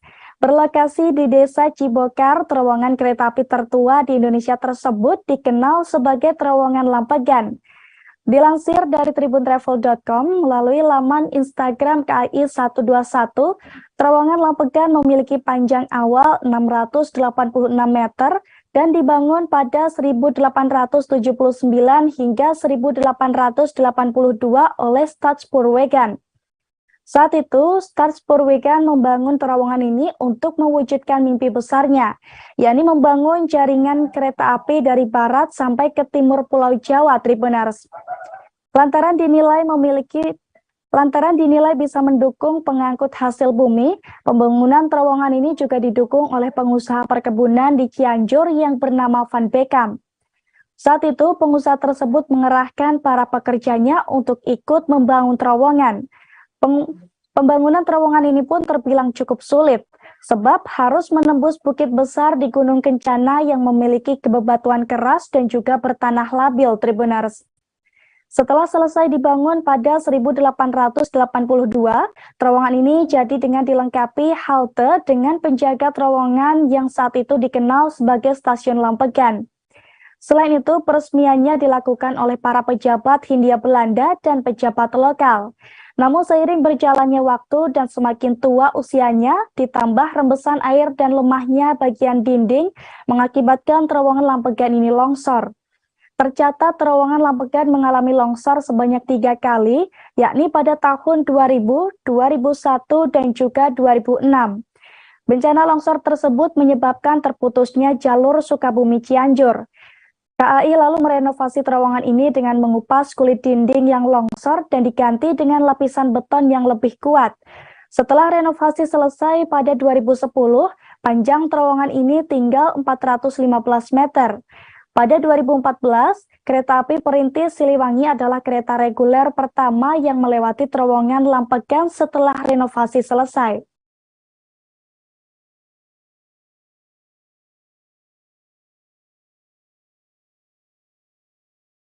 Benar, Piala Dunia 2022 di Qatar akan segera digelar. Tepatnya pertandingan perdana ajang sepak bola internasional ini akan berlangsung pada Minggu 20 November 2022. Di Qatar sendiri, ada sekira 5 kota yang akan dimanfaatkan untuk turnamen, Tribuners. Pertama ada Doha, ibu kota Qatar. Kota seluas 132 km persegi ini memiliki 2 stadion yang akan digunakan dalam Piala Dunia 2022, yakni Stadium 974 dan Al-Tumamama Stadium.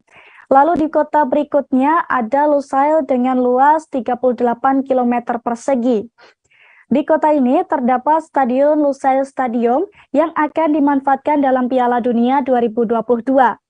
Di stadion ini, wisatawan bisa menyaksikan 6 pertandingan di babak grup, 1 pertandingan babak 16 besar, 1 pertandingan babak perempat final, 1 pertandingan semifinal, dan pertandingan final di kota ini. Selanjutnya ada kota Al Rayyan yang memiliki luas 11,8 km persegi. Kota yang terbagi menjadi 2 ini memiliki 2 stadion untuk Piala Dunia 2022, yakni Khalifa International Stadium dan juga Education City Stadium. Kota selanjutnya yakni Al Warrah dengan luas mencapai 75,8 km persegi. Ada 2 stadion juga di kota ini yang digunakan dalam Piala Dunia 2022, yakni Ahmad bin Ali Stadium dan juga Al Janoub Stadium. Lalu kota terakhir ada Al-Khor yang memiliki luas 11,4 km persegi. Stadion di kota ini akan digunakan adalah Al Bayt Stadium Tribuners.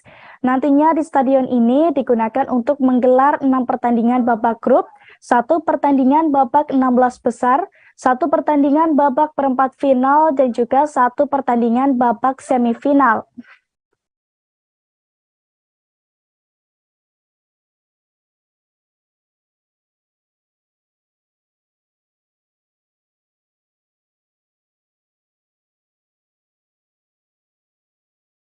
Tribuners, Disneyland di Shanghai, China mendadak melakukan lockdown. Hal ini sengaja dilakukan oleh pihak Disneyland Shanghai lantaran adanya wisatawan yang terpapar COVID-19, Tribuners. Tepatnya pada Senin 31 Oktober 2022 lalu. Akibatnya ribuan wisatawan Disneyland Shanghai terjebak di area wisata dan tidak bisa pulang selama berjam-jam. Sebab ribuan wisata ini harus menjalani tes pemeriksaan COVID-19 sebelum meninggalkan Disneyland. Sementara itu, Biro Kesehatan Kota mengungkapkan, semua wisatawan Disneyland Shanghai dinyatakan negatif COVID-19 dan diizinkan pulang sekira pukul 20:30 waktu setempat. Namun seorang pengunjung dari tempat lain di Cina mengungkapkan bahwa ia tidak bisa keluar hingga pukul 10 malam. Wisatawan bernama Marvis He ini saat itu berlibur bersama kawannya terbang dari Shenzhen.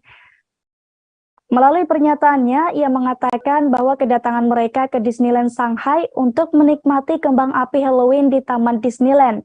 Namun ia justru tidak mendapatkan apapun, bahkan sempat kedinginan dan kelaparan.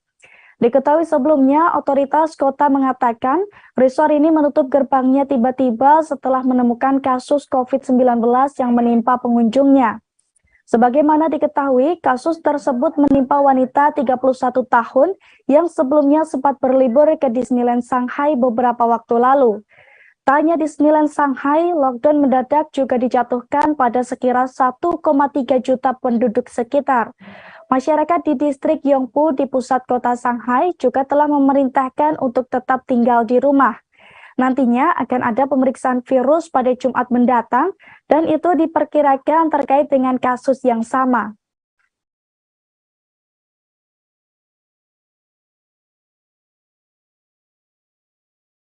Tribuners, informasi tersebut sekaligus mengakhiri perjumpaan kita pada live update travel kali ini.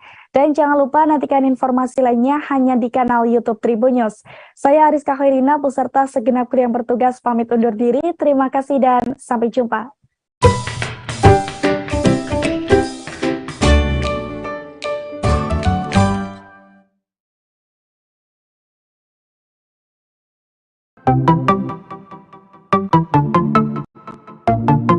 Halo Tribuners, waktu sudah menunjukkan pukul 8 waktu Indonesia Timur.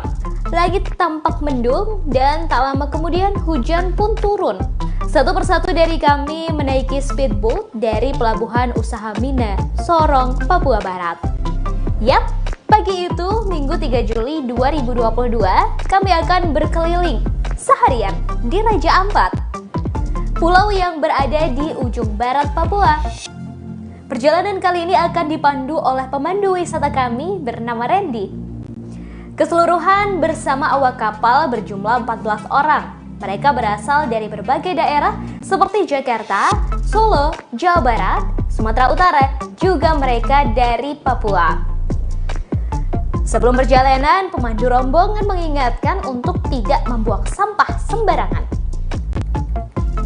Deru suara mesin speedboat terdengar cukup kencang. Sampai-sampai kami harus mengeraskan suara ketika berbincang agar terdengar satu sama lain. Setelah menempuh perjalanan sekira 2,5 jam, akhirnya kami sampai di lokasi pertama, Piai Nemo. Tempat ini menjadi favorit banyak orang dalam mengabadikan momen. Gerimis tidak menyurutkan kami untuk menaiki tangga berbahan kayu hingga sampai di puncak, spot berfoto yang sudah disediakan. Sesampainya di puncak, saya langsung menghela napas dalam-dalam. Takjub melihat betapa indahnya deretan batu karang yang tingginya hingga beberapa meter di atas permukaan air. Batu karang tersebut seperti membentuk pulau-pulau kecil dan indah. Pemandangan yang sangat eksotis ini tersohor hingga penjuru dunia loh Tribuners. Pian Nemo sebenarnya sangat akrab dengan masyarakat Indonesia. Karena pemandangan deretan karang berbentuk pulau ini ada di uang kertas Rp100.000. Sayangnya tiba-tiba hujan turun cukup lebat. Kami pun bergantian turun mencari tempat berteduh di beberapa simpang tangga yang sudah disediakan seperti gazebo. Di tengah hujan, kami beristirahat di shelter sambil menikmati air kelapa. Sejumlah warga pulau sekitar tampak berjualan seperti kelapa muda, pernak-pernik, ikan-ikan kering, kopi, dan lainnya. Kemudian kami kembali ke kapal untuk melanjutkan perjalanan. Syukurlah hujan pun reda sebelum sampai di lokasi kedua Tribuners. Kami tiba di Telaga Bintang.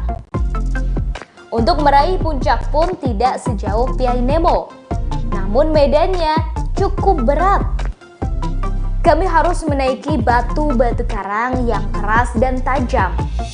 Harus bergantian lantaran jalurnya hanya cukup untuk satu orang.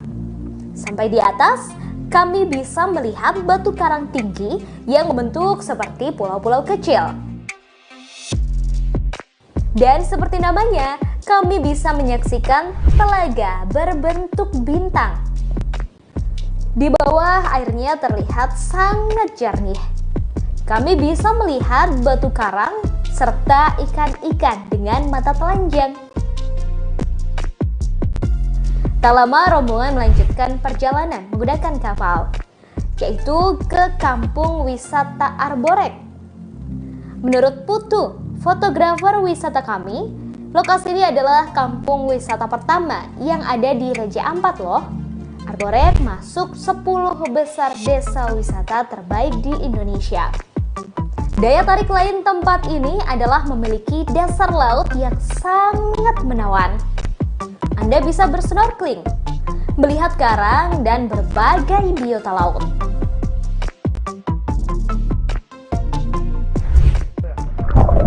Selamat datang di Akuarium Raja Ampat.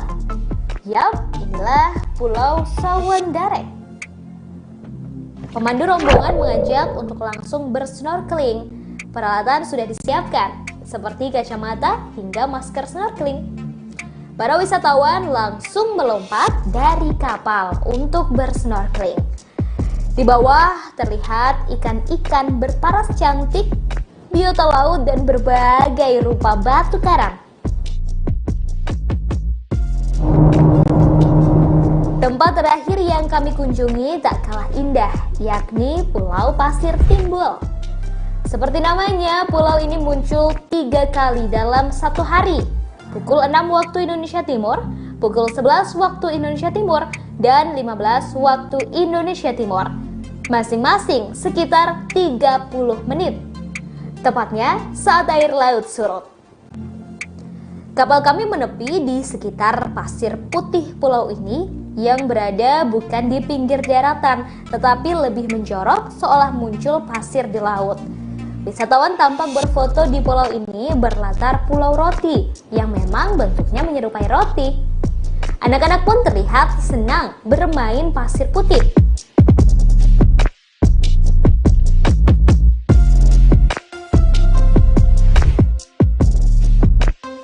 Sayangnya hari sudah semakin sore, air mulai pasang dan Pulau Pasir Timbul akan kembali hilang tertutup air.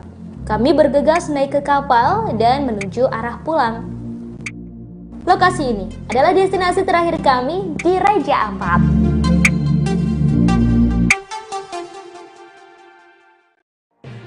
Tribun News Live Update. Tanggal 21. Selamat siang Tribuners, selamat sore Tribuners, selamat petang Tribuners, Anda sedang menyaksikan live update. Informasi teraktual dan terupdate dari siang hingga petang kami sajikan untuk Anda. Menewaskan 2 orang penumpang yang mana kedua penumpang. Kami perdalam dengan laporan langsung dari lokasi kejadian dan narasumber terpercaya. Benar-benar menghukum mereka-mereka yang terlibat. Menghentikan terduga pelaku yang ingin laporan terkait peristiwa pompong hilang kontak menabrak sejumlah pemotor yang melintas tepat. Saksikan live update siang, sore, dan petang hanya di channel YouTube Tribunnews.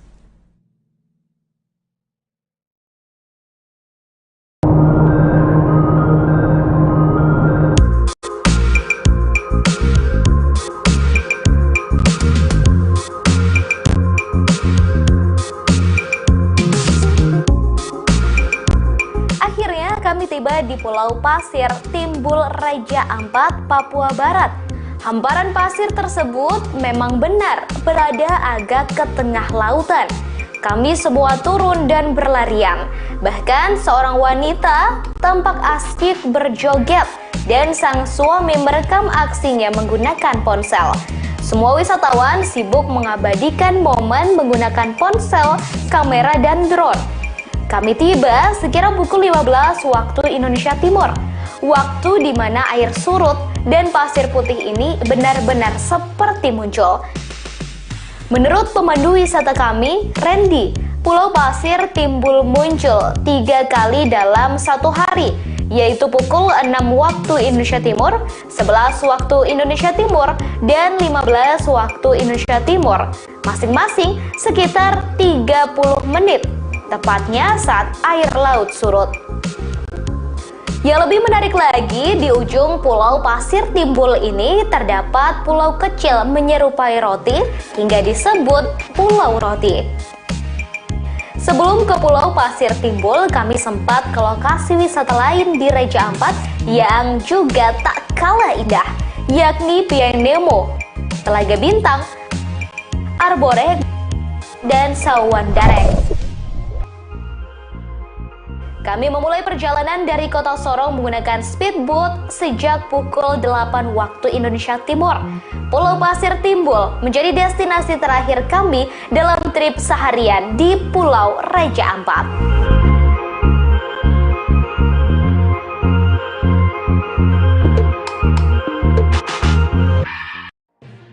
Tribunnews Live Update. Tanggal 21. Selamat siang Tribuners, selamat sore Tribuners, selamat petang Tribuners, Anda sedang menyaksikan live up.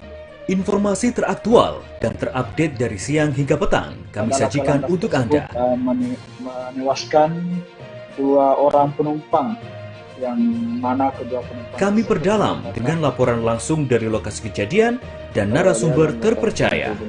Benar-benar menghukum mereka-mereka yang terlibat. menghentikan terduga pelaku yang ingin laporan terkait peristiwa pompong hilang kontak menabrak sejumlah pemotor yang melintas tepat. Saksikan live update siang, sore, dan petang hanya di channel YouTube Tribunnews.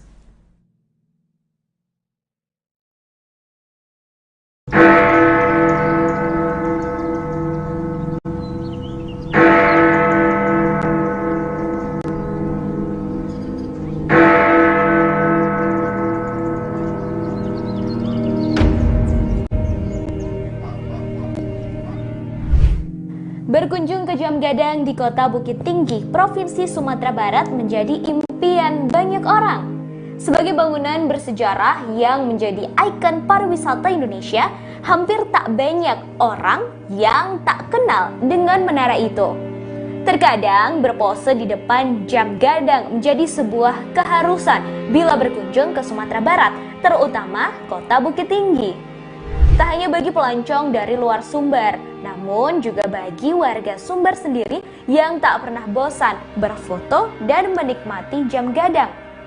Bangunan Jam Gadang terdiri dari 4 sisi seperti persegi panjang yang berdiri dengan lantai dasar mirip tapak bangunan beranjung. Sepintas dari luar bangunan Jam Gadang, setelah tapak bangunan hanya terlihat 4 tingkat. Namun aslinya dari dalam terdapat 6 tingkat.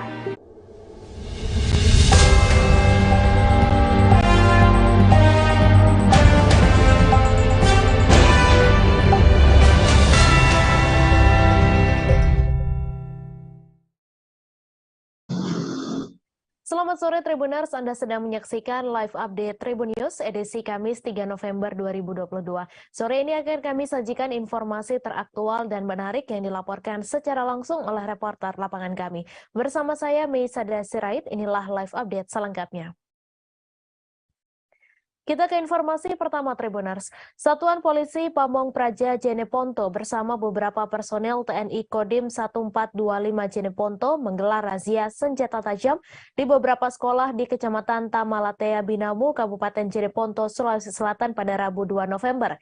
Kegiatan ini bertujuan untuk mencegah tindakan kriminalitas di kalangan pelajar maupun antar sekolah. Selain senjata tajam, rokok dan HP yang berisi konten pornografi pun menjadi target para petugas.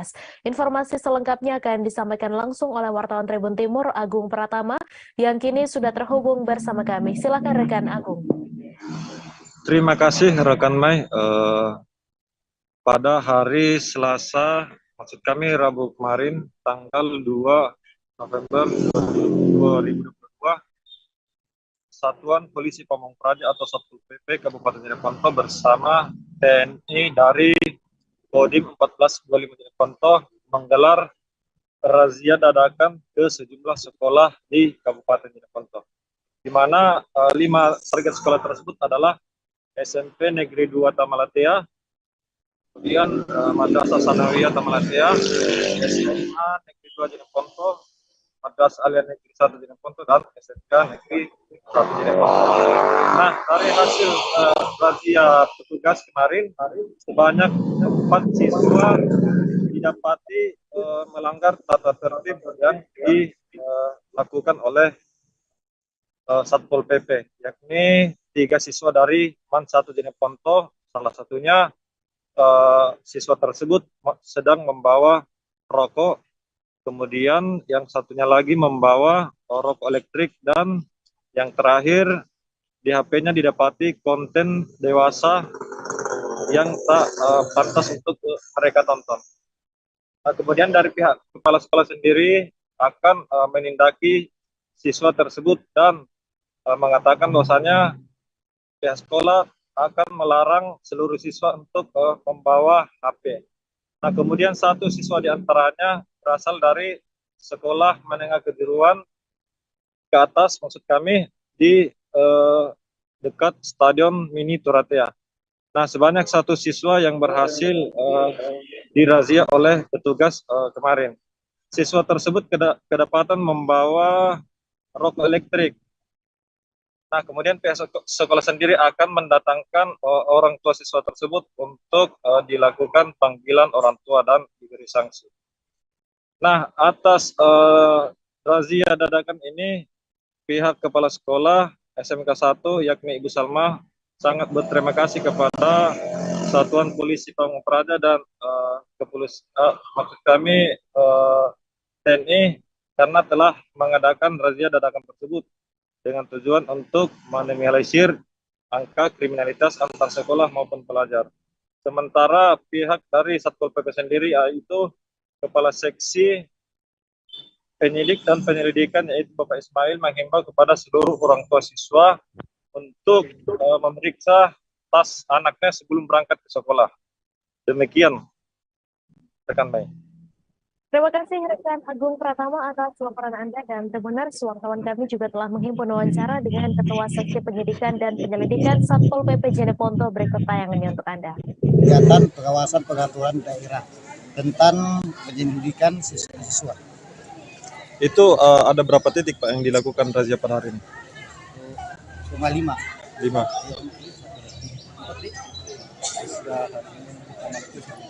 Pak, ini kegiatan ini dilaksanakan ada dasar perdanya kah atau apanya? Ada dasar perdanya juga. Itu perda nomor berapa itu? Nanti bisa PKB-nya. Terkait dengan apa itu? Terkait pemeriksaan untuk siswa-siswa yang membawa semacam rokok atau yang film-film yang porno. Sejauh ini Pak, hasil dari sidak ini adakah yang melanggar atau seperti apa? Apanya? Adakah yang melanggar atau seperti apa? Ada yang menangkap itulah ya, ada siswa yang membawa rokok. Selain berapa orang di sini Pak yang melanggar itu? Ada 3 orang. Ada 3 orang. Yang ketiga ini apa pelanggarannya? Membawa rokok dengan sebuah video. Video. Ya. Oh, jadi HP-nya juga diperiksa begitu ya? Ya. Jadi berapa sekolah yang didatangi Pak? 4. Sudah 4 sekolah. Sekolah mana itu Pak? SMP 1 Tamaratia, SMA 1 Tamaratia, MTS dengan Ini sekolah terakhir Pak atau masih ada sekolah selanjutnya? Belum, saya masih dari yang sama paket. Sisa 1 ya Pak ya. Terkait himbauan Pak kepada orang tua siswa sendiri bagaimana? Saya cuma harapkan buat orang tua siswa, kalau bisa sebelum berangkat anak-anaknya kita periksa dulu orangnya. Itu saja. Jangan sampai di sekolah lainnya. Nama lengkapnya Pak? Ismail T. SE. Dia jabatannya sebagai apa di? Penyidik dan penyelidikan.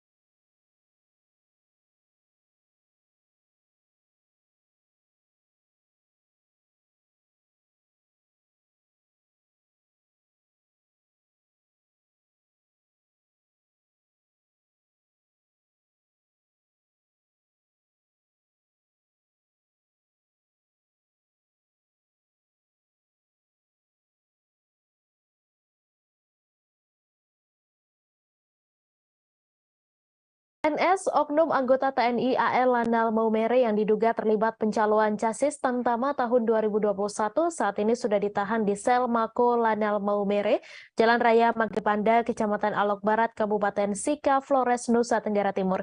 Ia diduga menerima sejumlah uang sebesar 70 juta rupiah dari orang tua chassis Tamtama. Komandan Lanal Maumere, Kolonel Laut Adi Darmawan, kepada Tribun Flores saat ditemui di Mako Lanal Maumere pada Senin 31 Oktober mengatakan dirinya menindak tegas prajuritnya yang melakukan tindakan pelanggaran, termasuk tindakan pelanggaran dalam hal percaloan terhadap calon Tamtama TNI Angkatan Laut. Untuk informasi selengkapnya akan disampaikan langsung oleh wartawan Tribun Flores, Albert Aquinaldo yang kini sudah terhubung bersama kami. Silakan rekan Albert.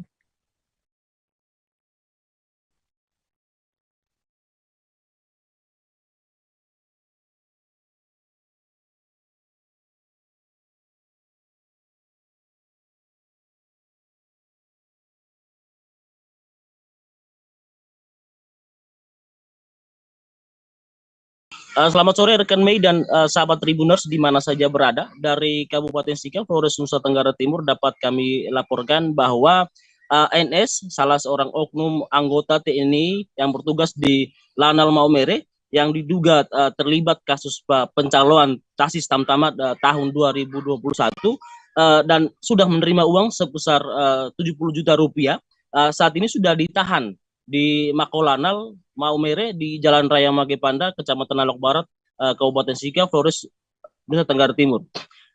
Komandan Lanal Maumere, Kolonel Laut Adi Darmawan, yang ditemui Tribun Flores pada Senin 31 Oktober kemarin mengatakan bahwa dirinya akan melakukan tindakan tegas kepada prajuritnya yang melakukan tindakan pelanggaran.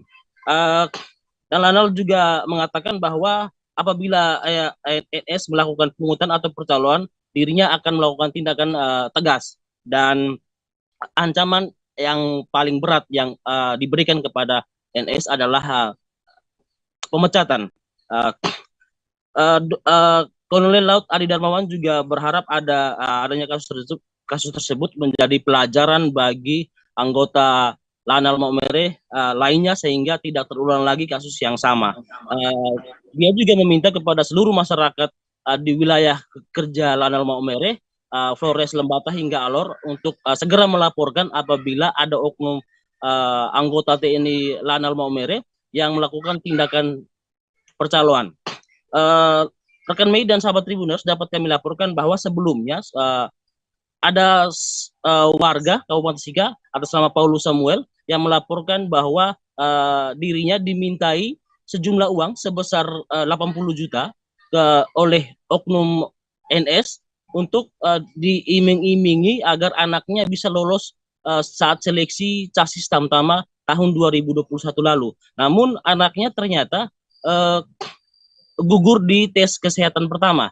Sesuai dengan perjanjian bahwa apabila anaknya tidak lolos seleksi, maka uang tersebut akan dikembalikan. Namun hingga saat ini uang tersebut baru dikembalikan sebesar 17 juta rupiah dan tersisa 53 juta rupiah. Namun sejak tahun 2021 hingga saat ini sisa uang tersebut belum dikembalikan, dan beberapa waktu lalu juga terdapat laporan kepada Tribun Flores bahwa bukan hanya di Kabupaten Sika, tetapi oknum NS ini juga melakukan aksi percaloannya di Kabupaten Nagekeo dan di Kabupaten Bajawa, tepatnya di Aimere, dan kerugian yang atau permintaan uang yang atau uang yang diserahkan kepada oknum NS ini dengan iming-iming anak dari orang tua calon chassis ini jumlahnya bervariasi antara puluhan juta sampai ratusan juta rupiah, dan saat ini oknum NS sudah ditahan di Mako Lanal dan sedang dalam pemeriksaan Pomal TNI Angkatan Laut di Lanal Maumere. Demikian rekan Mei dan sahabat Tribuners yang dapat kami laporkan dari Kabupaten Sika, Flores, Nusa Tenggara Timur. Terima kasih rekan Albert atas laporan Anda, dan Tribuners, wartawan kami juga telah menghimpun wawancara dengan Komandan Lanal Maumere. Berikut tayangannya untuk Anda. Bisa dijelaskan seperti apa sih tindakan dari Lanal Maumere terhadap oknum anggota yang diduga melakukan pungli dalam kaitan dengan calon Tamtama di TNI AL? Baik, perlu saya sampaikan di sini bahwa Lanal Maumere bertindak tegas terhadap prajuritnya yang melakukan tindak pelanggaran, termasuk pelanggaran dalam hal percaloan untuk Tamtama atau calon Tamtama yang memasuk ke TNI Angkatan Laut. Jadi yang bersangkutan sudah sementara kita tahan dan kita minta keterangan, yang akan kita kembangkan sampai sejauh mana keterlibatan yang bersangkutan atas apa yang sudah dilakukannya. Kemudian korban saksi pelapor yang sudah melaporkan akan kita minta keterangan juga, sehingga nanti perkara ini jelas ya. Ke depan apabila nanti ini memang terbukti bahwa yang bersangkutan melakukan pungutan atau percaloan masalah Tamtama ini, kita akan tegas ya. Ancamannya adalah pemecatan dari Angkatan Laut karena yang bersangkutan sudah melakukan bukan kali ini saja ya. Saya berharap dengan hal ini dapat menjadi pelajaran untuk Lanal, khususnya prajurit Lanal Maumere, agar tidak ada berulang lagi hal-hal seperti ini. Kemudian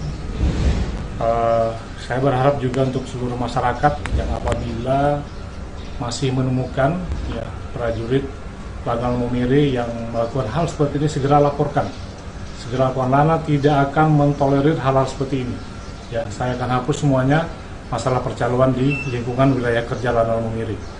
Ya, jadi saya bekerjasama untuk seluruh masyarakat yang berada di wilayah kerja Lanal Maumere, yang menemukan seperti itu segera sampaikan, laporkan, agar tidak terulang lagi untuk kedepannya, karena hal ini sangat merugikan. Terima kasih. Terdapat 22 tabung gas LPG sempat diamankan Polsek Tanjung Pandan. Puluhan tabung gas LPG berukuran 3 kg itu merupakan tabung gas LPG hasil curian. Pelaku pencurian tersebut adalah anak di bawah umur yang berstatus pelajar.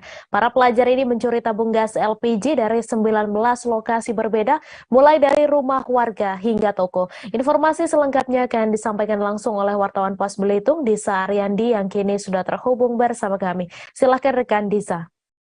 Betul sekali rekan Mei, bisa kami laporkan Tribuners bahwa untuk Polsek Tanjung Pandan berhasil mengungkap pencurian gas yang ada di Tanjung Pandan Belitung, di mana pencurian gas ini sebelumnya sempat heboh karena bukan hanya satu lokasi saja para pelaku melakukan pencurian gas, namun di 19 rumah maupun toko milik warga di Tanjung Pandan Belitung, di mana pengungkapan kasus ini awalnya berasal dari pengaduan masyarakat atau DUMAS yang memang merupakan aplikasi Polri yang baru saja diterapkan, di mana Polsek Tanjung Pandan secara bergegas membentuk tim untuk melakukan pengungkapan terhadap maraknya pencurian gas LPG 3 kg tersebut.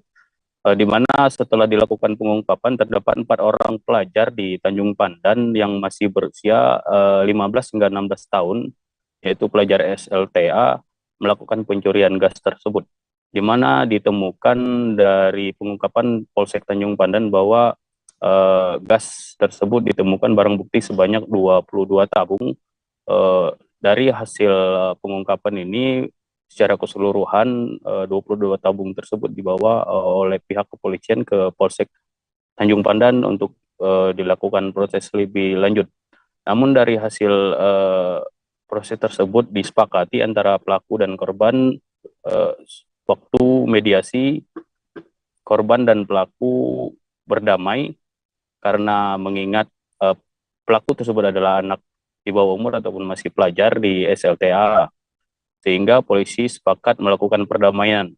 Namun dari kesepakatan tersebut berujung para pelaku ini diminta oleh pihak kepolisian untuk mengembalikan secara satu persatu gas tersebut kepada pemilik warga, maksud kami pemilik gas ataupun korban dalam peristiwa pencurian ini. Jadi semenjak 1 pekan belakang, para pelaku ini mengembalikan tabung gas tersebut kepada pemiliknya dengan cara datang langsung ke rumah warga dengan membawa tabung gas tersebut, dan para pelaku ini diminta oleh pihak kepolisian untuk meminta maaf secara langsung kepada korban yang telah gasnya dicuri oleh para pelaku. Kapolsek Tanjung Pandan Kompol Dedi Nuari mengatakan bentuk mediasi dan pembinaan tersebut dilakukan sebagai bentuk efek jerah agar para pelaku ini tidak mengulangi perbuatannya tersebut, di mana saat ini masih terdata, maksud kami sudah 20 tabung gas yang dikembalikan kepada pemiliknya, dan rata-rata para korban mengapresiasi pihak kepolisian dan tidak mau memperpanjang urusan tersebut, mengingat kerugian hanya sedikit ataupun pelaku hanya mencuri 1 hingga 2 gas pada satu rumah.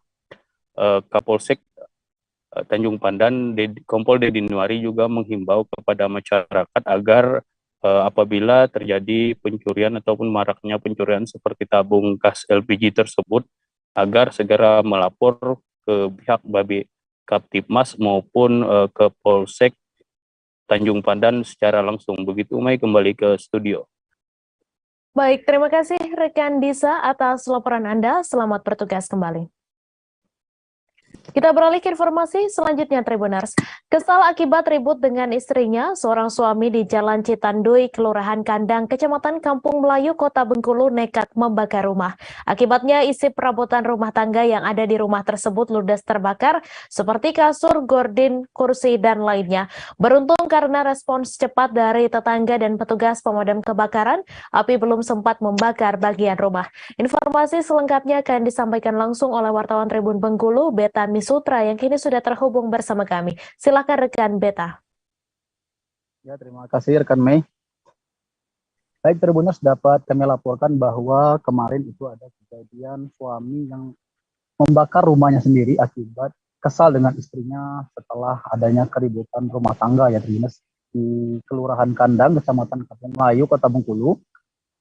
Jadi cerita berawal dari oknum suami ini yang ribut dengan istrinya karena permasalahan rumah tangga, kemudian kemungkinan besar akibat tidak mampu menahan emosinya, kemudian oknum suami ini membakar rumahnya sendiri pada bagian tengah. Jadi rumahnya ini, Tribuners, ada 3 ruangan. Pertama yaitu ruangan tengah, kemudian ada 1 buah kamar, dan ada 1 buah dapur. Nah, jadi sang suami ini menyirami bensin ke seluruh bagian ruang tengah dari rumah tersebut, kemudian menyalakan api, dan terjadilah kebakaran tersebut. Jadi akibat kebakaran tersebut itu banyak barang-barang yang ada di ruang tengah tersebut yang ikut terbakar seperti kasur, hordeng, kursi, kemudian ada juga beberapa barang elektronik seperti televisi dan juga kipas angin dari kabarnya. Dan bahkan televisi tersebut kemarin juga sempat meledak akibat dibakar oleh sang suami tersebut. Dan kejadian tersebut juga tidak berlangsung lama karena petugas kebakaran yang ada di Kota Bengkulu langsung datang ke lokasi untuk memadamkan api. Hanya berkisar sekitar 30 menit, api yang ada di ruang tengah rumah tersebut itu sudah berhasil dipadamkan. Jadi Tribuners, kami sampaikan juga bahwa hanya ada beberapa barang-barang saja yang terbakar di dalam rumah tersebut, namun untuk kondisi rumah masih dalam keadaan baik ya, Tribuners. Tidak ada nampak kayu-kayu ataupun atap yang ikut terbakar untuk sementara ini. Jadi dari informasi yang kami dapatkan juga kemarin itu bahwa akibat kebakaran ini itu anak dari pelaku yang pembakaran ini itu tidak dapat bersekolah nih, Tribuners. Untuk hari ini dipastikan anak tersebut tidak bersekolah karena semua baju termasuk juga sepatu, peralatan turis, dan termasuk juga sepatu, baju seragam kedua anaknya baik yang laki-laki maupun perempuan itu juga ikut hangus terbakar akibat kejadian kemarin. Jadi kemarin anaknya juga bercerita kepada kita bahwa dirinya juga merasa cukup sedih akan kejadian ini karena agak tidak bisa bersekolah akibat kejadian ini, Tribuners. Dan karena memang keadaan orang tuanya yang nampaknya juga agak kurang mampu, sehingga menurutnya mungkin akan butuh beberapa waktu untuk orang tuanya itu bisa membelikan seragam sekolah yang baru untuk mereka bersekolah kembali. Dan terakhir terkait dengan perkembangan kasus ini itu sudah diselesaikan secara keluargaan oleh keluarga korban, yaitu ditengahi oleh mertua dari pelaku atau orang tua dari istri pelaku pembakaran ini, Tribuners. Jadi dari hasil mediasi dengan keluarga kemarin itu pihak laki-laki ataupun suami ini diminta untuk membuat surat perjanjian bila mana nanti ada keributan dan terjadi lagi hal yang tidak diinginkan seperti ini, maka pihak suami siap untuk dibawa ke ranah hukum. Untuk sementara seperti itu kira-kira kabar dapat kami sampaikan. Kembali ke Mei. Terima kasih rekan Beta atas laporan Anda. Selamat bertugas kembali. Aksi seorang guru perempuan menampar salah satu muridnya tersebar di media jejaring sosial WhatsApp. Video berdurasi 27 detik itu memperlihatkan aksi seorang guru perempuan berhijab coklat dan memakai seragam terlihat emosi saat memarahi seorang siswanya. Guru tersebut tampak menampar muridnya sebanyak 2 kali.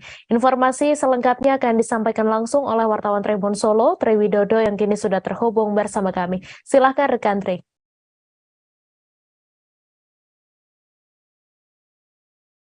Ya, Mei, dan itu bisa kami laporkan dari Boyolali, di mana pada hari Selasa kemarin telah tersebar sebuah video yang kemudian menjadi viral baik di media jejaring sosial berupa WhatsApp maupun di media sosial Facebook. Kejadian tersebut terjadi di salah satu sekolah di Boyolali, tepatnya di SMP Negeri 1 Sawit, Kabupaten Boyolali. Peristiwa ini terjadi saat jam istirahat. Dari hasil penyelidikan ataupun klarifikasi baik oleh kepolisian maupun dari Dinas Pendidikan Kabupaten Boyolali, kejadian ini bermula dari seorang siswa tersebut yang berinisial AL. Ini baru saja selesai istirahat dan kemudian masuk ke dalam kelas. Saat masuk ke dalam kelas itu, AL ini membawa ke kantong ataupun membeli es teh yang dimasukkan ke dalam kantong plastik lalu dimasukkan ke dalam tas. Namun saat dibawa ke dalam kelas, teh tersebut tidak dalam kondisi tertali sehingga saat teman sebayanya atau bersinggolan dengan tas tersebut, tas itu menjadi tumpah dan membasahi lantai ruang kelas 8 SMP tersebut. Kemudian AL ini berusaha untuk membersihkan dengan menggunakan sapu. Namun saat membersihkan itu kotoran ataupun air es teh ini nyitat ataupun mengenai beberapa siswa ataupun daripada guru tersebut, sehingga guru yang kemudian diketahui berinisial RS ini kemudian masuk ke dalam kelas lalu memarahi AL ini. Sejurus dengan itu RS juga menampar korban sebanyak 2 kali. Kejadian ini pun langsung ditangani oleh kepolisian dan dinas pendidikan. Kepolisian langsung melakukan klarifikasi terhadap kedua belah pihak, baik itu guru dan siswa yang bersangkutan. Dari hasil klarifikasi itu kemudian dilanjutkan dengan upaya mediasi yang dilakukan oleh Polsek Pamit. Dari hasil mediasi ini keduanya sepakat berdamai, tidak melanjutkan kasus tersebut ke jalur hukum. Hanya saja keluarga AL minta supaya guru tersebut untuk dimutasi atau tidak mengajar lagi di SMP Negeri 1 Sawit. Selain itu, AL juga meminta untuk keselamatan dirinya selama belajar di SMP Negeri Sawit. Kemudian juga sebagai bentuk kompensasi, keluarga AL minta sumbangan ataupun uang kompensasi sebesar 22 juta yang diminta untuk diserahkan kepada siswa yang kurang mampu yang bersekolah di SMP Negeri Sawit tersebut. Sedangkan dari Dinas Pendidikan Kabupaten Boyolali sendiri sampai saat ini belum menentukan sanksi apa yang akan dijatuhkan kepada guru RS ini, mengingat untuk penjatuhan sanksi ataupun pelanggaran berat ini akan itu sesuai kewenangannya adalah kewenangan daripada Bupati. Selain itu PMK Boyolali melalui Inspektorat juga diminta ataupun akan melakukan pemeriksaan terhadap guru RS ini. Sedangkan sampai saat ini kasus tersebut sudah berdamai. Selain itu dari Dinas Pendidikan Kabupaten Boyolali juga akan melakukan evaluasi dan menekan ataupun mengimbau dan meminta kepada seluruh jajaran di sekolah di bawah PMK Boyolali untuk tidak melakukan hal-hal yang sedemikian rupa, karena memang menurut Kepala Dinas Pendidikan Kabupaten Boyolali Darmanto ada 3 dosa besar bagi seorang pendidik, salah satunya yaitu adalah kekerasan terhadap siswa. Apapun bentuknya, dari Dinas Pendidikan sangat mengharamkan ataupun melarang adanya kekerasan baik fisik maupun non fisik kepada siswa didiknya. Demikian, Mai. Terima kasih rekan Tri atas laporan Anda, dan Tribuners, wartawan kami juga telah menghimpun wawancara dengan Kepala Disdikbud Boyolali. Berikut tayangannya untuk Anda.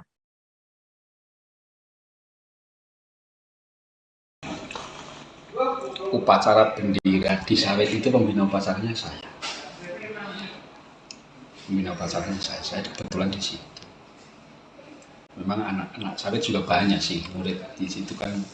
Sampai Sawit yang paling banyak siswanya itu kan di Sawit. Ya banyak anak itu pasti banyak masalah, itu rumus. Yang terkait dengan kejadian itu ringkes saja saya sampaikan, apapun alasannya, bagaimanapun kronologinya, itu enggak boleh ada kekerasan fisik. Jadi dosa besar pendidikan itu kekerasan fisik, intoleransi, pelecehan seksual. Itu masuk wilayah itu. Sehingga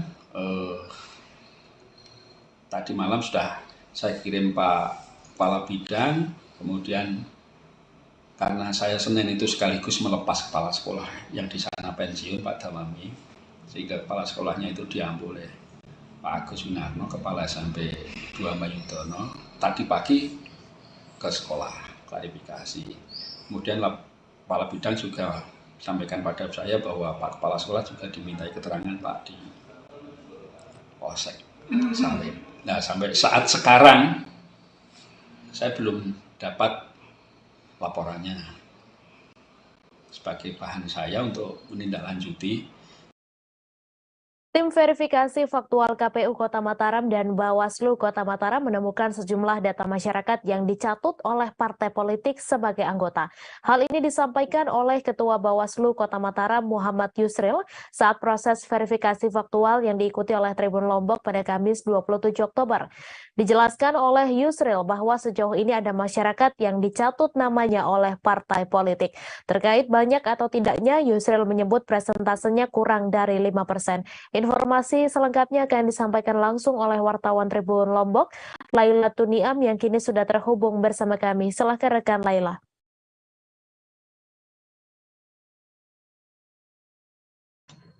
Baik, terima kasih rekan Mei. Selamat sore Tribuners semua dimanapun Anda berada. Saya Laila Tuniam, jurnalis tribunlombok.com melaporkan dari Kota Mataram.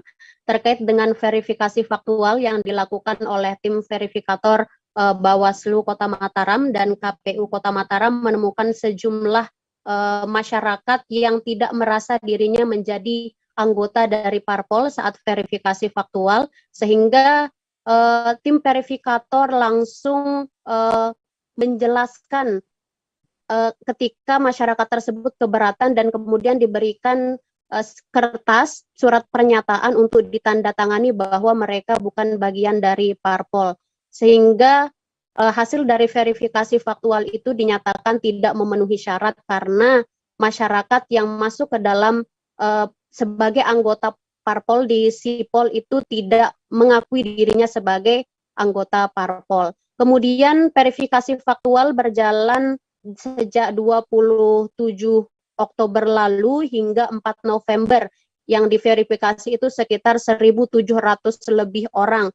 Kemudian kendala yang dihadapi oleh tim verifikator itu menemukan anggota partai politik tidak ada di tempat, sehingga ini menjadi kendala, kemudian menghambat proses verifikasi faktual. Baik, terima kasih rekan Mei. Baik, terima kasih rekan Laila Tuniam atas laporan Anda. Selamat bertugas kembali.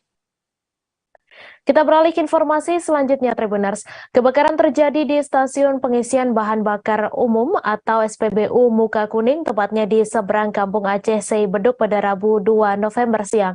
Peristiwa itu sempat menyita perhatian warga pengendara hingga menyebabkan kemacetan lalu lintas. Dalam insiden itu, satu unit mobil Toyota Avanza bernomor polisi BP1742EB hangus terbakar hingga tinggal bangkai besi gosong. Informasi selengkapnya akan disampaikan langsung oleh wartawan Tribun Batam, Beres Lumban Tobing, yang kini sudah terhubung bersama kami. Silakan rekan Beres. Baik, selamat sore Tribuner, selamat sore rekan Mei. Perlu kami informasikan bahwa peristiwa menghebohkan begitu kembali terjadi di Kota Batam. Kali ini satu unit mobil Toyota Avanza mengalami insiden kebakaran saat tengah melakukan pengisian bahan bakar minyak. Beruntungnya, Tribuner, mobil tersebut tidak sempat begitu ataupun menyambar ataupun menghanguskan SPBU. Jadi saat itu pengemudi saat itu mengisi BBM. Namun tak berselang lama dari jok belakang ataupun kursi dalam mobil keluar semburan api begitu. Nah, lantas operator SPBU pun sontak kaget begitu, hingga akhirnya langsung menyuruh pengemudi membawa keluar mobil dengan cepat. Nah, berdasarkan hasil olah TKP dari Kepolisian Sektor Tebeduk begitu. Sampai saat ini belum diketahui hasil penyebab, masih dilakukan penyelidikan. Namun pas insiden kejadian begitu, nah pengemudi malah kabur. Hingga saat ini belum diketahui identitas dan pemilik kendaraan tersebut. Nah, kendaraan ludes hingga hangus terbakar tak berbentuk begitu. Ya, mungkin demikian rekan Mei. Terima kasih. Terima kasih rekan Beres atas laporan Anda. Selamat bertugas kembali. Kondisi memprihatinkan di ruas jalan Koba Lubuk Besar, Kabupaten Bangka Tengah, Provinsi Kepulauan Bangka Belitung membuat warga sekitar dan pengendara berkeluh kesah. Misalnya pada sore itu, Rabu 2 November, hujan baru saja reda selesai mengguyur kota Koba dan sekitarnya. Aktivitas di jalanan pun sedang ramai-ramainya. Tampak kendaraan tersebut melambatkan laju kendaraannya tatkala melihat ada lubang di hadapan mereka. Genangan air akibat hujan membuat lubang-lubang di tengah aspal jalan tersebut membuat para pengendara mengerem mendadak hingga hampir tergelincir dan terjatuh. Informasi selengkapnya akan disampaikan langsung oleh wartawan Bangka Pos, Arya Bima Mahendra, yang kini sudah terhubung bersama kami. Silakan rekan Arya. Ya, baik, terima kasih rekan Mei dan pemirsa Tribuners dimanapun Anda berada. Perlu saya sampaikan bahwa memang seperti yang kita lihat sendiri di tampilan layar bahwa terjadi ruas jalan tepatnya di sepanjang jalan Koba sampai Lubuk Besar, maksudnya ini memang terlihat kondisi yang cukup memprihatinkan, di mana bisa kita lihat sendiri di sepanjang ruas jalan tersebut banyak sekali ruas-ruas jalan yang memang mengalami kerusakan yang cukup parah, berlubang dan bahkan ataupun becek ketika diguyur hujan. Kondisi ini pun diketahui sudah terjadi sekitar 1 tahun ke belakang, di mana hal ini pun membuat para warga dan pengendara sekitar berkeluh kesah dan cukup geram. Misalnya yang disampaikan oleh salah seorang warga, yaitu Bapak Endi berumur 36 tahun yang berada di Desa Trubus, Kecamatan Lubuk Besar, Kabupaten Bangka Tengah, yang mengatakan bahwa akibat dari banyaknya ruas jalan yang rusak serta berlubang ini membuat aktivitas lalu lintas para pengendara di sana ini menjadi terhambat. Bahkan kata dia di beberapa titik di ruas jalan tersebut terdapat lubang-lubang yang sangat menganga cukup besar hingga membuat banyak sekali pengendara yang terpaksa harus mengerem mendadak hingga membuat para pengendara itu hampir terpleset dan terjatuh. Menurut dia kondisi ruas jalan yang sudah rusak parah ini pun sudah disampaikan ataupun dikeluhkan ke aparat ataupun instansi terkait, namun tetap saja sampai saat ini tidak ada respon lanjutan ataupun aksi nyata untuk memperbaiki kerusakan luas jalan tersebut.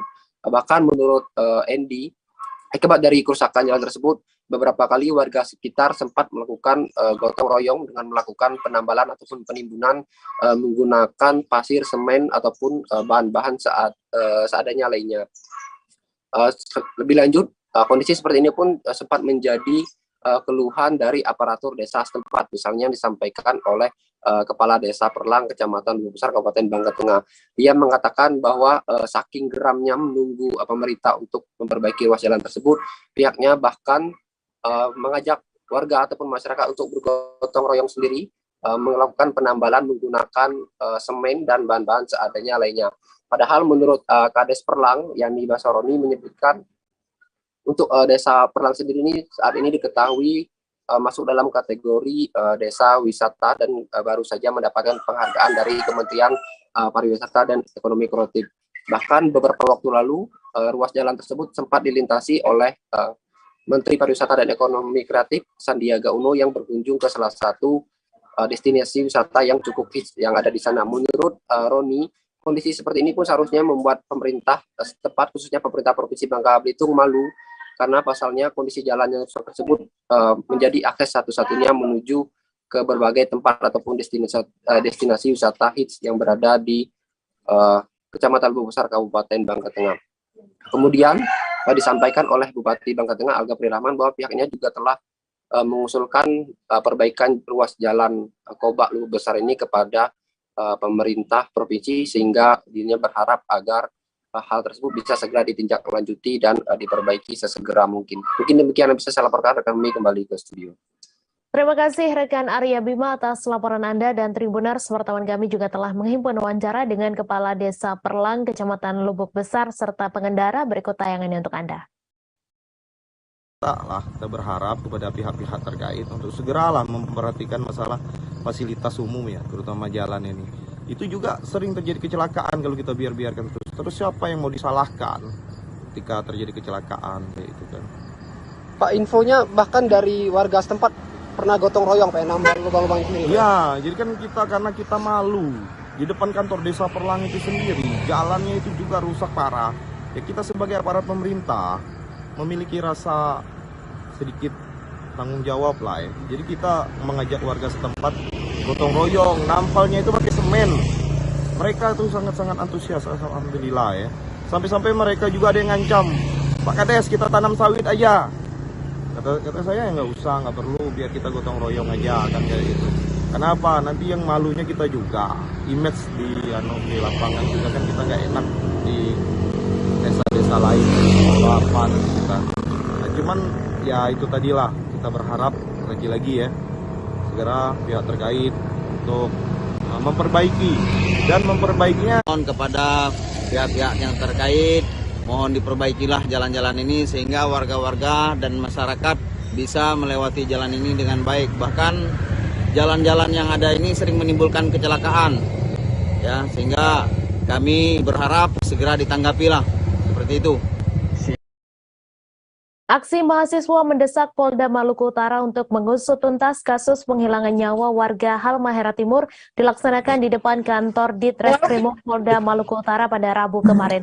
Aksi tersebut berbuah manis lantaran Wakil Ditreskrimum Polda Maluku Utara AKBP Yuri Nur Hidayat menyebut pihaknya akan menjadikan kasus ini sebagai salah satu kasus yang mendapat perhatian serius. Lantaran kasus ini sudah diperintahkan pimpinan untuk diusut tuntas karena sudah menjadi atensi. Informasi selengkapnya akan disampaikan langsung oleh wartawan Tribun Ternate, Randi Basri yang kini sudah terhubung bersama kami. Silahkan rekan Randi. Terima kasih rekan Mei di studio dan ya, selamat malam untuk wilayah Maluku Utara.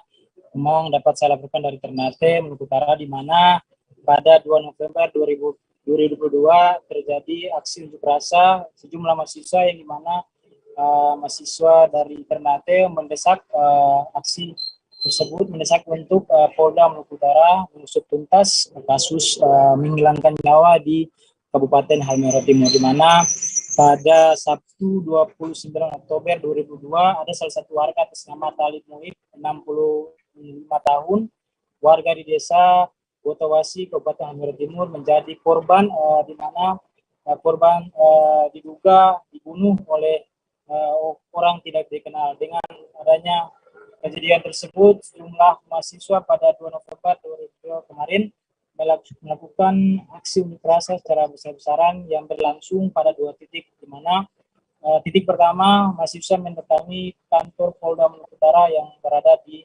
samping Bank Indonesia. Dalam aksi tersebut mahasiswa menuntut sejumlah tuntutan, di mana mendesak Polda Maluku Utara untuk mengusut tuntas kasus pembunuhan yang terjadi di wilayah Kabupaten Halmahera Timur. Aksi yang berlangsung di titik pertama pun sempat menegangkan hingga terjadi tarik-menarik antara mahasiswa dan pihak keamanan yang sementara melakukan pengamanan, di mana mahasiswa kembali berjalan dan menuju ke kantor Direktorat Reserse Kriminal Umum Polda Maluku Utara. Di situ mahasiswa menggelar aksi unjuk rasa hingga membakar ban bekas di depan kantor Krimum Polda Maluku Utara. Dalam aksi ini juga mendapat pengawalan ketat dari pihak kepolisian Polres Ternate, di mana sejumlah mahasiswa menuntut agar Polda Maluku Utara secara serius mengusut tuntas kasus yang terjadi di Kabupaten Halmahera Timur, di mana sering terjadi kasus tersebut, maksud saya pembunuhan orang tidak dikenal di wilayah daratan Halmahera. Tentu hal ini juga di mana Wadir Krimum Polda Maluku Utara AKBP Yuri Nur Hidayat menyebut dalam kasus ini memang sudah menjadi perhatian Kapolda Maluku Utara, sehingga saat ini pihaknya akan melakukan backup secara penuh dengan tim dari Reskrim Polres Halmahera Timur, di mana dengan koordinasi ini secepatnya dibentuk tim untuk melakukan pengusutan kasus tersebut. Selain itu juga AKP Yuri berharap dan membuka informasi ke seluruh masyarakat Maluku Utara, khususnya di wilayah Halmahera Timur, agar bisa memberikan informasi berupa bukti-bukti untuk kasus ini, sehingga bisa membantu proses penyelidikan tim yang ada di lapangan dalam untuk mengusut kasus ini. Seperti itu, rekan Mes, saya kembalikan ke studio.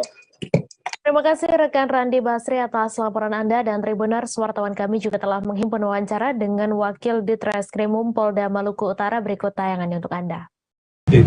Sehingga bisa berpikir positif. bisa berpikir jernih. Dari tuntutan-tuntutan rekan-rekan sekalian, yang menjadi tanggung jawab kami adalah mengungkap perkara pembunuhan yang terjadi. Dan saya sudah berkomunikasi dengan Kasat Reskrim Polres Halmahera Timur. Bapak Kapolda juga sudah memerintahkan dari Krimum untuk membackup, mengungkap perkara tersebut.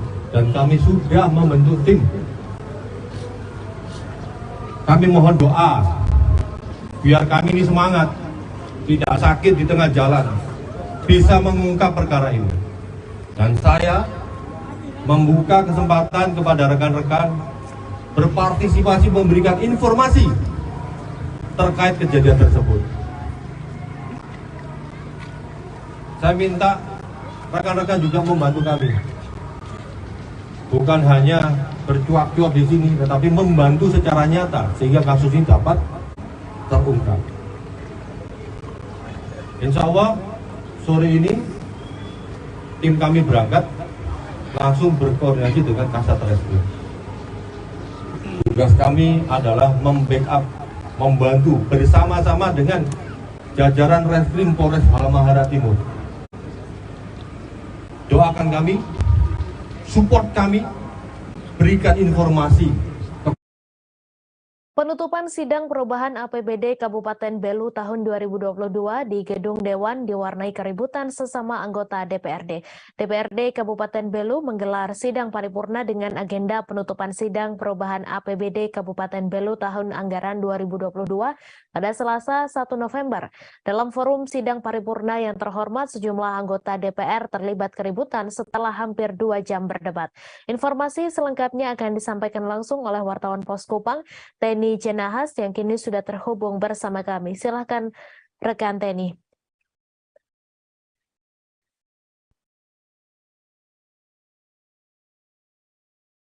Baik, Mei, saya laporkan dari Atambua, ibu kota Kabupaten Belu, bahwa Dewan Perwakilan Daerah Kabupaten Belu pada Selasa kemarin 1 November 2022 melaksanakan rapat paripurna sidang penutupan APBD 2022.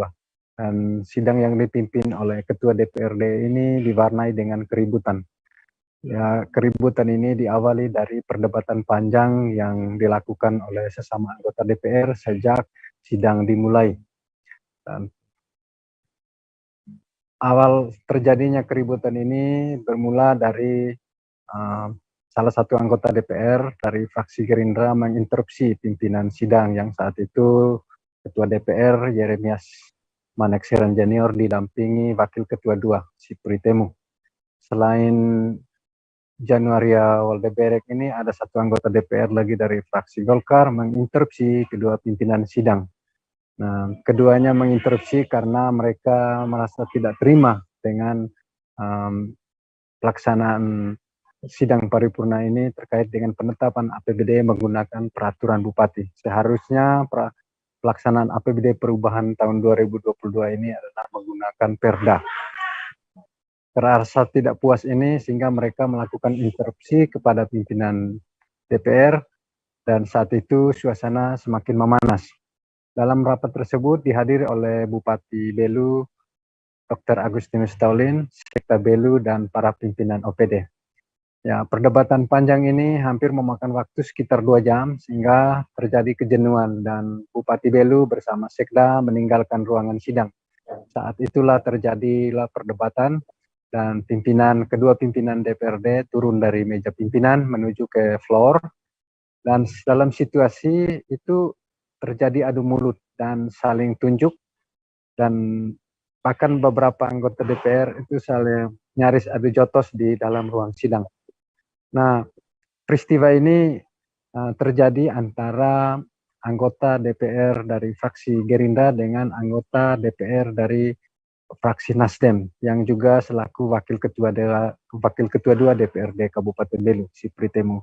Mereka terjadi keributan dan terjadi aksi saling dorong di dalam ruangan sidang. Beruntung peristiwa ini bisa dilarai oleh beberapa anggota DPR, termasuk Ketua DPR juga melerai agar keduanya tidak terjadi baku hantam di dalam ruang sidang. Nampaknya anggota DPR dari fraksi Gerindra, Walde Berek ini merasa tidak puas karena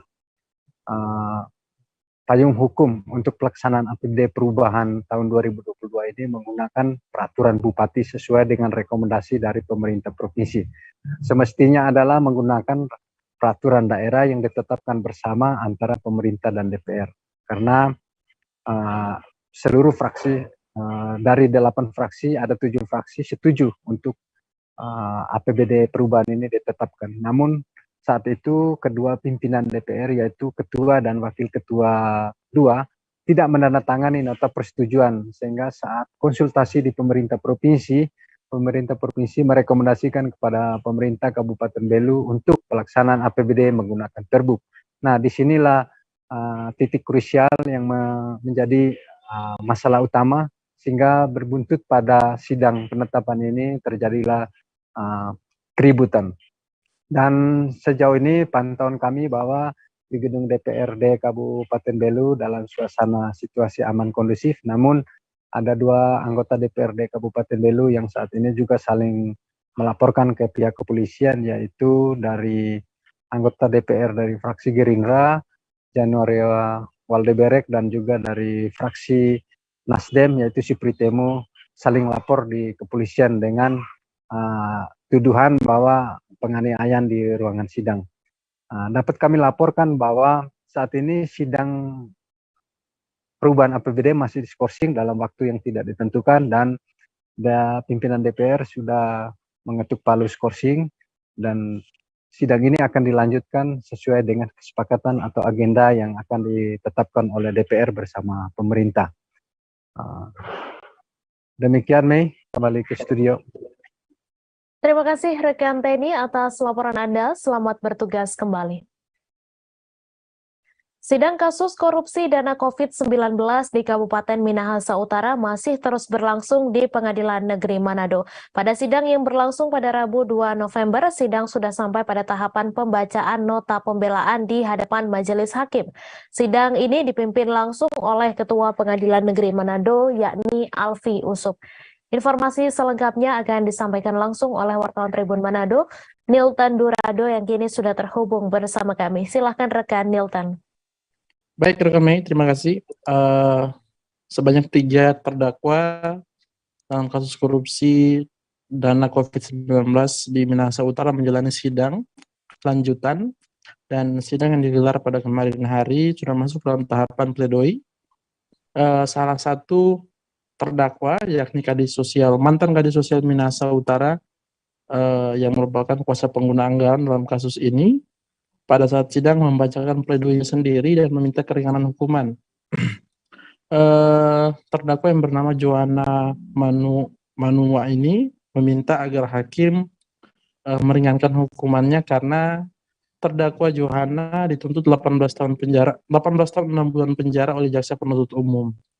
Di hadapan majelis hakim, Johanna juga meminta agar majelis pada saat memutuskan sidang ini, majelis masih kiranya bisa memakai hati nurani, karena ia berdalih bahwa masih menjadi tulang punggung keluarga dan satu-satunya harapan dalam keluarga. Johanna juga mengatakan dalam proses penetapan tersangka dalam kasus ini, sebenarnya yang dikerjakan oleh dari dana COVID yang dikorupsi ini adalah tanggung jawab sekretaris. Namun karena sekretaris Dinas Sosial di Kabupaten Minahasa Utara sudah meninggal, dirinya terpaksa bertanggung jawab dan ditetapkan tersangka pada kasus ini. Majelis hakim rencananya akan kembali menggelar sidang lanjutan yang akan digelar pada pekan depan hari Selasa, dan pada sidang selanjutnya majelis akan mendengarkan tanggapan jaksa penuntut umum atas pledoi dari 3 terdakwa pada sidang kemarin. Demikian rekan Mei. Baik, terima kasih rekan Nilton atas laporan Anda, dan Tribuners, wartawan kami juga telah menghimpun wawancara dengan kuasa hukum terdakwa Johanna Manua. Berikut tayangannya untuk Anda. Secara sukarela. Sejumlah menurut appraisal itu sejumlah 61 miliar. Tapi tergantung penilaian jaksa penuntut umum maupun majelis hakim yang memeriksakan berupa aset-aset tanah sebanyak kalau nggak salah itu 5 karena dia menyerahkan sendiri dalam persidangan. Kemudian kami sebagai penasihat hukum dan telah berkoordinasi dengan terdakwa bahwa kami meminta untuk putusannya itu seringan-ringannya sesuai dengan pendapat dari majelis hakim. Jadi karena dia sudah mengakui secara tegas dalam fakta persidangan bahwa dia mengakui kesalahannya, lalai. Jadi dia lalai dalam mengawasi akan dana tersebut karena dia terlalu percaya kepada sekretaris senat mau bilang apa lupa dia bilang somati. Jadi ya sudah, dia sebagai kepala dinas dia bertanggung jawab, no? Jadi untuk tadi pemilihan kami meminta yang seringan-ringan sesuai hati nurani. Tuntutan berapa betul? Tuntutan itu 18 tahun 6 bulan. Baru uang pengganti itu 60 miliar lebih. Kalau tidak ganti ya 9 tahun. Dari 18 tahun ini Pak, kira-kira kalau seringan-ringannya versi kuasa hukum sendiri, perkirakan berapa kira-kira? Dalam pledoi tadi kan tuntutan jaksa itu adalah pasal 2. Jadi kami sebagai penasihat hukum menilai bahwa penerapan pasal ini yang lebih jelas itu, yang lebih kena adalah pasal 3. Sehingga kalau pasal 3 sesuai dengan ini kan sekurang-kurangnya dia 1 tahun. Abdul Hamsi tampak serius meraut sebatang bambu sepanjang 85 cm. Abdul Hamsi merupakan perajin ondel-ondel di Jagakarsa, Jakarta Selatan. Terhitung sudah 3 tahun Abdul Hamsi menekuni keterampilannya membuat ondel-ondel. Ia bekerja di sebuah gerai khusus barang-barang khas Betawi bernama Betawi Online Gallery. Informasi selengkapnya akan disampaikan langsung oleh wartawan Warta Kota Nur Mahadi yang kini sudah terhubung bersama kami. Silakan rekan Hadi. Ya, Mei dan Tribuners, di Jagakarsa ada salah satu produksi ondel-ondel yang melegenda, yakni Betawi Online Gallery. Nah, suasana di ruang produksi nampak sejuk, terlebih alunan lagu-lagu Betawi yang dinyanyikan Benyamin S. menemani pekerjaan Abdul Hamsi bersama 4 rekan lainnya. Terhitung sudah 3 tahun, Abdul Hamsi menekuni keterampilannya membuat ondel-ondel. Ia bekerja di sebuah gerai khusus bernama Betawi Online Gallery. Menurut Abdul, bukan perkara mudah membuat ondel-ondel. Jika tanpa keterampilan, apalagi kreativitas, hasilnya tentu tidak akan memuaskan. Bambu yang dipakai Abdul untuk membuat ondel-ondel berjenis bambu tali. Selain harganya terjangkau, bambu ini juga tidak mudah patah ketika dilengkungkan. Selain menyerut bambu secara manual, Abdul juga memakai mesin serut bernama mesin kirat. Mesin tersebut dipakai untuk menipiskan bilah bambu hampir hingga menyentuh kulit. Abdul mengaku dapat memproduksi sebanyak 15 ondel-ondel berbagai ukuran. Ukuran ondel-ondel yang dijual di Betawi Online Gallery bermacam-macam, dari mulai 75 cm, 85 cm, hingga 2,5 meter.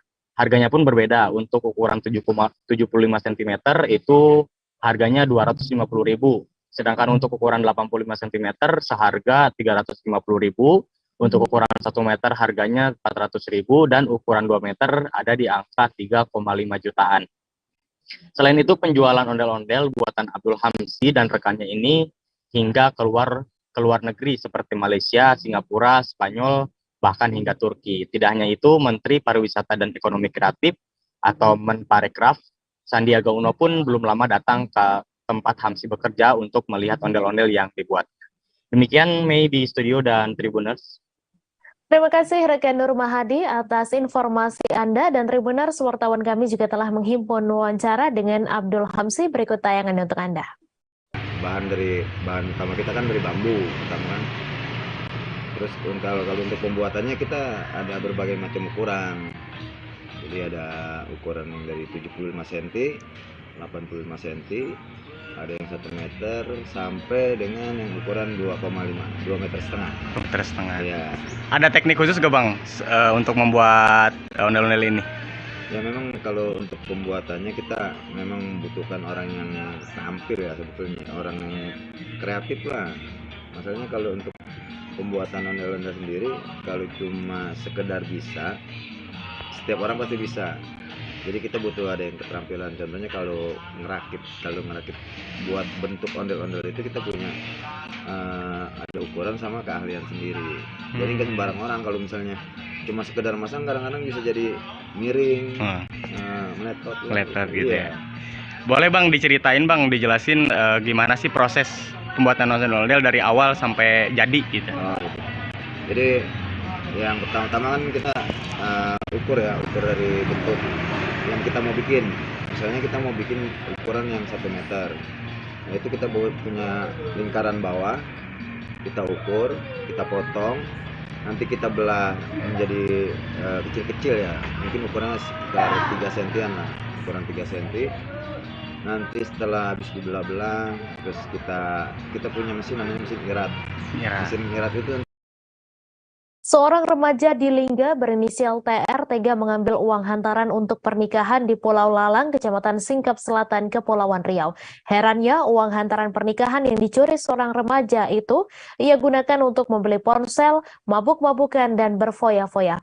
Bahkan remaja berusia 19 tahun itu diketahui telah menikah serta memiliki seorang anak berumur 1 tahun. Informasi selengkapnya akan disampaikan langsung oleh wartawan Tribun Batam, Febri Yuanda, yang kini sudah terhubung bersama kami. Silakan rekan Febri. Baik, terima kasih rekan Mei, Tribuners. Rekan Mei, perlu saya sampaikan bahwa memang TR ini ya sudah bukan sekali ini saja melakukan tindak pidana pencurian, bahkan sebelumnya, sebelum dia tersangka ini menikah ya. Jadi memang saat ini TR masih ditahan ya di Polsek Dabo Singkep yang atas kasus tindak pidana pencurian terhadap uang hantaran pernikahan di Pulau Lalang, Kecamatan Singkep Selatan, Desa Berhala. Nah, jadi untuk pelaku ini motivasinya memang dia mengungkapkan bahwa kepada awak media sebelumnya pada subuh hari entah kenapa niat itu muncul ya di dalam hatinya, sehingga hal itu siasat-siasat yang ia lakukan hingga akhirnya dia mengambil uang dengan senilai 8 juta yang ia lenyapkan dari semuanya 18 juta. Jadi tersangka TR ini mengambil uang tersebut di dalam lemari calon mempelai wanita. Ya, saksi R itu beliau mengambil yang memang diketahui beliau pada saat malam hari, memang pada subuh hari ya, memang beliau tersangka TR ini mengambilnya di dalam lemari dengan 8 juta dengan senilai uang semuanya itu 18 juta. Jadi keesokan harinya setelah tersangka TR ini mengambil uangnya, pada saat itu memang sudah ada acara gotong royong untuk persiapan pernikahan untuk saksi R ini. Nah, untuk TR ini masih melakukan persiapan, membantu masyarakat gotong royong untuk mempersiapkan pernikahan itu. Dan tersangka TR ini mendengar bahwa akan ada kapal yang berangkat dari Pulau Lalang ke Dabo Singkep. Jadi ya segera bergegas dari situ, pergi meninggalkan kampung Pulau Lalang, membawa sejumlah uang 8 juta itu untuk kabur ya, untuk pergi ke Dabo Singkep ya. Dengan uang itu ia pakai untuk membeli HP ya, juga untuk membeli miras mabuk-mabukan dan juga check-in hotel bersama temannya. Nah, jadi dari situ mempelai wanita ini baru sadar ya bahwa pada tanggal 23 Oktober itu uangnya lenyap 8 juta dari 18 juta tersebut, sehingga rekan R melaporkan kepada Polsek Dabo Singkep, sehingga Kanit Reskrim ya menyelidiki dan menangkap tersangka TR ini di lokasi penginapan di Dabo Singkep. Dan akhirnya saat ini tersangka masih diproses lebih lanjut untuk dibawa ke persidangan. Begitu rekan Min. Terima kasih rekan Febri Yuanda atas laporan Anda, dan Tribuners, wartawan kami juga telah menghimpun wawancara dengan Kapolsek Daik serta tersangka. Berikut tayangannya untuk Anda. Kemudian membuka pintu ke kamar, masuk ke kamar, membuka pintu, diam-diam, kemudian mengambil uang itu. Setelah itu kabur, dia membawa uang itu. Dari 18 juta yang diambil hanya 8 juta. Kemudian dibawalah kabur ke rumahnya. Keesokan harinya dia kembali lagi ke tempatnya saksi R yang sebagai pelapor ini ingin membantu lagi dekorasi. Kemudian tiba-tiba dia mendengar ada kapal mau berangkat ke Dabo. Uang yang hasil curian itu sudah ada pada dirinya. Kemudian dibawalah ke pelabuhan karena mendengar ada kapal berangkat ke Dabo Singkep. Sesampainya di Dabo Singkep, dia langsung mempergunakan uang itu hasil pencurian. Awak bawa untuk apa aja? Untuk keperluan pribadi. Apa aja keperluan pribadimu? Membeli handphone, minum kerapna. Oke. Terus dari check-in di kamar ya? Di kamar hotel ngapain tuh check-in?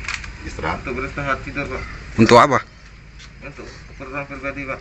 Oh, oke. Emang lagi butuh duit atau gimana? Butuh uang? Tidak, Pak. Jadi? Awal perencanaannya, Pak, niat timbul pada saat jam 3 subuh itu, Pak. Baru timbul niat untuk mencuri uang itu, Pak. Oke, pengen Udah kalian belum?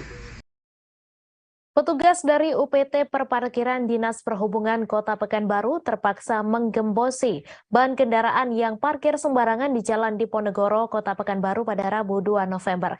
Mereka menggembosi satu ban kendaraan yang parkir sembarangan di depan RSUD Arifin Ahmad.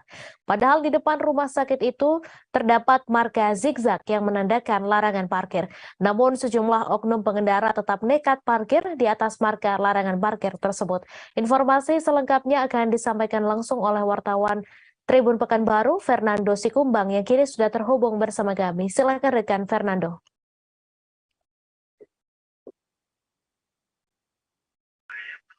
Oke, terima kasih, Mei. Pihak UPT Perparkiran di Kota Pekanbaru bersama aparat gabungan dari Satlantas Polresta Pekanbaru dan juga dari Kejari Pekanbaru mulai pada 2 November kemarin, tepatnya pada hari Rabu, sudah menggelar operasi tertib parkir 2022.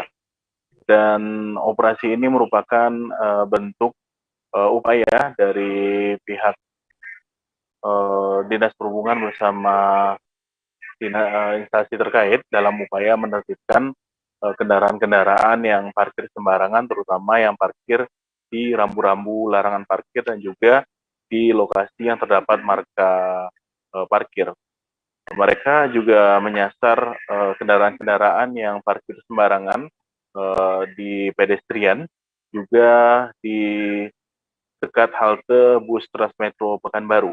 Namun pada hari pertama kemarin, sebanyak 25 unit mobil menjadi sasaran penindakan dari tim gabungan, puluhan orang tim gabungan yang tergabung dari Dinas Perhubungan, Satlantas Polresta Pekanbaru, dan juga dari Kejari Pekanbaru, Tribunas. Total ada 25 unit kendaraan yang kedapatan parkir sembarangan di Jalan Diponegoro dan juga di Jalan Hang Tuah.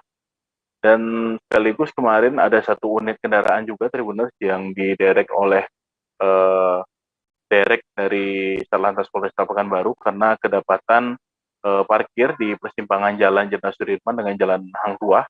Ketika sempat diberitahukan oleh petugas, ternyata hingga 15 menit tidak kunjung didatangi oleh pemilik mobil, sehingga pihak Satlantas Polresta Pekanbaru bersama pihak Dinas Perhubungan Kota Pekanbaru pun menderek kendaraan tersebut dan dibawa langsung ke Mapolresta Pekanbaru. Jadi untuk pemilik yang kendaraannya diderek harus menjemput langsung kendaraannya ke Mapolresta Pekanbaru untuk diproses lebih lanjut karena sudah melanggar parkir sembarangan di persimpangan jalan.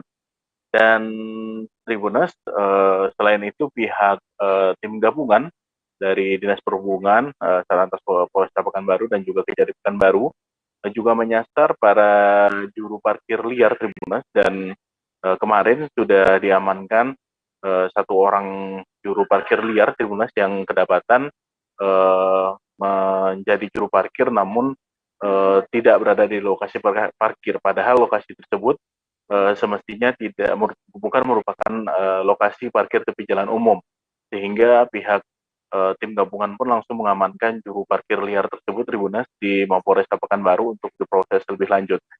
Dan pihak UPT Perparkiran Kota Pekanbaru menyampaikan bahwa memang operasi tertib parkir ini bakal digelar setiap bulan dan rutin dilakukan Tribunas setiap bulannya dan pada hari-hari yang ditentukan Tribunas, sehingga mengajak masyarakat untuk parkir di tempat yang semestinya Tribunas. Dan penggembosan ban tersebut Tribunas adalah sebagai upaya untuk memberi efek jerah kepada para pengendara yang sudah melanggar dan juga sudah parkir sembarangan Tribunas, sehingga untuk kedepannya diharapkan masyarakat parkir sesuai di lokasi yang sudah ditentukan.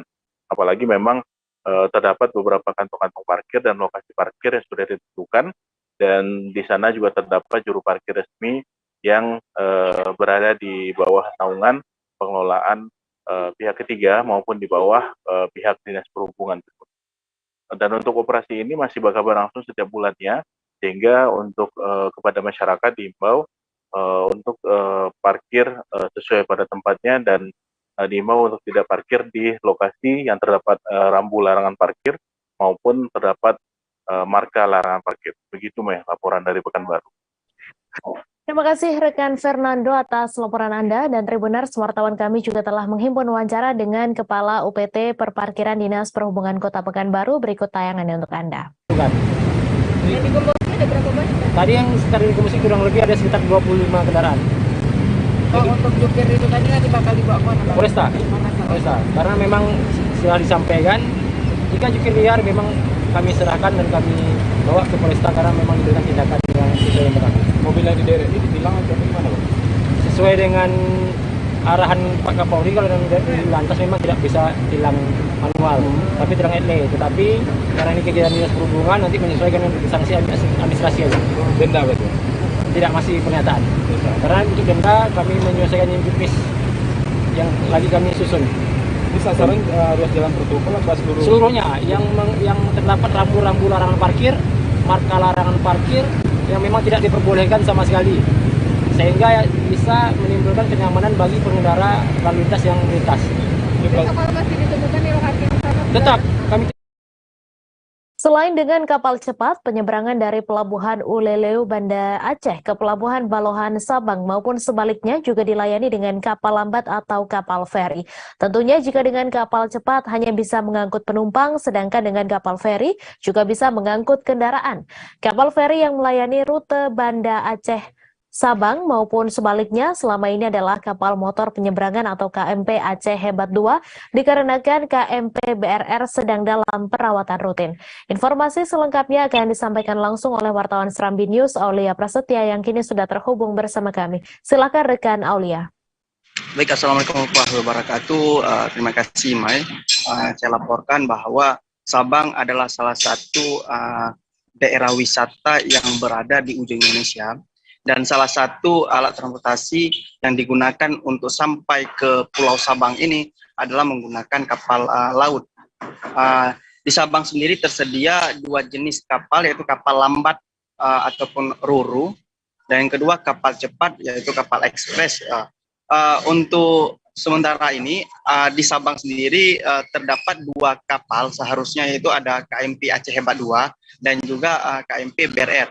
Akan tetapi untuk sementara kapal BRR tidak melayani rute Sabang Banda Aceh ataupun sebaliknya dikarenakan sedang masa perawatan. Untuk selama ini untuk penyeberangan baik Banda Aceh Sabang maupun Sabang Banda Aceh hanya melayani menggunakan kapal Aceh Hebat 2. Adapun untuk masing-masing jadwal yang diberangkatkan untuk dari hari Senin hingga hari Kamis, untuk masing-masing trip itu hanya dua, baik itu berjalan dari Balohan ke Sabang maupun sebaliknya. Untuk jadwalnya sendiri dari Balohan itu ataupun dari Sabang ke Banda Aceh itu dimulai pukul 8 pagi dan jam 1.30 siang. Untuk dari Ulele sendiri itu dari jam 11 siang dan juga jam 4:30 sore. Sedangkan untuk di hari Jumat, Sabtu, dan Minggu itu untuk tripnya ada penambahan. Khusus untuk di hari Jumat itu dari Balohan itu ditambah satu trip, yaitu pukul 6:30 sore, Saudara Lun. Untuk dalam perjalanannya kurang lebih 2 jam dalam melakukan perjalanan ketika cuaca sedang baik. Begitu Mai, saya laporkan dari Sabang. Terima kasih rekan Aulia Prasetya atas laporan Anda. Selamat bertugas kembali. Mantan Gubernur Maluku Utara Taib Armain menyatakan sikap maju DPR RI pemilihan umum tahun 2024 mendatang. Taib Armain merupakan sosok yang tak asing lagi di kalangan masyarakat Maluku Utara. Ia merupakan mantan Gubernur Maluku Utara 2 periode dan Ketua DPD Partai Demokrat Maluku Utara.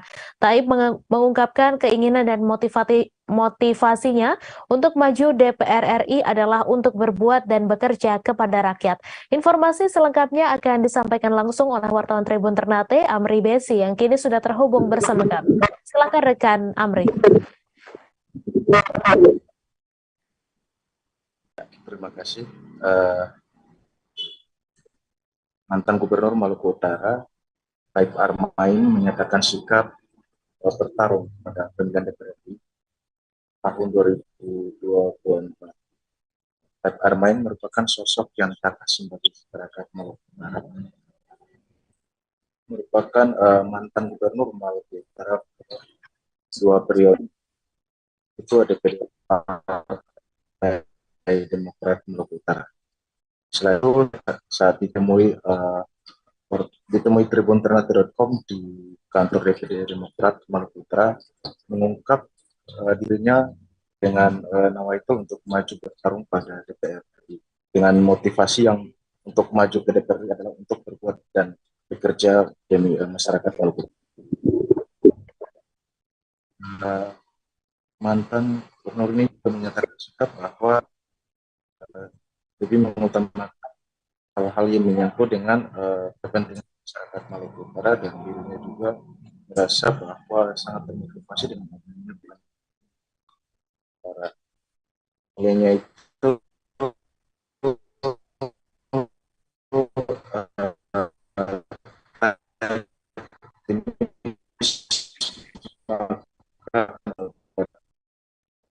DPR RI. Selain itu, Ketua DPD Partai Demokrat pihaknya bersyukur karena bersedia untuk melakukan diri sebagai DPR RI dari Partai Demokrat Agus Yudhoyono atau AHY pada seluruh jajaran ketika daftar caleg itu sudah tetap, maka akan bekerja dan untuk menyukseskan pemilihan legislatif DPR.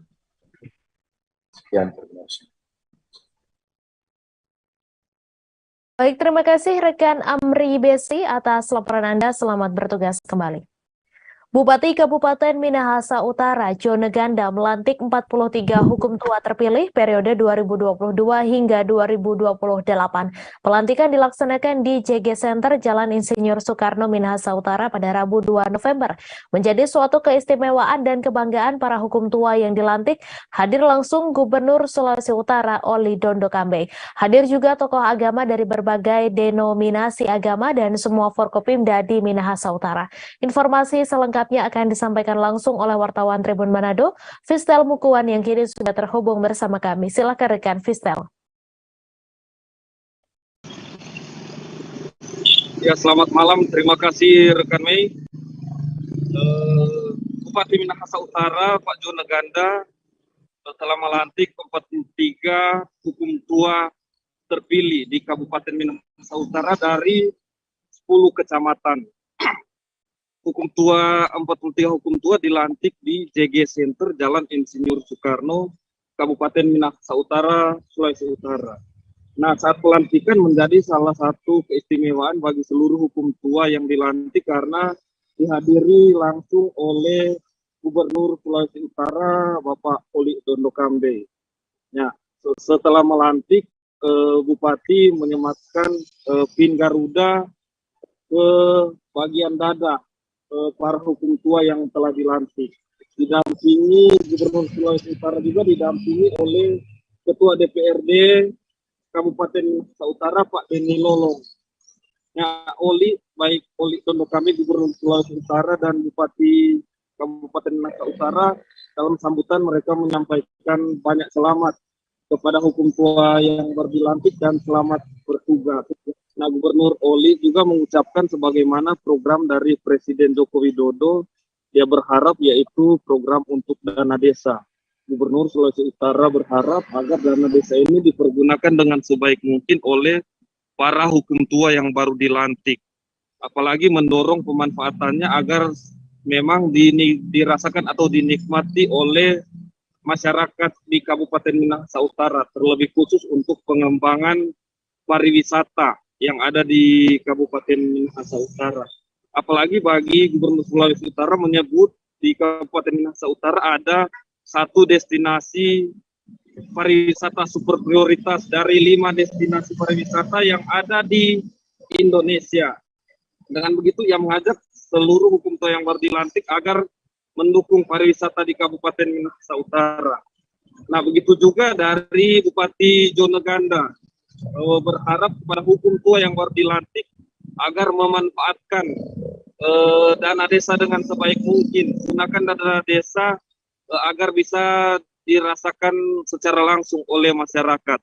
Namun Bupati juga dan Gubernur menyampaikan agar para hukum tua yang baru dilantik agar berhati-hati menggunakan dana desa yang sudah diberikan oleh Presiden Republik Indonesia Bapak Joko Widodo. Dengan begitu, Bupati Kabupaten Minahasa Utara Pak Joneganda berharap agar para hukum tua yang baru dilantik menjadi motor penggerak perekonomian di dalam desa yang memanfaatkan dan mengelola dana desa dengan sebaik mungkin. Demikian rekan Mei. Terima kasih rekan Fistel atas laporan Anda. Selamat bertugas kembali. 2 orang pelaku penembakan seorang warga Ciamis di Jalan Raya Jomin Cikopo ditangkap Polsek Kota Baru Polres Karawang pada Jumat 28 Oktober. Kedua tersangka yakni AL berusia 37 tahun warga Kecamatan Cikampek, Kabupaten Karawang, dan AS 29 tahun warga Kecamatan Sukasari, Kabupaten Subang. Korban ditembak salah satu pelaku menggunakan airsoft gun pada Senin 17 Oktober sekitar pukul 20.30 waktu Indonesia Barat. Informasi selengkapnya akan disampaikan langsung oleh wartawan Tribun Jabar, Cikwan Suwandi, yang kini sudah terhubung bersama kami. Silakan rekan Cikwan. Ya, Mei. Jadi memang benar kejadian ini bermula saat 2 pelaku melakukan penembakan terhadap warga Ciamis bernama Dian Kusdiana yang lokasinya itu di sekitar daerah Desa Jomin Timur, Kecamatan Kota Baru, Kabupaten Karawang. Ya, jadi 2 pelaku ini akan warga Cikampek dan warga dari Kabupaten Subang. Mereka ditangkap di 2 lokasi berbeda. Yang pertama itu untuk AS itu ditangkap di wilayah Palumbon Sari, dan untuk AL itu ditangkap di daerah Kecamatan Subang. Dan kedua pelaku ini memang merupakan perampok yang menggunakan senjata jenis airsoft gun. Modusnya mereka akan mencari korban yang terlihat sendiri mengendarai sepeda motor atau mobil, yang kemudian mereka akan melakukan penembakan terlebih dahulu ketika ada kendaraan roda 4 yang dibawa oleh sendiri, dan itu salah satu kacanya kemudian memepet dan kendaraan tersebut, dan memaksa kendaraan tersebut untuk berhenti dan menggasak uang korban. Dan para pelaku ini memang dua-duanya ini merupakan residivis dari salah satu kasus kriminal, dan satu lagi merupakan dari kasus narkoba, Mei. Dan saat ini polisi masih melakukan pengembangan apakah dari 2 pelaku ini melakukan kejahatan di tempat-tempat lain, dan sejauh ini baru ada beberapa, memang ada sekitar 2 TKP lainnya yang dilakukan oleh dua pelaku ya ini AS dan AL ini. Demikian, Mei. Terima kasih rekan Ciwan atas laporan Anda. Selamat bertugas kembali. Kita beralih ke informasi selanjutnya, Tribuners. Nahas, seorang wanita berinisial NA berniat pulang setelah kerja dengan memesan ojek online malah menjadi korban perampokan. Tak hanya handphone, uang atau harta berharga yang dirampas pelaku, ia pun mengalami luka-luka akibat pukulan dan seretan. Suami korban bernama Eno mengungkapkan kejadiannya terjadi pada Rabu dini hari saat korban memesan ojek online pada pukul 2 waktu Indonesia Barat saat akan pulang kerja dari Piset Square ke kosan yang dekat dengan Hotel Pia, Kota Bandung. Informasi selengkapnya akan disampaikan langsung oleh wartawan Tribun Jabar, Lutfi Ahmad, yang kini sudah terhubung bersama kami. Silakan rekan Lutfi. Baik, Mei dan Tribuners dimanapun Anda berada, terkait terjadinya penganiayaan dan perampasan harta milik seorang wanita yang merupakan pemesan ataupun penumpang ojek online di Bandung.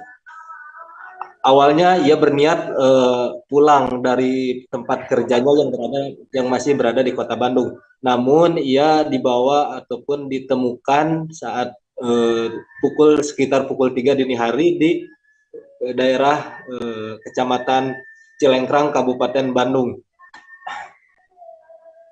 Menurut suami korban, akibat kejadian tersebut istrinya mengalami luka, kebanyakan luka berada di wilayah mukanya, area mukanya lebam-lebam akibat pukulan, dan menurutnya juga ia diseret dan disimpan di dekat sungai ataupun di sungai.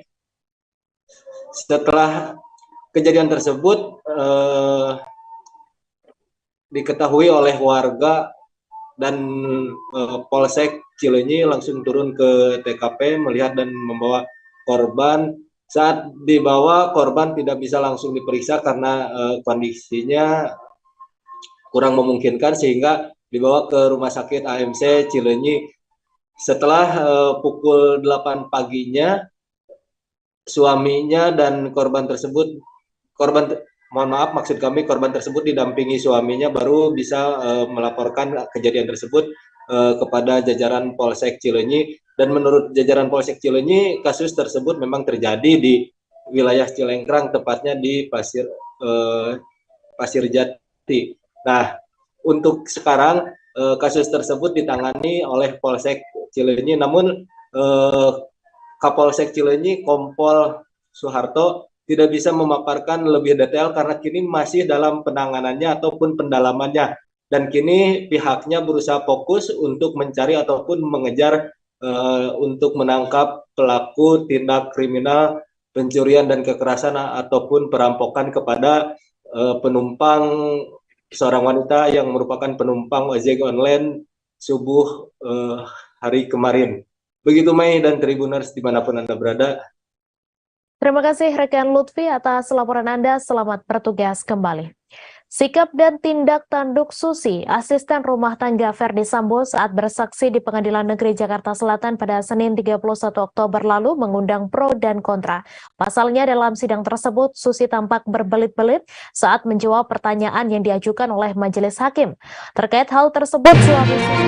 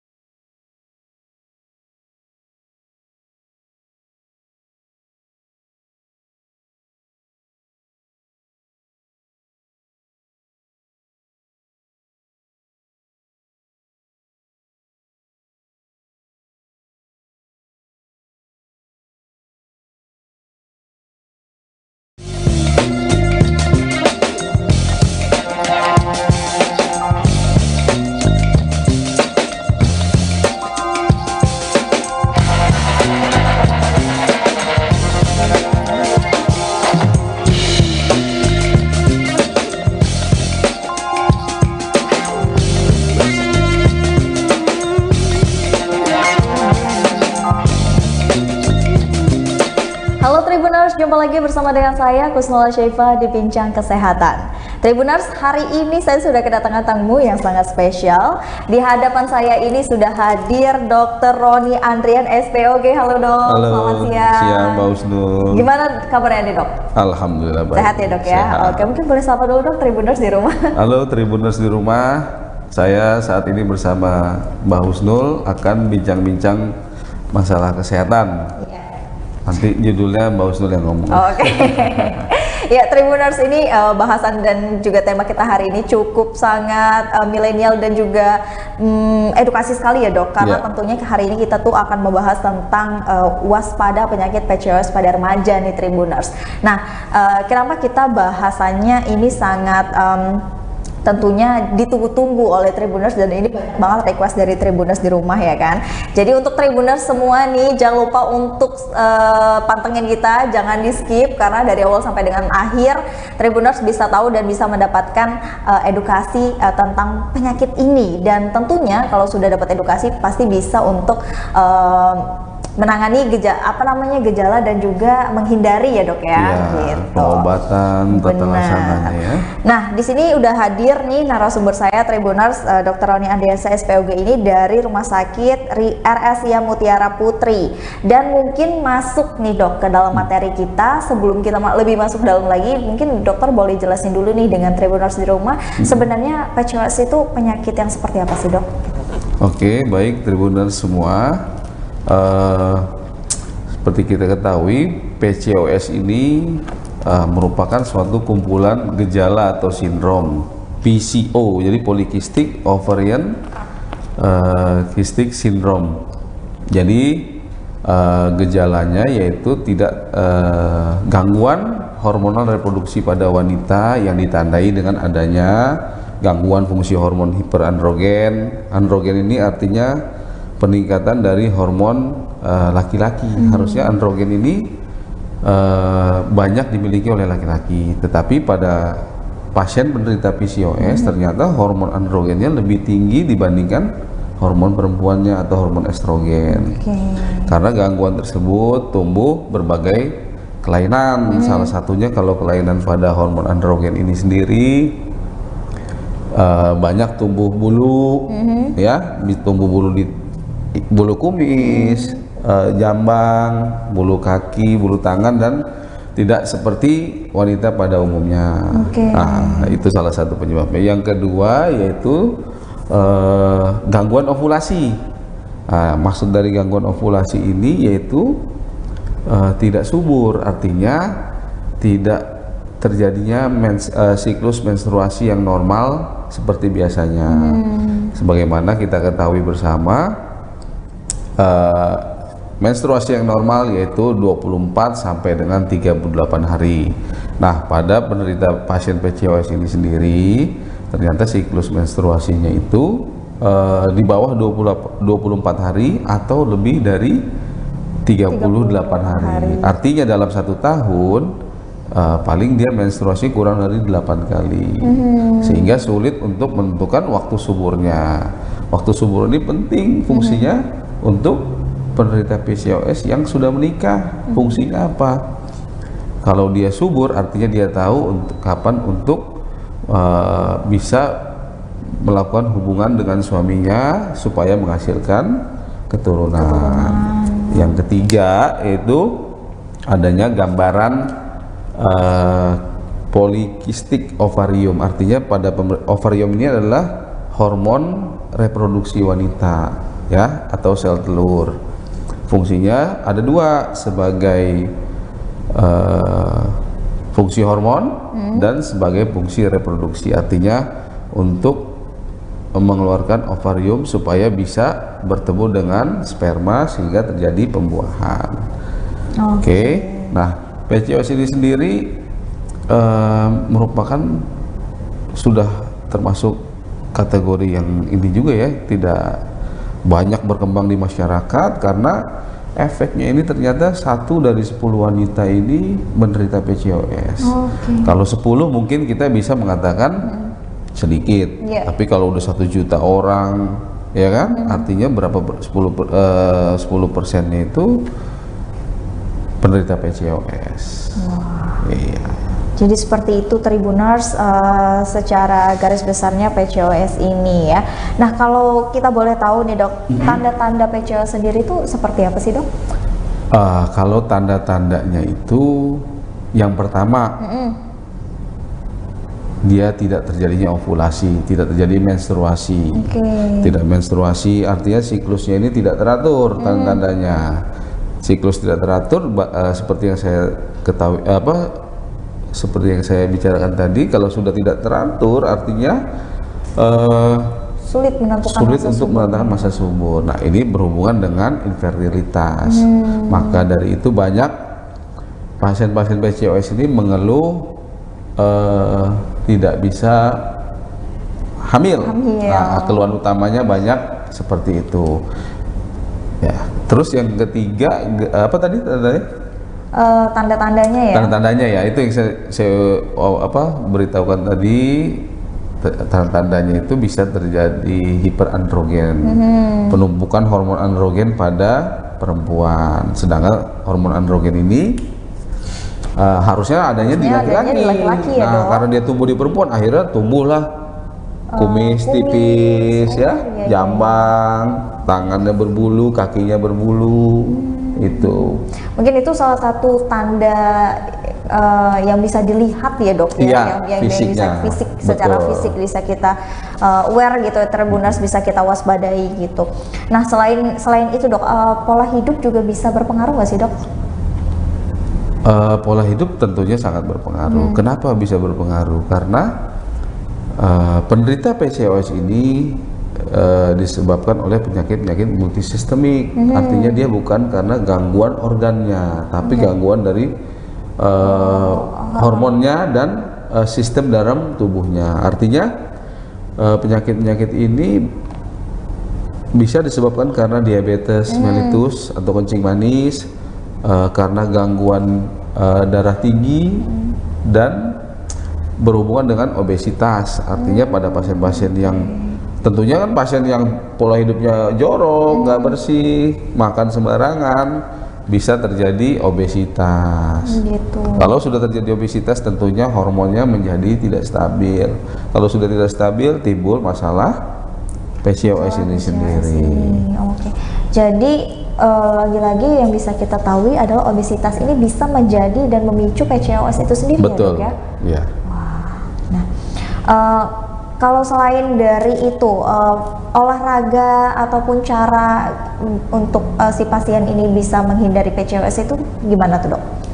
Oh ya, yang paling utama yaitu olahraga pastinya. Olahraga karena pasti ya dok ya. Pada pasien PCOS ini kalau dia sudah obesitas, dia harus ada target minimal menurunkan berat badannya kurang lebih 10%. Jadi nggak usah misalnya berat 75 langsung setengahnya dikurangin, kan nggak mungkin. Kurangilah secara bertahap 10%. Targetnya 7-8 kilo untuk mengurangi berat badan. Biasanya kalau sudah berat badannya turun, tubuh kita ini mempunyai mekanisme sistem yang baik sekali sehingga adaptasinya cepat, hormon-hormonnya bisa bekerja seperti normal kembali. Yang kedua yaitu olahraga. Olahraganya apa saja bebas, tapi tentunya apa saja yang bisa sesuai dengan kemampuan kita sesuaikan. Bisa sepeda, zumba pada ibu-ibu, atau lari, kardio, kan beban pun bisa, dan lain-lain. Jadi pada intinya Tribuners mungkin yang mempunyai masalah pada berat badan dan obesitas itu tadi, karena kan ini bisa menjadi pemicu dari PCOS sendiri, untuk lebih hidup sehat ya dok. Betul. Ya, pola hidupnya dijaga dan tentunya itu bisa diatasi dengan berolahraga. Tribuners bisa dengan cara menurunkan berat badan terlebih dahulu, lalu pola hidup yang sehat dengan berolahraga, berbagai macam jenis olahraga kan banyak ya dok ya, yang bisa dilakukan. Dan ternyata Tribuners PCOS ini juga menjadi penyakit yang bisa diturunkan atau genetik ya dok? Iya betul. Memang kalau secara dari penelitian memang kalau penyebab pastinya belum diketahui sampai saat ini. Tapi memang dari penelitian yang dilakukan oleh para ahli, ternyata memang penyakit ini genetik. Artinya genetik di sini bukan artinya ibu saya PCOS turun ke adik saya PCOS, bukan seperti itu. Yang dimaksud dengan genetik seperti ini, misalnya ibu saya punya penyakit kencing manis atau penyakit darah tinggi. Nah, ini yang diturunkan kepada anak-anaknya misalnya, dan ternyata pada orang yang kencing manis banyak ditemukan penderita PCOS. Begitu juga sebaliknya, pada penderita PCOS dari pemeriksaan ternyata dia punya penyakit diabetes mellitus. Begitu juga dengan penyakit darah tinggi dan lain-lain. Oke, jadi seperti itu ya. Jadi memang harus dari sekarang sih kita mengetahui ya dok. Betul, betul. Apalagi usia-usia yang remaja, yang rentan, yang masih memang reproduksinya itu masih aktif ya dok ya. Nah, kalau untuk rentan usia sendiri nih dok, itu rentan usianya sebenarnya PCOS ini dari rentan usia berapa sampai berapa sih dok bisa kemungkinan terkenanya? Iya. Jadi pada kasus PCOS ini sendiri dia menyerang pada wanita-wanita usia reproduktif. Artinya dikatakan reproduktif ini dia sudah pada wanita umur 15 sampai dengan 35 tahun. 15 sudah bisa terkena ya dok? Sudah, artinya dia sudah mens nih. Kalau usia artinya sudah mens, berarti kan siklus siap dibuahi kan. Nah, sudah bisa hamil sampai dengan 35 tahun. Gitu. Nah, kalau apa sih dok kemungkinan terbesarnya kalau misalkan seseorang atau pasien ini mengabaikan penyakit ini, jangka panjangnya dampaknya seperti apa PCOS ini pada pasien? Jangka panjangnya, dampaknya yang jelas kan karena ovulasinya tidak teratur kan, tentunya kan menstruasinya tidak baik, karena kalau tidak diobati artinya dia sulit untuk menentukan masa suburnya. Ya, yang kedua dia bisa menyebabkan infertilitas atau mandul. Walaupun semuanya bagus, ternyata setelah diperiksa ternyata PCOS. Nah, ini bisa paling sering banyak dikeluhkan oleh ibu-ibu atau pasien ini, infertilitas. Inilah tujuan utama biasanya pasien berobat tuh. Kalau mens biasanya dia tidak terlalu mengabaikan. Tapi kalau sudah menikah, kok nggak punya anak nih dok? Padahal hubungan rutin semuanya normal. Begitu diperiksa ternyata PCOS itu tadi ya dok ya. Oke. Menurut dokter sendiri nih dok, kenapa sih seseorang atau kita sendiri remaja ini kan kebanyakan itu nggak tahu kalau dia sendiri itu ternyata terkena PCOS itu dok? Kenapa menurut dokter seseorang itu jarang banyak yang tahu gitu? Jarang banyak yang tahu. Ya mungkin karena dia tidak menganggap ini suatu penyakit yang benar-benar mengancam jiwanya kan. Orang berobat kalau sudah ada keluhan, biasanya karena batuk ya kan, atau karena keluhan-keluhan yang kira-kira dia tidak bisa beraktivitas. Artinya karena dia sudah terancam, dia harus berobat. Tapi kalau pasien-pasien PCOS, kalau yang belum nikah ya, kalau yang belum nikah biasanya jarang sih untuk aware dengan kondisi alat reproduksinya. Tapi kalau sudah menikah, nah pasti bertanya udah 5 tahun nikah kok belum hamil-hamil. Suaminya pasti akan datang ke dokter untuk memperkonsultasikan penyakitnya. Gitu. Nah dok, kita mengulas tentang yang pasien dengan penderita PCOS ini. Untuk mendapatkan peluang kehamilan itu seperti apa sih dok? Masih ada nggak kemungkinannya? Oh ada ya, dok, ada. Artinya masih bisa hamil. Gimana caranya? Ya kita perbaiki keluhannya. Contohnya siklus ovulasi tidak teratur, kita berikan obat-obatan supaya mensnya teratur. Oh gitu. Kalau mens sudah teratur, siklusnya rutin setiap 24 sampai 35 hari misalnya. Nanti misalnya contoh pada wanita 28 hari siklus mensnya, biasanya hari ke-14 itu masa suburnya. Nah, peluangnya di situ. Jadi setelah kita perbaiki seperti itu. Peluang untuk hamil. Itu peluang untuk bisa hamil berarti memang masih ada ya dok? Ada, jadi gimana caranya kita kembalikan fungsi ovulasinya untuk normal kembali. Yang kedua, kita perbaiki pada pasien misalnya obesitas. masih bisa ada nggak? Masih, asal komitmen untuk menurunkan berat badannya dengan target 5-10%. Jadi memang case-nya berbeda-beda ya dok ya? Ya, tergantung kebutuhan. Tergantung kebutuhan dan juga pasiennya. Betul, gitu tadi. Betul. Makanya memang itu disarankan untuk Tribuners bisa konsultasi dulu dan nanti pasti PCOS ini berarti dia suatu penyakit yang memang bisa disembuhkan ya dok ya? Bisa. Memang bisa disembuhkan gitu. Tapi jangan juga disepelekan ya Tribuners. Karena memang dampaknya tadi sudah dokter juga jelaskan bahwasanya dampaknya sangat berbahaya kalau memang itu Tribuners nggak aware terhadap ini sedari sekarang gitu.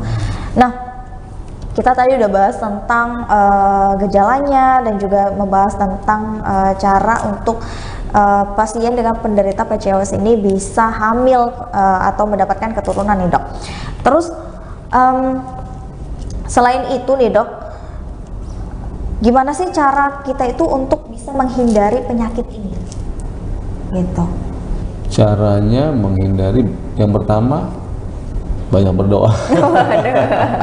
Karena kan ini penyakit kan sistemik kan, kita nggak tahu bagaimana orang tua kita seperti apa. Yang jelas sih gampang. Maksudnya selain itu ya pola hidup sehat pola hidup sehat itu yang utama nomor satu. Yang kedua, kontrol ke dokter seandainya terjadi keluhan. Yang ketiga ya ikhtiar. Itu aja sebenarnya. Oke. Nah, kalau misalkan penyakit PCOS ini kan bisa disembuhkan dok, terus dia kemungkinan bisa balik lagi nggak sih dok? Bisa. Oh bisa. Bisa, karena tubuh kita ini sangat unik sekali dan hebat luar biasa. Tubuh kita ini seluruh hormonal ini diatur oleh sistem endokrin namanya. Nah, endokrin ini tergantung misalnya pada kasus PCOS berhubungan dengan obesitas. Jadi begitu dia obesitas, DM, kencing manis ya, DM itu diabetes mellitus, kencing manis atau hipertensi, itu bisa memicu lagi terjadinya PCOS itu sendiri. Jadi misalnya Mbak Husnul nih nikah punya anak normal cepat misalnya, nanti begitu berjalan 5 tahun pernikahan ternyata tidak bisa menjaga pola makan, berubahlah bentuk tubuh dan lainnya, itu bisa mengganggu sehingga terjadi PCOS itu sendiri. Seperti itu. Ternyata memang kembali lagi ke tubuh kita dan pola hidup tadi ya dok, yang memang harus kita jaga mulai dari olahraga, aktivitas dan juga makanan ya dok. Mungkin dokter ada yang mau disampaikan terkait dengan penyakit PCOS ini untuk Tribuners di rumah nih dok? Oke, untuk Tribuners di rumah, jadi seperti yang sudah kita bahas sebelumnya, PCOS ini merupakan kelainan hormon reproduksi yang paling sering ditemukan pada wanita di usia reproduktif. Artinya untuk Tribuners di rumah yang memiliki gejala-gejala keluhan yang tadi kita jelaskan di awal-awal tadi, segera untuk memeriksakan diri, konsultasi ke dokter spesialis. Yang kedua, memulai pola hidup yang sehat ya. Yang ketiga, jangan takut untuk penyakit ini karena ini dapat dikendalikan, dapat dikendalikan supaya tidak kambuh kembali.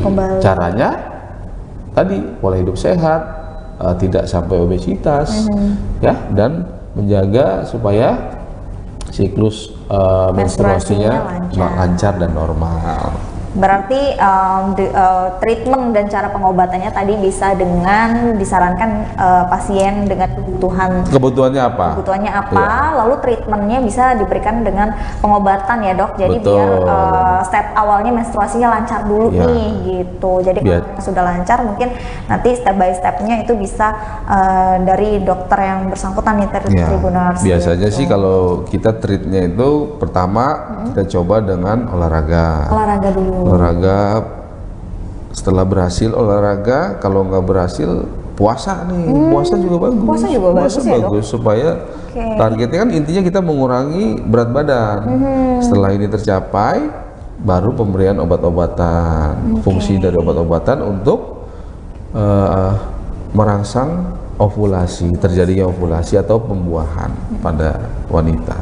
Tapi kalau orang kurus juga kemungkinan ada nggak sih, Dok? Kemungkinan bisa ya terkena?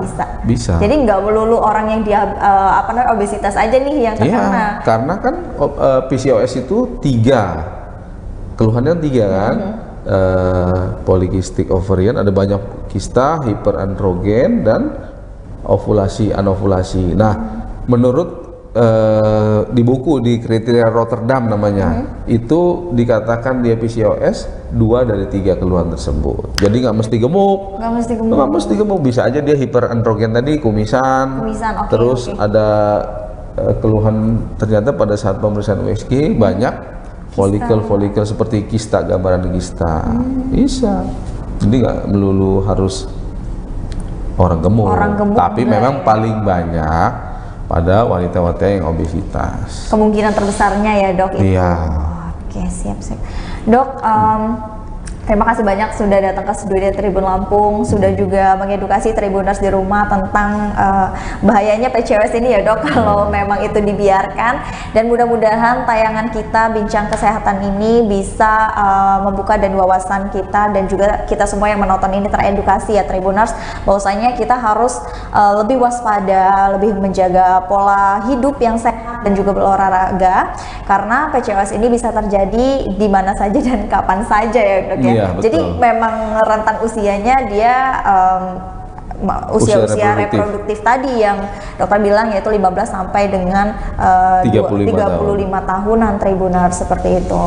Dok, mungkin ada yang mau disampaikan lagi? Jadi seperti hasil rangkuman pembicaraan kita ya. Jadi untuk Tribuners di rumah, yang pertama, kita tidak boleh terlalu takut seandainya kita menderita PCOS. Artinya PCOS ini bisa disembuhkan dan bisa diobati dengan obat-obatan dan tentunya pola hidup yang sehat. Itu kunci untuk keberhasilan dalam pengobatan PCOS ini sendiri, dan tetap berusaha. Terima kasih. Oke. Terima kasih buat Tribuners juga sudah setia menyaksikan tayangan Bincang Kesehatan dari awal sampai dengan akhir.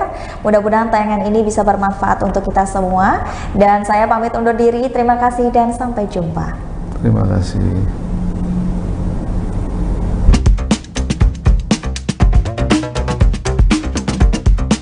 Siklus menstruasi pada wanita umumnya terjadi setiap bulan nih. Namun ada sebagian wanita yang mengalami menstruasi yang tidak lancar, sehingga menimbulkan rasa khawatir pada sebagian wanita.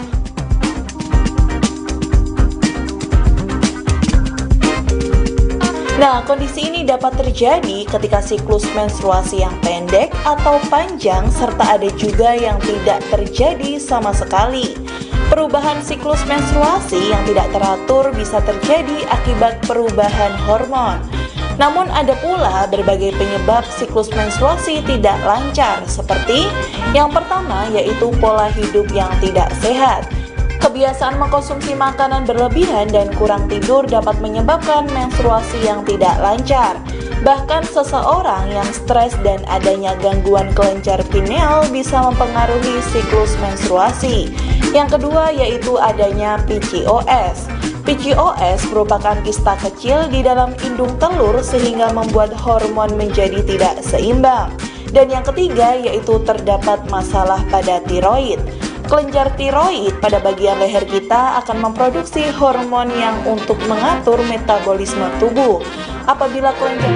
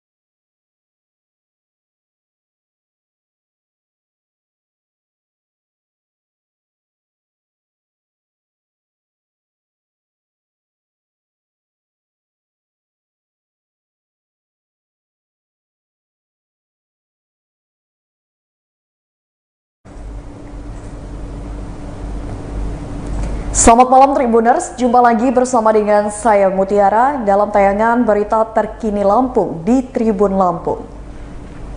Kami akan menyajikan informasi menarik dan terkini untuk Anda dari berbagai daerah di Provinsi Lampung. Dan inilah berita terkini selengkapnya. Kejati Lampung geledah ruang pajak kantor BPPRD Kota Bandar Lampung. Kejaksaan Tinggi atau Kejati Lampung menggeledah ruang pajak kantor Badan Pengelolaan Pajak dan Retribusi Daerah Kota Bandar Lampung pada Kamis 3 November 2022 pagi sekitar pukul 8:30 waktu Indonesia Barat. Penggeledahan dipimpin langsung oleh Asisten Pidana Khusus Kejati Lampung, Hutamrin. Ia mengatakan tim penyidik menggeledah dari pukul 8:30 waktu Indonesia Barat sampai pukul 10:20 waktu Indonesia Barat. Menurutnya, tim penyidik disambut Kepala BPPRD Kota Bandar Lampung Yan Wardi dan Kabid Pajak BPPRD Bandar Lampung Andre Setiawan. Hutamrin mengatakan penggeledahan dilakukan terkait dugaan tindak pidana korupsi pada retribusi Dinas Lingkungan Hidup Kota Bandar Lampung. Ia menjelaskan pada penggeledahan tersebut pihaknya mengamankan beberapa dokumen. Sementara itu, Kepala BPPRD Kota Bandar Lampung Yan Wardi membenarkan adanya tim dari Kejati Lampung yang melakukan pemeriksaan di ruang pajak kantor BPPRD Kota Bandar Lampung. Ia menjelaskan penyidik telah mengambil dokumen terkait retribusi pajak seperti buku register, surat penyurat, dan beberapa data lainnya. Yan Wardi menjelaskan, ia juga ditanya penyidik Kejati Lampung terkait retribusi sampah di DLH.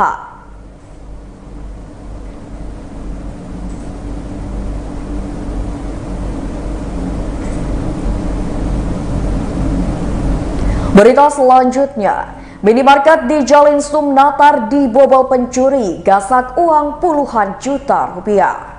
Minimarket di Jalan Lintas Sumatera atau Jalinsum, Desa Batupuru Natar, Lampung Selatan dibobol maling pada Selasa 1 November 2022 sekitar pukul 00:30 waktu Indonesia Barat. Karyawan minimarket Yunia Damayanti berusia 26 tahun yang merupakan warga Kecamatan Trimurjo, Lampung Tengah mengatakan pembobolan terjadi Selasa dini hari saat semua karyawan sudah pulang. Menurutnya pada Kamis 3 November 2022 saat karyawan membuka toko pada Selasa pagi sekitar pukul 6, mereka terkejut melihat berangkas kasir sudah berantakan. Yunia mengatakan pelaku diduga masuk dari jendela di lantai 2 minimarket dengan memanjat pagar di samping toko. Lalu pelaku merusak jendela menggunakan alat yang diduga linggis. Ia menjelaskan setelah merusak jendela, pelaku juga merusak brankas. Yunia menjelaskan pelaku mengambil uang tunai senilai puluhan juta rupiah dari brankas di lantai 2 minimarket. Selain menggasak uang tunai, pelaku juga mengambil ponsel toko dan tab milik toko. Ia mengatakan pelaku diduga berjumlah sekitar 2 orang. Pelaku juga merusak digital video recorder closed circuit television atau DVR CCTV. Selain itu, pelaku sempat meminum susu beruang dan air mineral serta merokok saat kejadian tersebut. Sebab setelah kejadian ada bekas susu beruang, air mineral hingga rokok berserakan di dalam toko. Ia mengatakan pembobolan tersebut sudah dilaporkan kepada pimpinan dan polisi.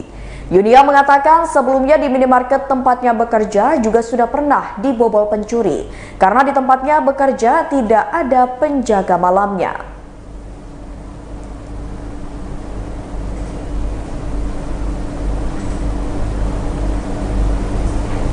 Berita selanjutnya, terpergok warga saat mencuri. 2 warga Palas, Lampung Selatan babak belur di amuk massa. 2 warga Palas luka berat setelah diamuk massa saat terpergok mencuri di Balai Besar Mesuji Sekampung Desa Sidoharjo, Kecamatan Waipanji, Lampung Selatan pada Rabu 2 November 2022 sekira pukul 21:30 waktu Indonesia Barat. Dua warga tersebut bernama Sugandi dan Dodi yang merupakan warga desa Mekar Mulia, Palas, Lampung Selatan. Menurut informasi yang dihimpun, kedua warga Palas ini mencuri dinamo genset panel box aki besar 100 ampere sebanyak 2 unit. Akibat kejadian tersebut, Balai Besar Mesuji sekampung menderita kerugian yang bila ditaksir dengan uang sebesar 45 juta rupiah. Pelaku sendiri sempat dihakimi warga sebelum akhirnya diamankan aparat kepolisian dari Polsek Sidomulyo. Akibatnya, satu pelaku bernama Dodi menderita luka cukup serius bahkan hingga muntah darah sehingga dibawa ke rumah sakit Bob Bazar pada Rabu malam. Kapolsek Sidomulyo Ibtu Ilham Effendi mengatakan telah terjadi pencurian yang dilakukan oleh 5 pelaku. Kata Ilham, pelaku melakukan pencurian dengan cara merusak kunci gembok kantor. Kata Ilham, pada Kamis 3 November 2022, 2 orang pelaku berhasil diamankan oleh warga, sedangkan 3 pelaku DPO.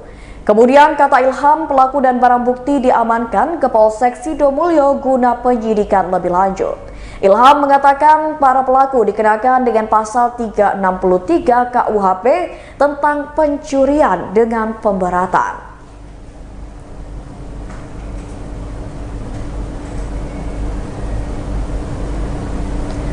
Berita selanjutnya, Bupati Dendi beri bantuan korban banjir di Rawa Kijing, Pesawaran.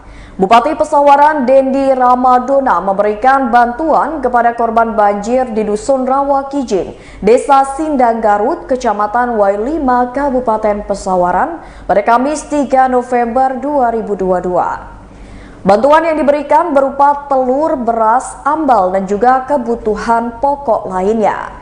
Bantuan tersebut diberikan oleh Pemkab Pesawaran guna meringankan beban masyarakat yang terdampak bencana banjir.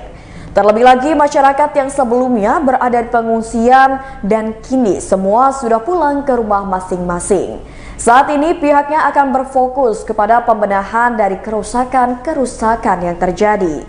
Ia mengatakan ada beberapa titik yang menjadi penyebab air meluap sehingga menyebabkan banjir di Dusun Rawa Kijing. Menurutnya ada bekas tanggul yang jebol sehingga ia sudah menyiapkan alat berat untuk mengondisikan kerusakan-kerusakan yang ada pada tanggul tersebut. Dan rencananya alat berat akan masuk dalam waktu 1 hingga 2 hari ini. Sementara itu, Kepala Desa Sindang Garut Kasio mengatakan ada 3 titik tanggul jebol di Dusun Rawa Kijing yang menyebabkan 80% dusun terendam banjir. Ia menuturkan penyebab tanggul jebol akibat debit air yang tinggi dari Sungai Waimada dan Waibulok, sehingga air tidak tertampung dan membuat tanggul pengatur debit air jebol. Adapun untuk 3 lokasi titik tanggul jebol, pertama pada aliran Sungai Waibulok di sebelah kiri, lalu kedua di aliran Sungai Waimada dengan titik terparah ada di sebelah atas dan ketiga di tanggul paling bawah sebelah kiri Waibulok. Menurutnya 3 titik itu yang terparah, sedangkan titik yang sudah mengkhawatirkan ada 4 titik baru. Dan lanjutnya jika ditotalkan dari titik terparah dan titik baru berjumlah 7 titik.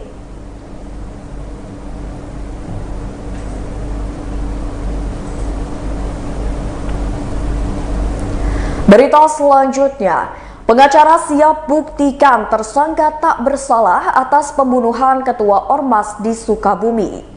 Pengacara tersangka perkelahian yang mengakibatkan Ketua Laskar Merah Putih atau KMP Kecamatan Sukabumi meninggal dunia siap membuktikan kliennya tidak bersalah di pengadilan. Seperti diketahui, Ketua LMP Sukabumi Hapitul Rohman alias Pitul meninggal setelah terlibat perkelahian dengan Angga Brawijaya yang saat ini telah ditetapkan sebagai tersangka.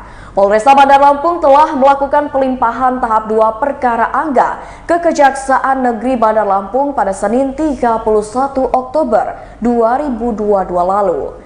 Tim kuasa hukum Angga yang diwakili oleh Hanafi Sampurna, Ridho Juansyah, Mulyadi Hartono, Hasanuddin, serta Merik Hafid menilai perbuatan yang dilakukan Angga merupakan pembelaan terpaksa atau pembelaan terpaksa berlebihan. Menurut Hanafi, pada Kamis 3 November 2022, perbuatan Angga yang mengakibatkan Pitul meninggal merupakan pembelaan terpaksa yang dilakukan secara spontan dengan kondisi kejiwaan yang terguncang untuk keselamatan nyawa diri Angga, keluarga, dan tamu undangan. Hal tersebut dilakukan oleh Angga karena menurut Angga, dirinya dan keluarganya diserang dengan berbagai senjata tajam, terlebih dahulu oleh Pitul dan rombongannya yang berjumlah sekitar 8 orang. Hanafi mengatakan penyerangan ini terjadi di kediaman Angga saat acara tasyakuran akikah keponakan tersangka. Sehingga menurutnya berdasarkan pasal 49 ayat 1 dan 2 KUHP, pembelaan terpaksa dan pembelaan terpaksa berlebihan tidak dapat dipidana. Sementara itu, Ridho Juansyah menambahkan tim pengacara sudah menyiapkan sejumlah bukti untuk membuktikan kliennya tidak bersalah dalam perkara tersebut. Ia juga mengatakan pihaknya telah melaporkan kejadian penyerangan dengan senjata tajam dan juga pengerusakan yang dilakukan Pitul serta kawan-kawan terhadap Angga dan adiknya ke Polresta Bandar Lampung. Sehingga Ridho meminta pihak kepolisian segera menetapkan tersangka dan menahan Uyoh alias Ihrom alias Iyom, Cecep Sudrajat, Huri Budiono, dan kawan-kawannya atas dugaan aksi premanisme tersebut. Kata Ridho, Angga dan Fadila sebagai korban sudah membuat laporan di Polresta Bandar Lampung atas dugaan percobaan pembunuhan, pengancaman dengan kekerasan, serta pengerusakan. Lebih lanjut, Ridho mengatakan pihaknya juga ingin meluruskan berita kematian Pitul yang menurutnya tidak benar. Selain itu, ia juga mengatakan jika warga setempat juga membenarkan bahwa yang dilakukan Angga adalah pembelaan terpaksa karena dalam keadaan terancam.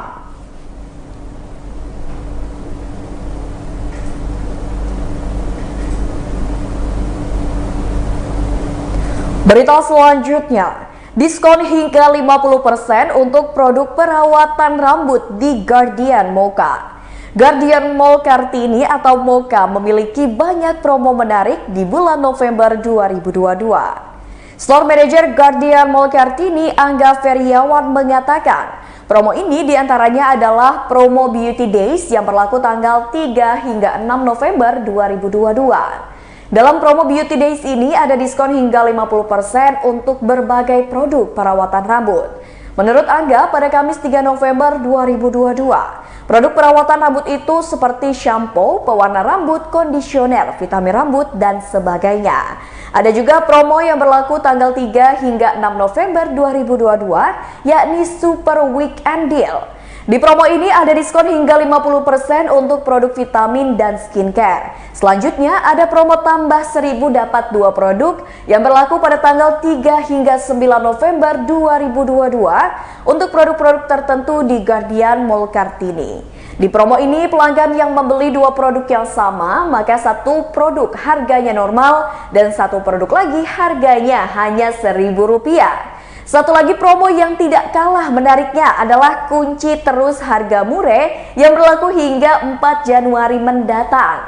Promo ini adalah diskon hingga 50% untuk produk personal care seperti sabun, shampoo, kondisioner, minyak angin, dan masih banyak lainnya.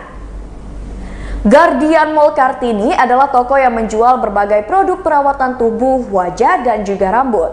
Di Guardian Mall Kartini ada juga produk make up dan kesehatan. Kalau ingin membeli semua produknya bisa langsung datang ke Guardian Mall Kartini yang ada di lantai 1 Mall Kartini dan buka setiap hari mulai pukul 10 pagi hingga 10 malam. Kalau tidak sempat datang secara langsung, bisa juga membeli melalui online lewat nomor WhatsApp 08973442 349 atau akun Instagram @guardian_kartini.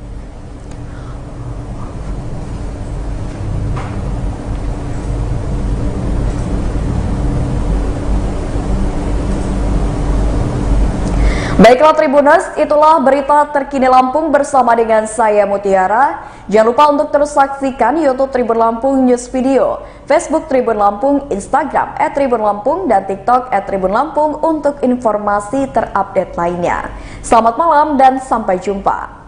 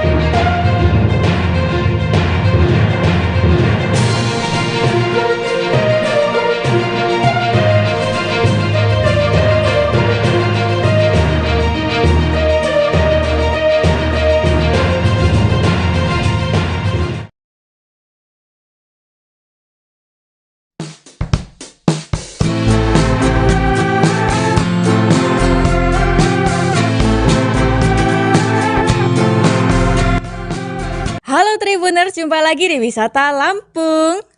Kali ini senang banget karena Wisata Lampung sedang mampir di Wisata Lengkung Langit 2. Lengkung Langit 2 adalah wisata alam yang berlokasi di Sumber Agung, Kecamatan Kemiling, Kota Bandar Lampung.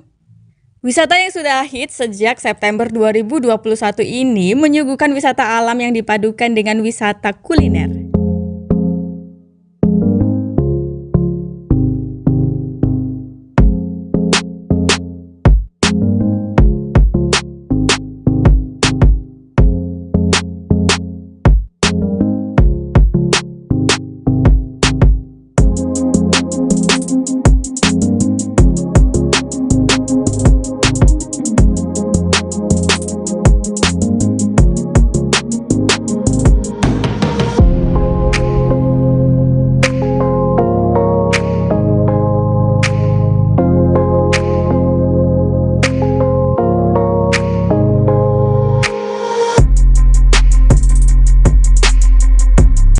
Gerbang bambu menjadi salah satu objek yang ikonik di sini.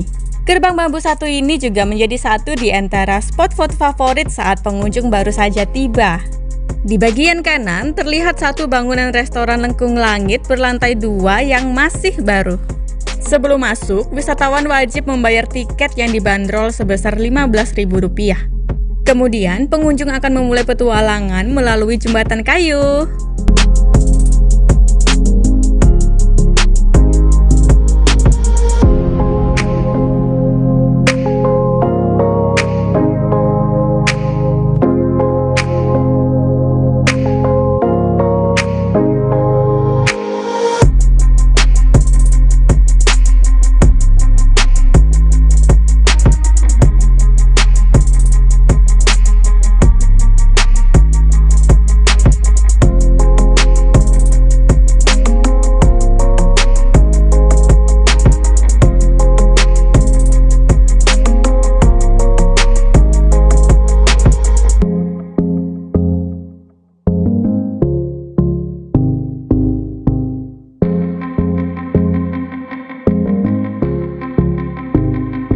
Jembatan kayu sepanjang 800 meter tersebut menjadi penghubung jalan untuk mengitari kawasan seluas kurang lebih 2,5 hektar.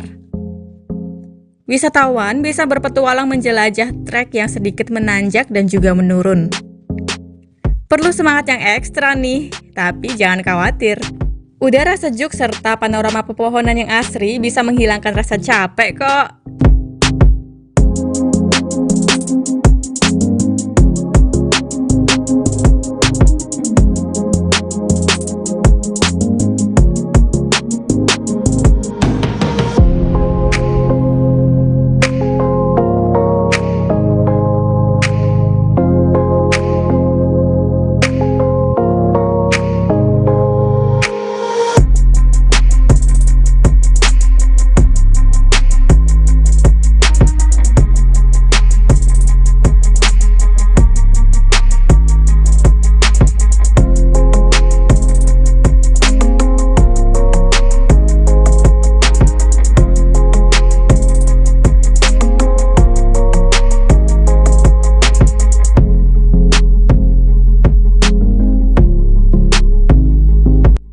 Kunjungan pertama adalah Cafe Langit Perahu Kaca. Cafe Langit Perahu Kaca ini bisa ditemukan lebih dulu loh di zona tengah. Disebut demikian karena letaknya bersebelahan dengan spot foto perahu kaca. Spot foto perahu kaca ini termasuk latar yang paling ikonik di Lengkung Langit 2. Perahu kaca hits di kalangan wisatawan, terutama anak-anak muda kayak kita nih. Saat sedang ramai, biasanya wisatawan akan mengantri panjang loh agar bisa naik ke atasnya.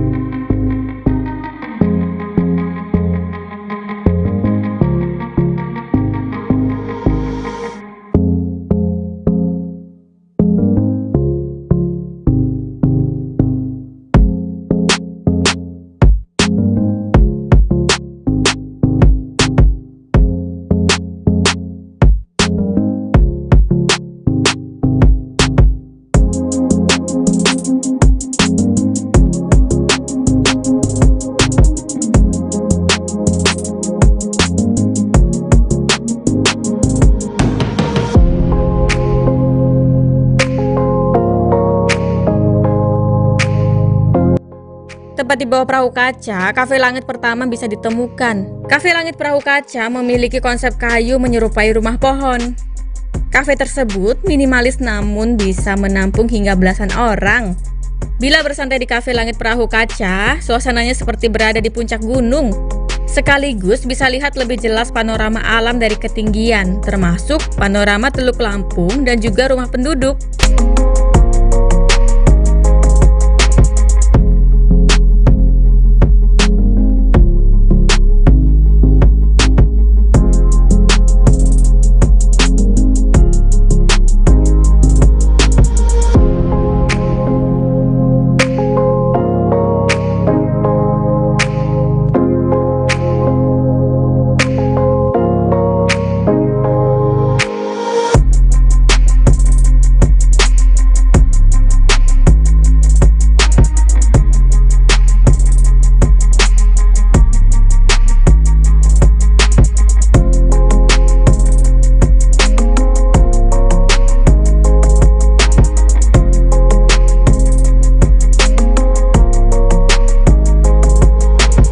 Selain itu, momen sunset atau matahari terbenam juga bisa didapatkan di sana.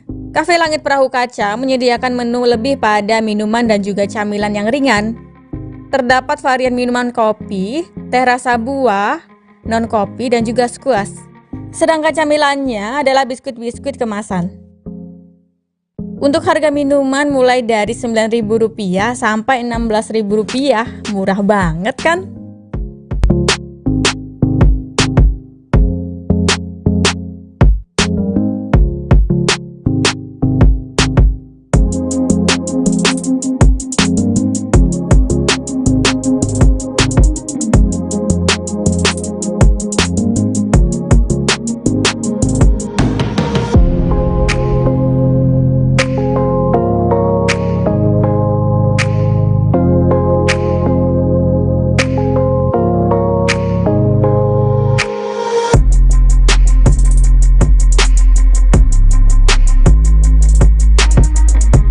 Saat dikunjungi, kebetulan cuaca sedang sering hujan. Langka sempat terhenti di kafe Langit Perahu Kaca. Namun sang barista mempersilahkan payungnya yang berwarna biru dibawa berkeliling. Biasanya cuaca hujan jadi momen penghalang bagi siapapun yang berwisata, terutama di alam bebas. Namun berbeda di wisata alam Lengkung Langit 2 ini. Momen menunggu hujan yang biasanya jadi aktivitas membosankan justru disulap jadi menyenangkan di Lengkung Langit 2.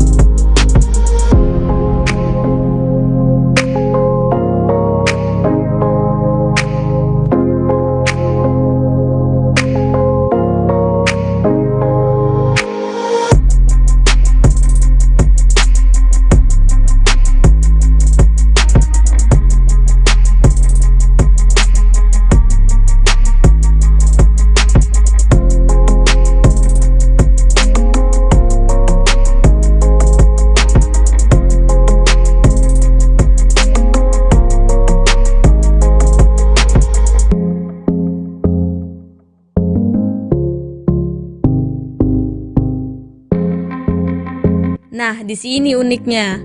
Wisata alam Lengkung Langit 2 ini berinisiatif memanfaatkan hujan sebagai salah satu objek untuk trip wisata loh. Pengunjung bisa melanjutkan aktivitas wisata menggunakan payung yang disediakan pihak Lengkung Langit 2. Payung tersebut berguna sebagai pelindung sekaligus teman saat berjalan di tengah guyuran hujan. Kini saatnya mencoba trip wisata hujan.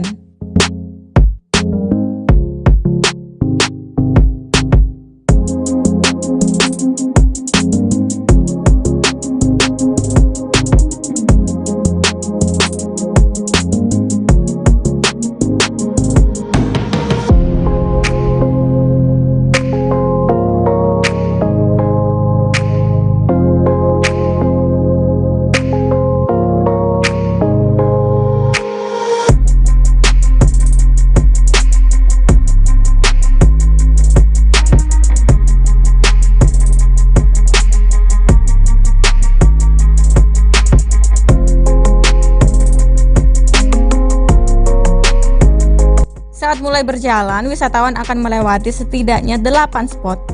Ada spot foto perahu kaca, gazebo, mini teater, jembatan, kafe langit, kolam, Pekon Langit, dan juga Cafe and Resto. Namun, Tribuners harap berhati-hati ya saat berjalan. Tribuners harus berjalan dengan santai sembari berpegangan. Jembatan kayu saat basah terguyur hujan akan sedikit lebih licin. Terlihat saat hujan, suasana di Lengkung Langit 2 menjadi lebih segar. Perlahan sedikit kabut mulai terlihat menyelimuti sebagian view dari atas. Tribuners bisa mendengar suara derai hujan yang menenteramkan jiwa. Tetesan hujan tidak langsung jatuh ke bawah, melainkan lebih dulu mengenai ranting dedaunan pohon rindang yang menyelimuti area wisata Lengkung Langit 2.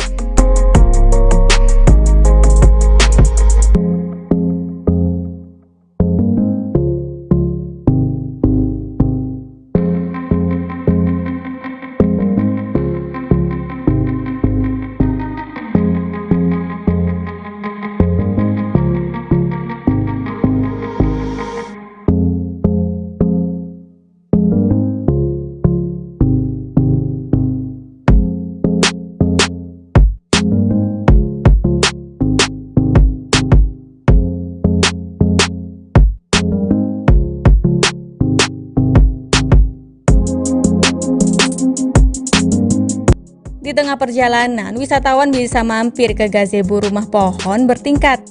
Di sana akan terlihat aliran arus air yang lumayan deras. Aliran tersebut menyerupai air terjun loh Tribuners. Dan ini adalah momen yang langka, sebab hanya muncul saat hujan datang. Wisatawan bisa melintas di atasnya melalui jembatan kayu. Kemudian, pemberhentian selanjutnya adalah lokasi panggung mini teater dengan bangku outdoornya. Bangku outdoor terlihat tersusun bertingkat ke atas. Lanjut, trip wisata hujan lebih baik diakhiri pada pemberhentian terakhir di Cafe Langit Space. Cafe tersebut memiliki tampilan lebih instagramable dibandingkan Cafe Langit Perahu Kaca. Terdapat ruangan semi-indoor di bagian atas, semi-outdoor di bagian bawah, dan juga outdoor bagian teras.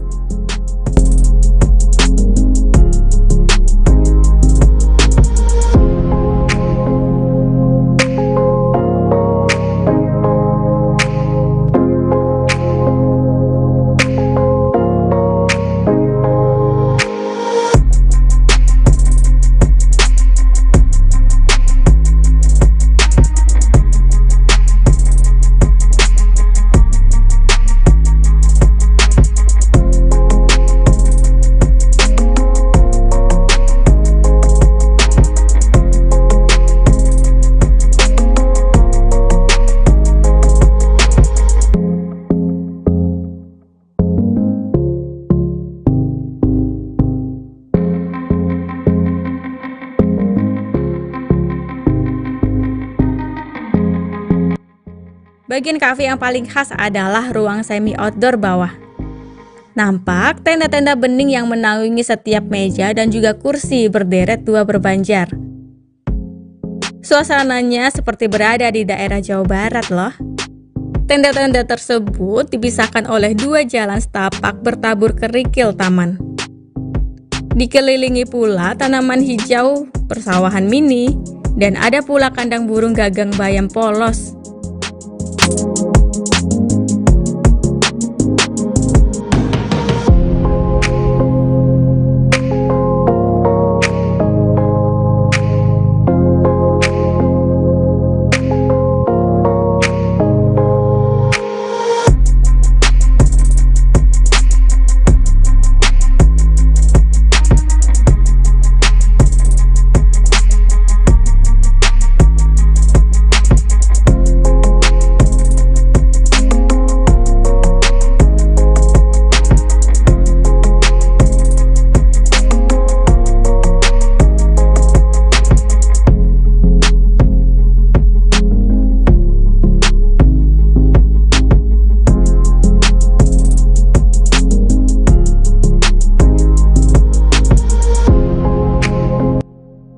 Menu di Cafe Langit Space lebih bervariasi. Terdapat makanan berat, makanan ringan, hingga minuman tradisional loh. Menu rekomendasi di Cafe Langit Space ini adalah susu purwaceng, teh purwaceng, kulit crispy, tahu lada garam, risol regot, nasi ayam lada hitam, dan nasi ikan doris sambal matah. Menu makanan dan minuman tersebut dibanderol harga terjangkau di sini, mulai dari Rp9.000 sampai Rp26.000.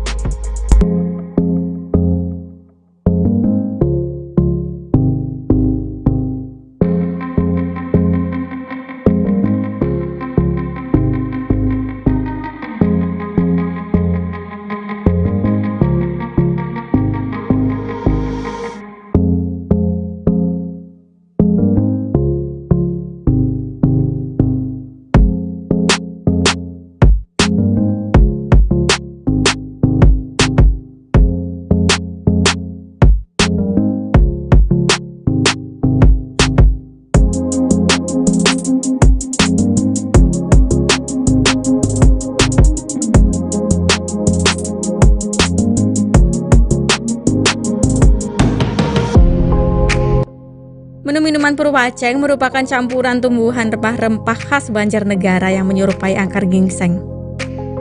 Dipadukan juga dengan manisnya susu, teh, atau kopi. Rasanya segar dan nikmat, serta semriwing di tenggorokan.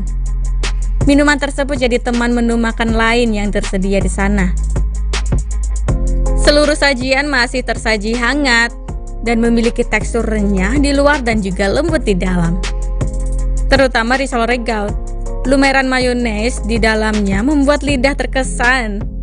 Rasanya sudah pasti gurih, lalu pedasnya taburan sambal mata dan saus menjadi pelengkap rasa. Pada nasi ayam lada hitam terdapat ayam crispy dibalut bumbu lada hitam, nasi, timun, dan kerupuk dalam wadah mangkuk sekali pakai. Begitu pula dengan menu ikan dori sambal mata. Ikan dori terlihat dibalut dengan tepung crispy, bertabur irisan cabai bawang, lalu ada juga daun jeruk. Jika sudah puas dengan hidangan Cafe Langit Space, kini saatnya melanjutkan perjalanan wisata menuju ke spot selanjutnya.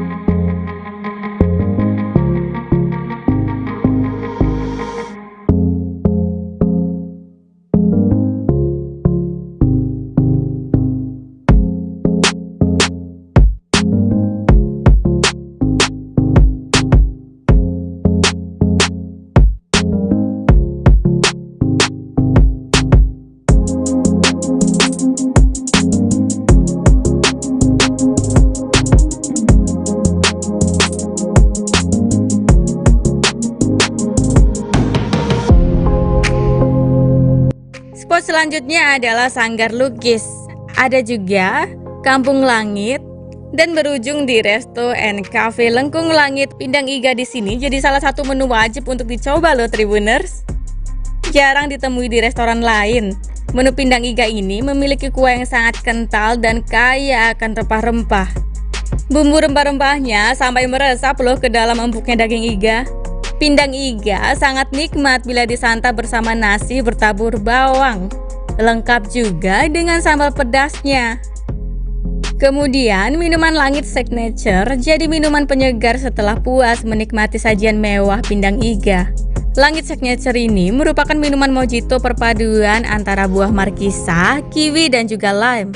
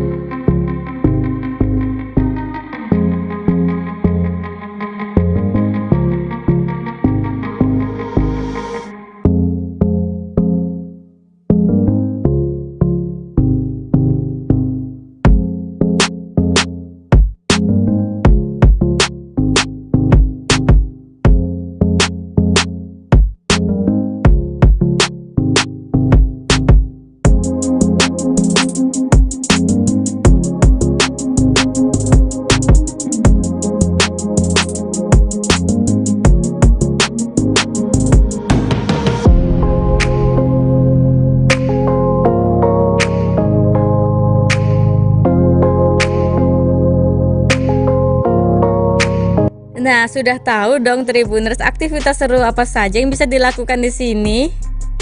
Diketahui pengelola wisata Lengkung Langit ini sedang berfokus pada kegiatan atraksi wisatanya. Aktivitas atraksi digalakkan agar pengunjung tidak bosan saat berwisata. Wisatawan tidak akan dibiarkan hanya membawa kesan kosong sehabis berkunjung ke Lengkung Langit 2. Lengkung Langit 2 beroperasi setiap hari mulai dari pukul 8 pagi sampai 8 malam.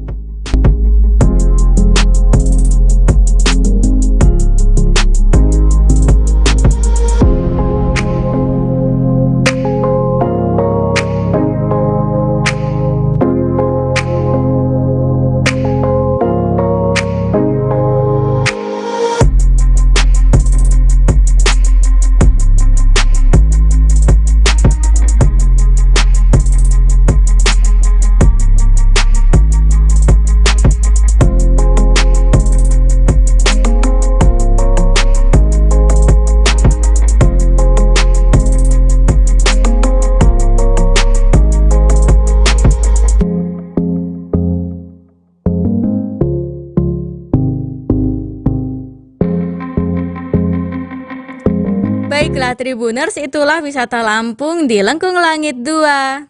Sampai jumpa.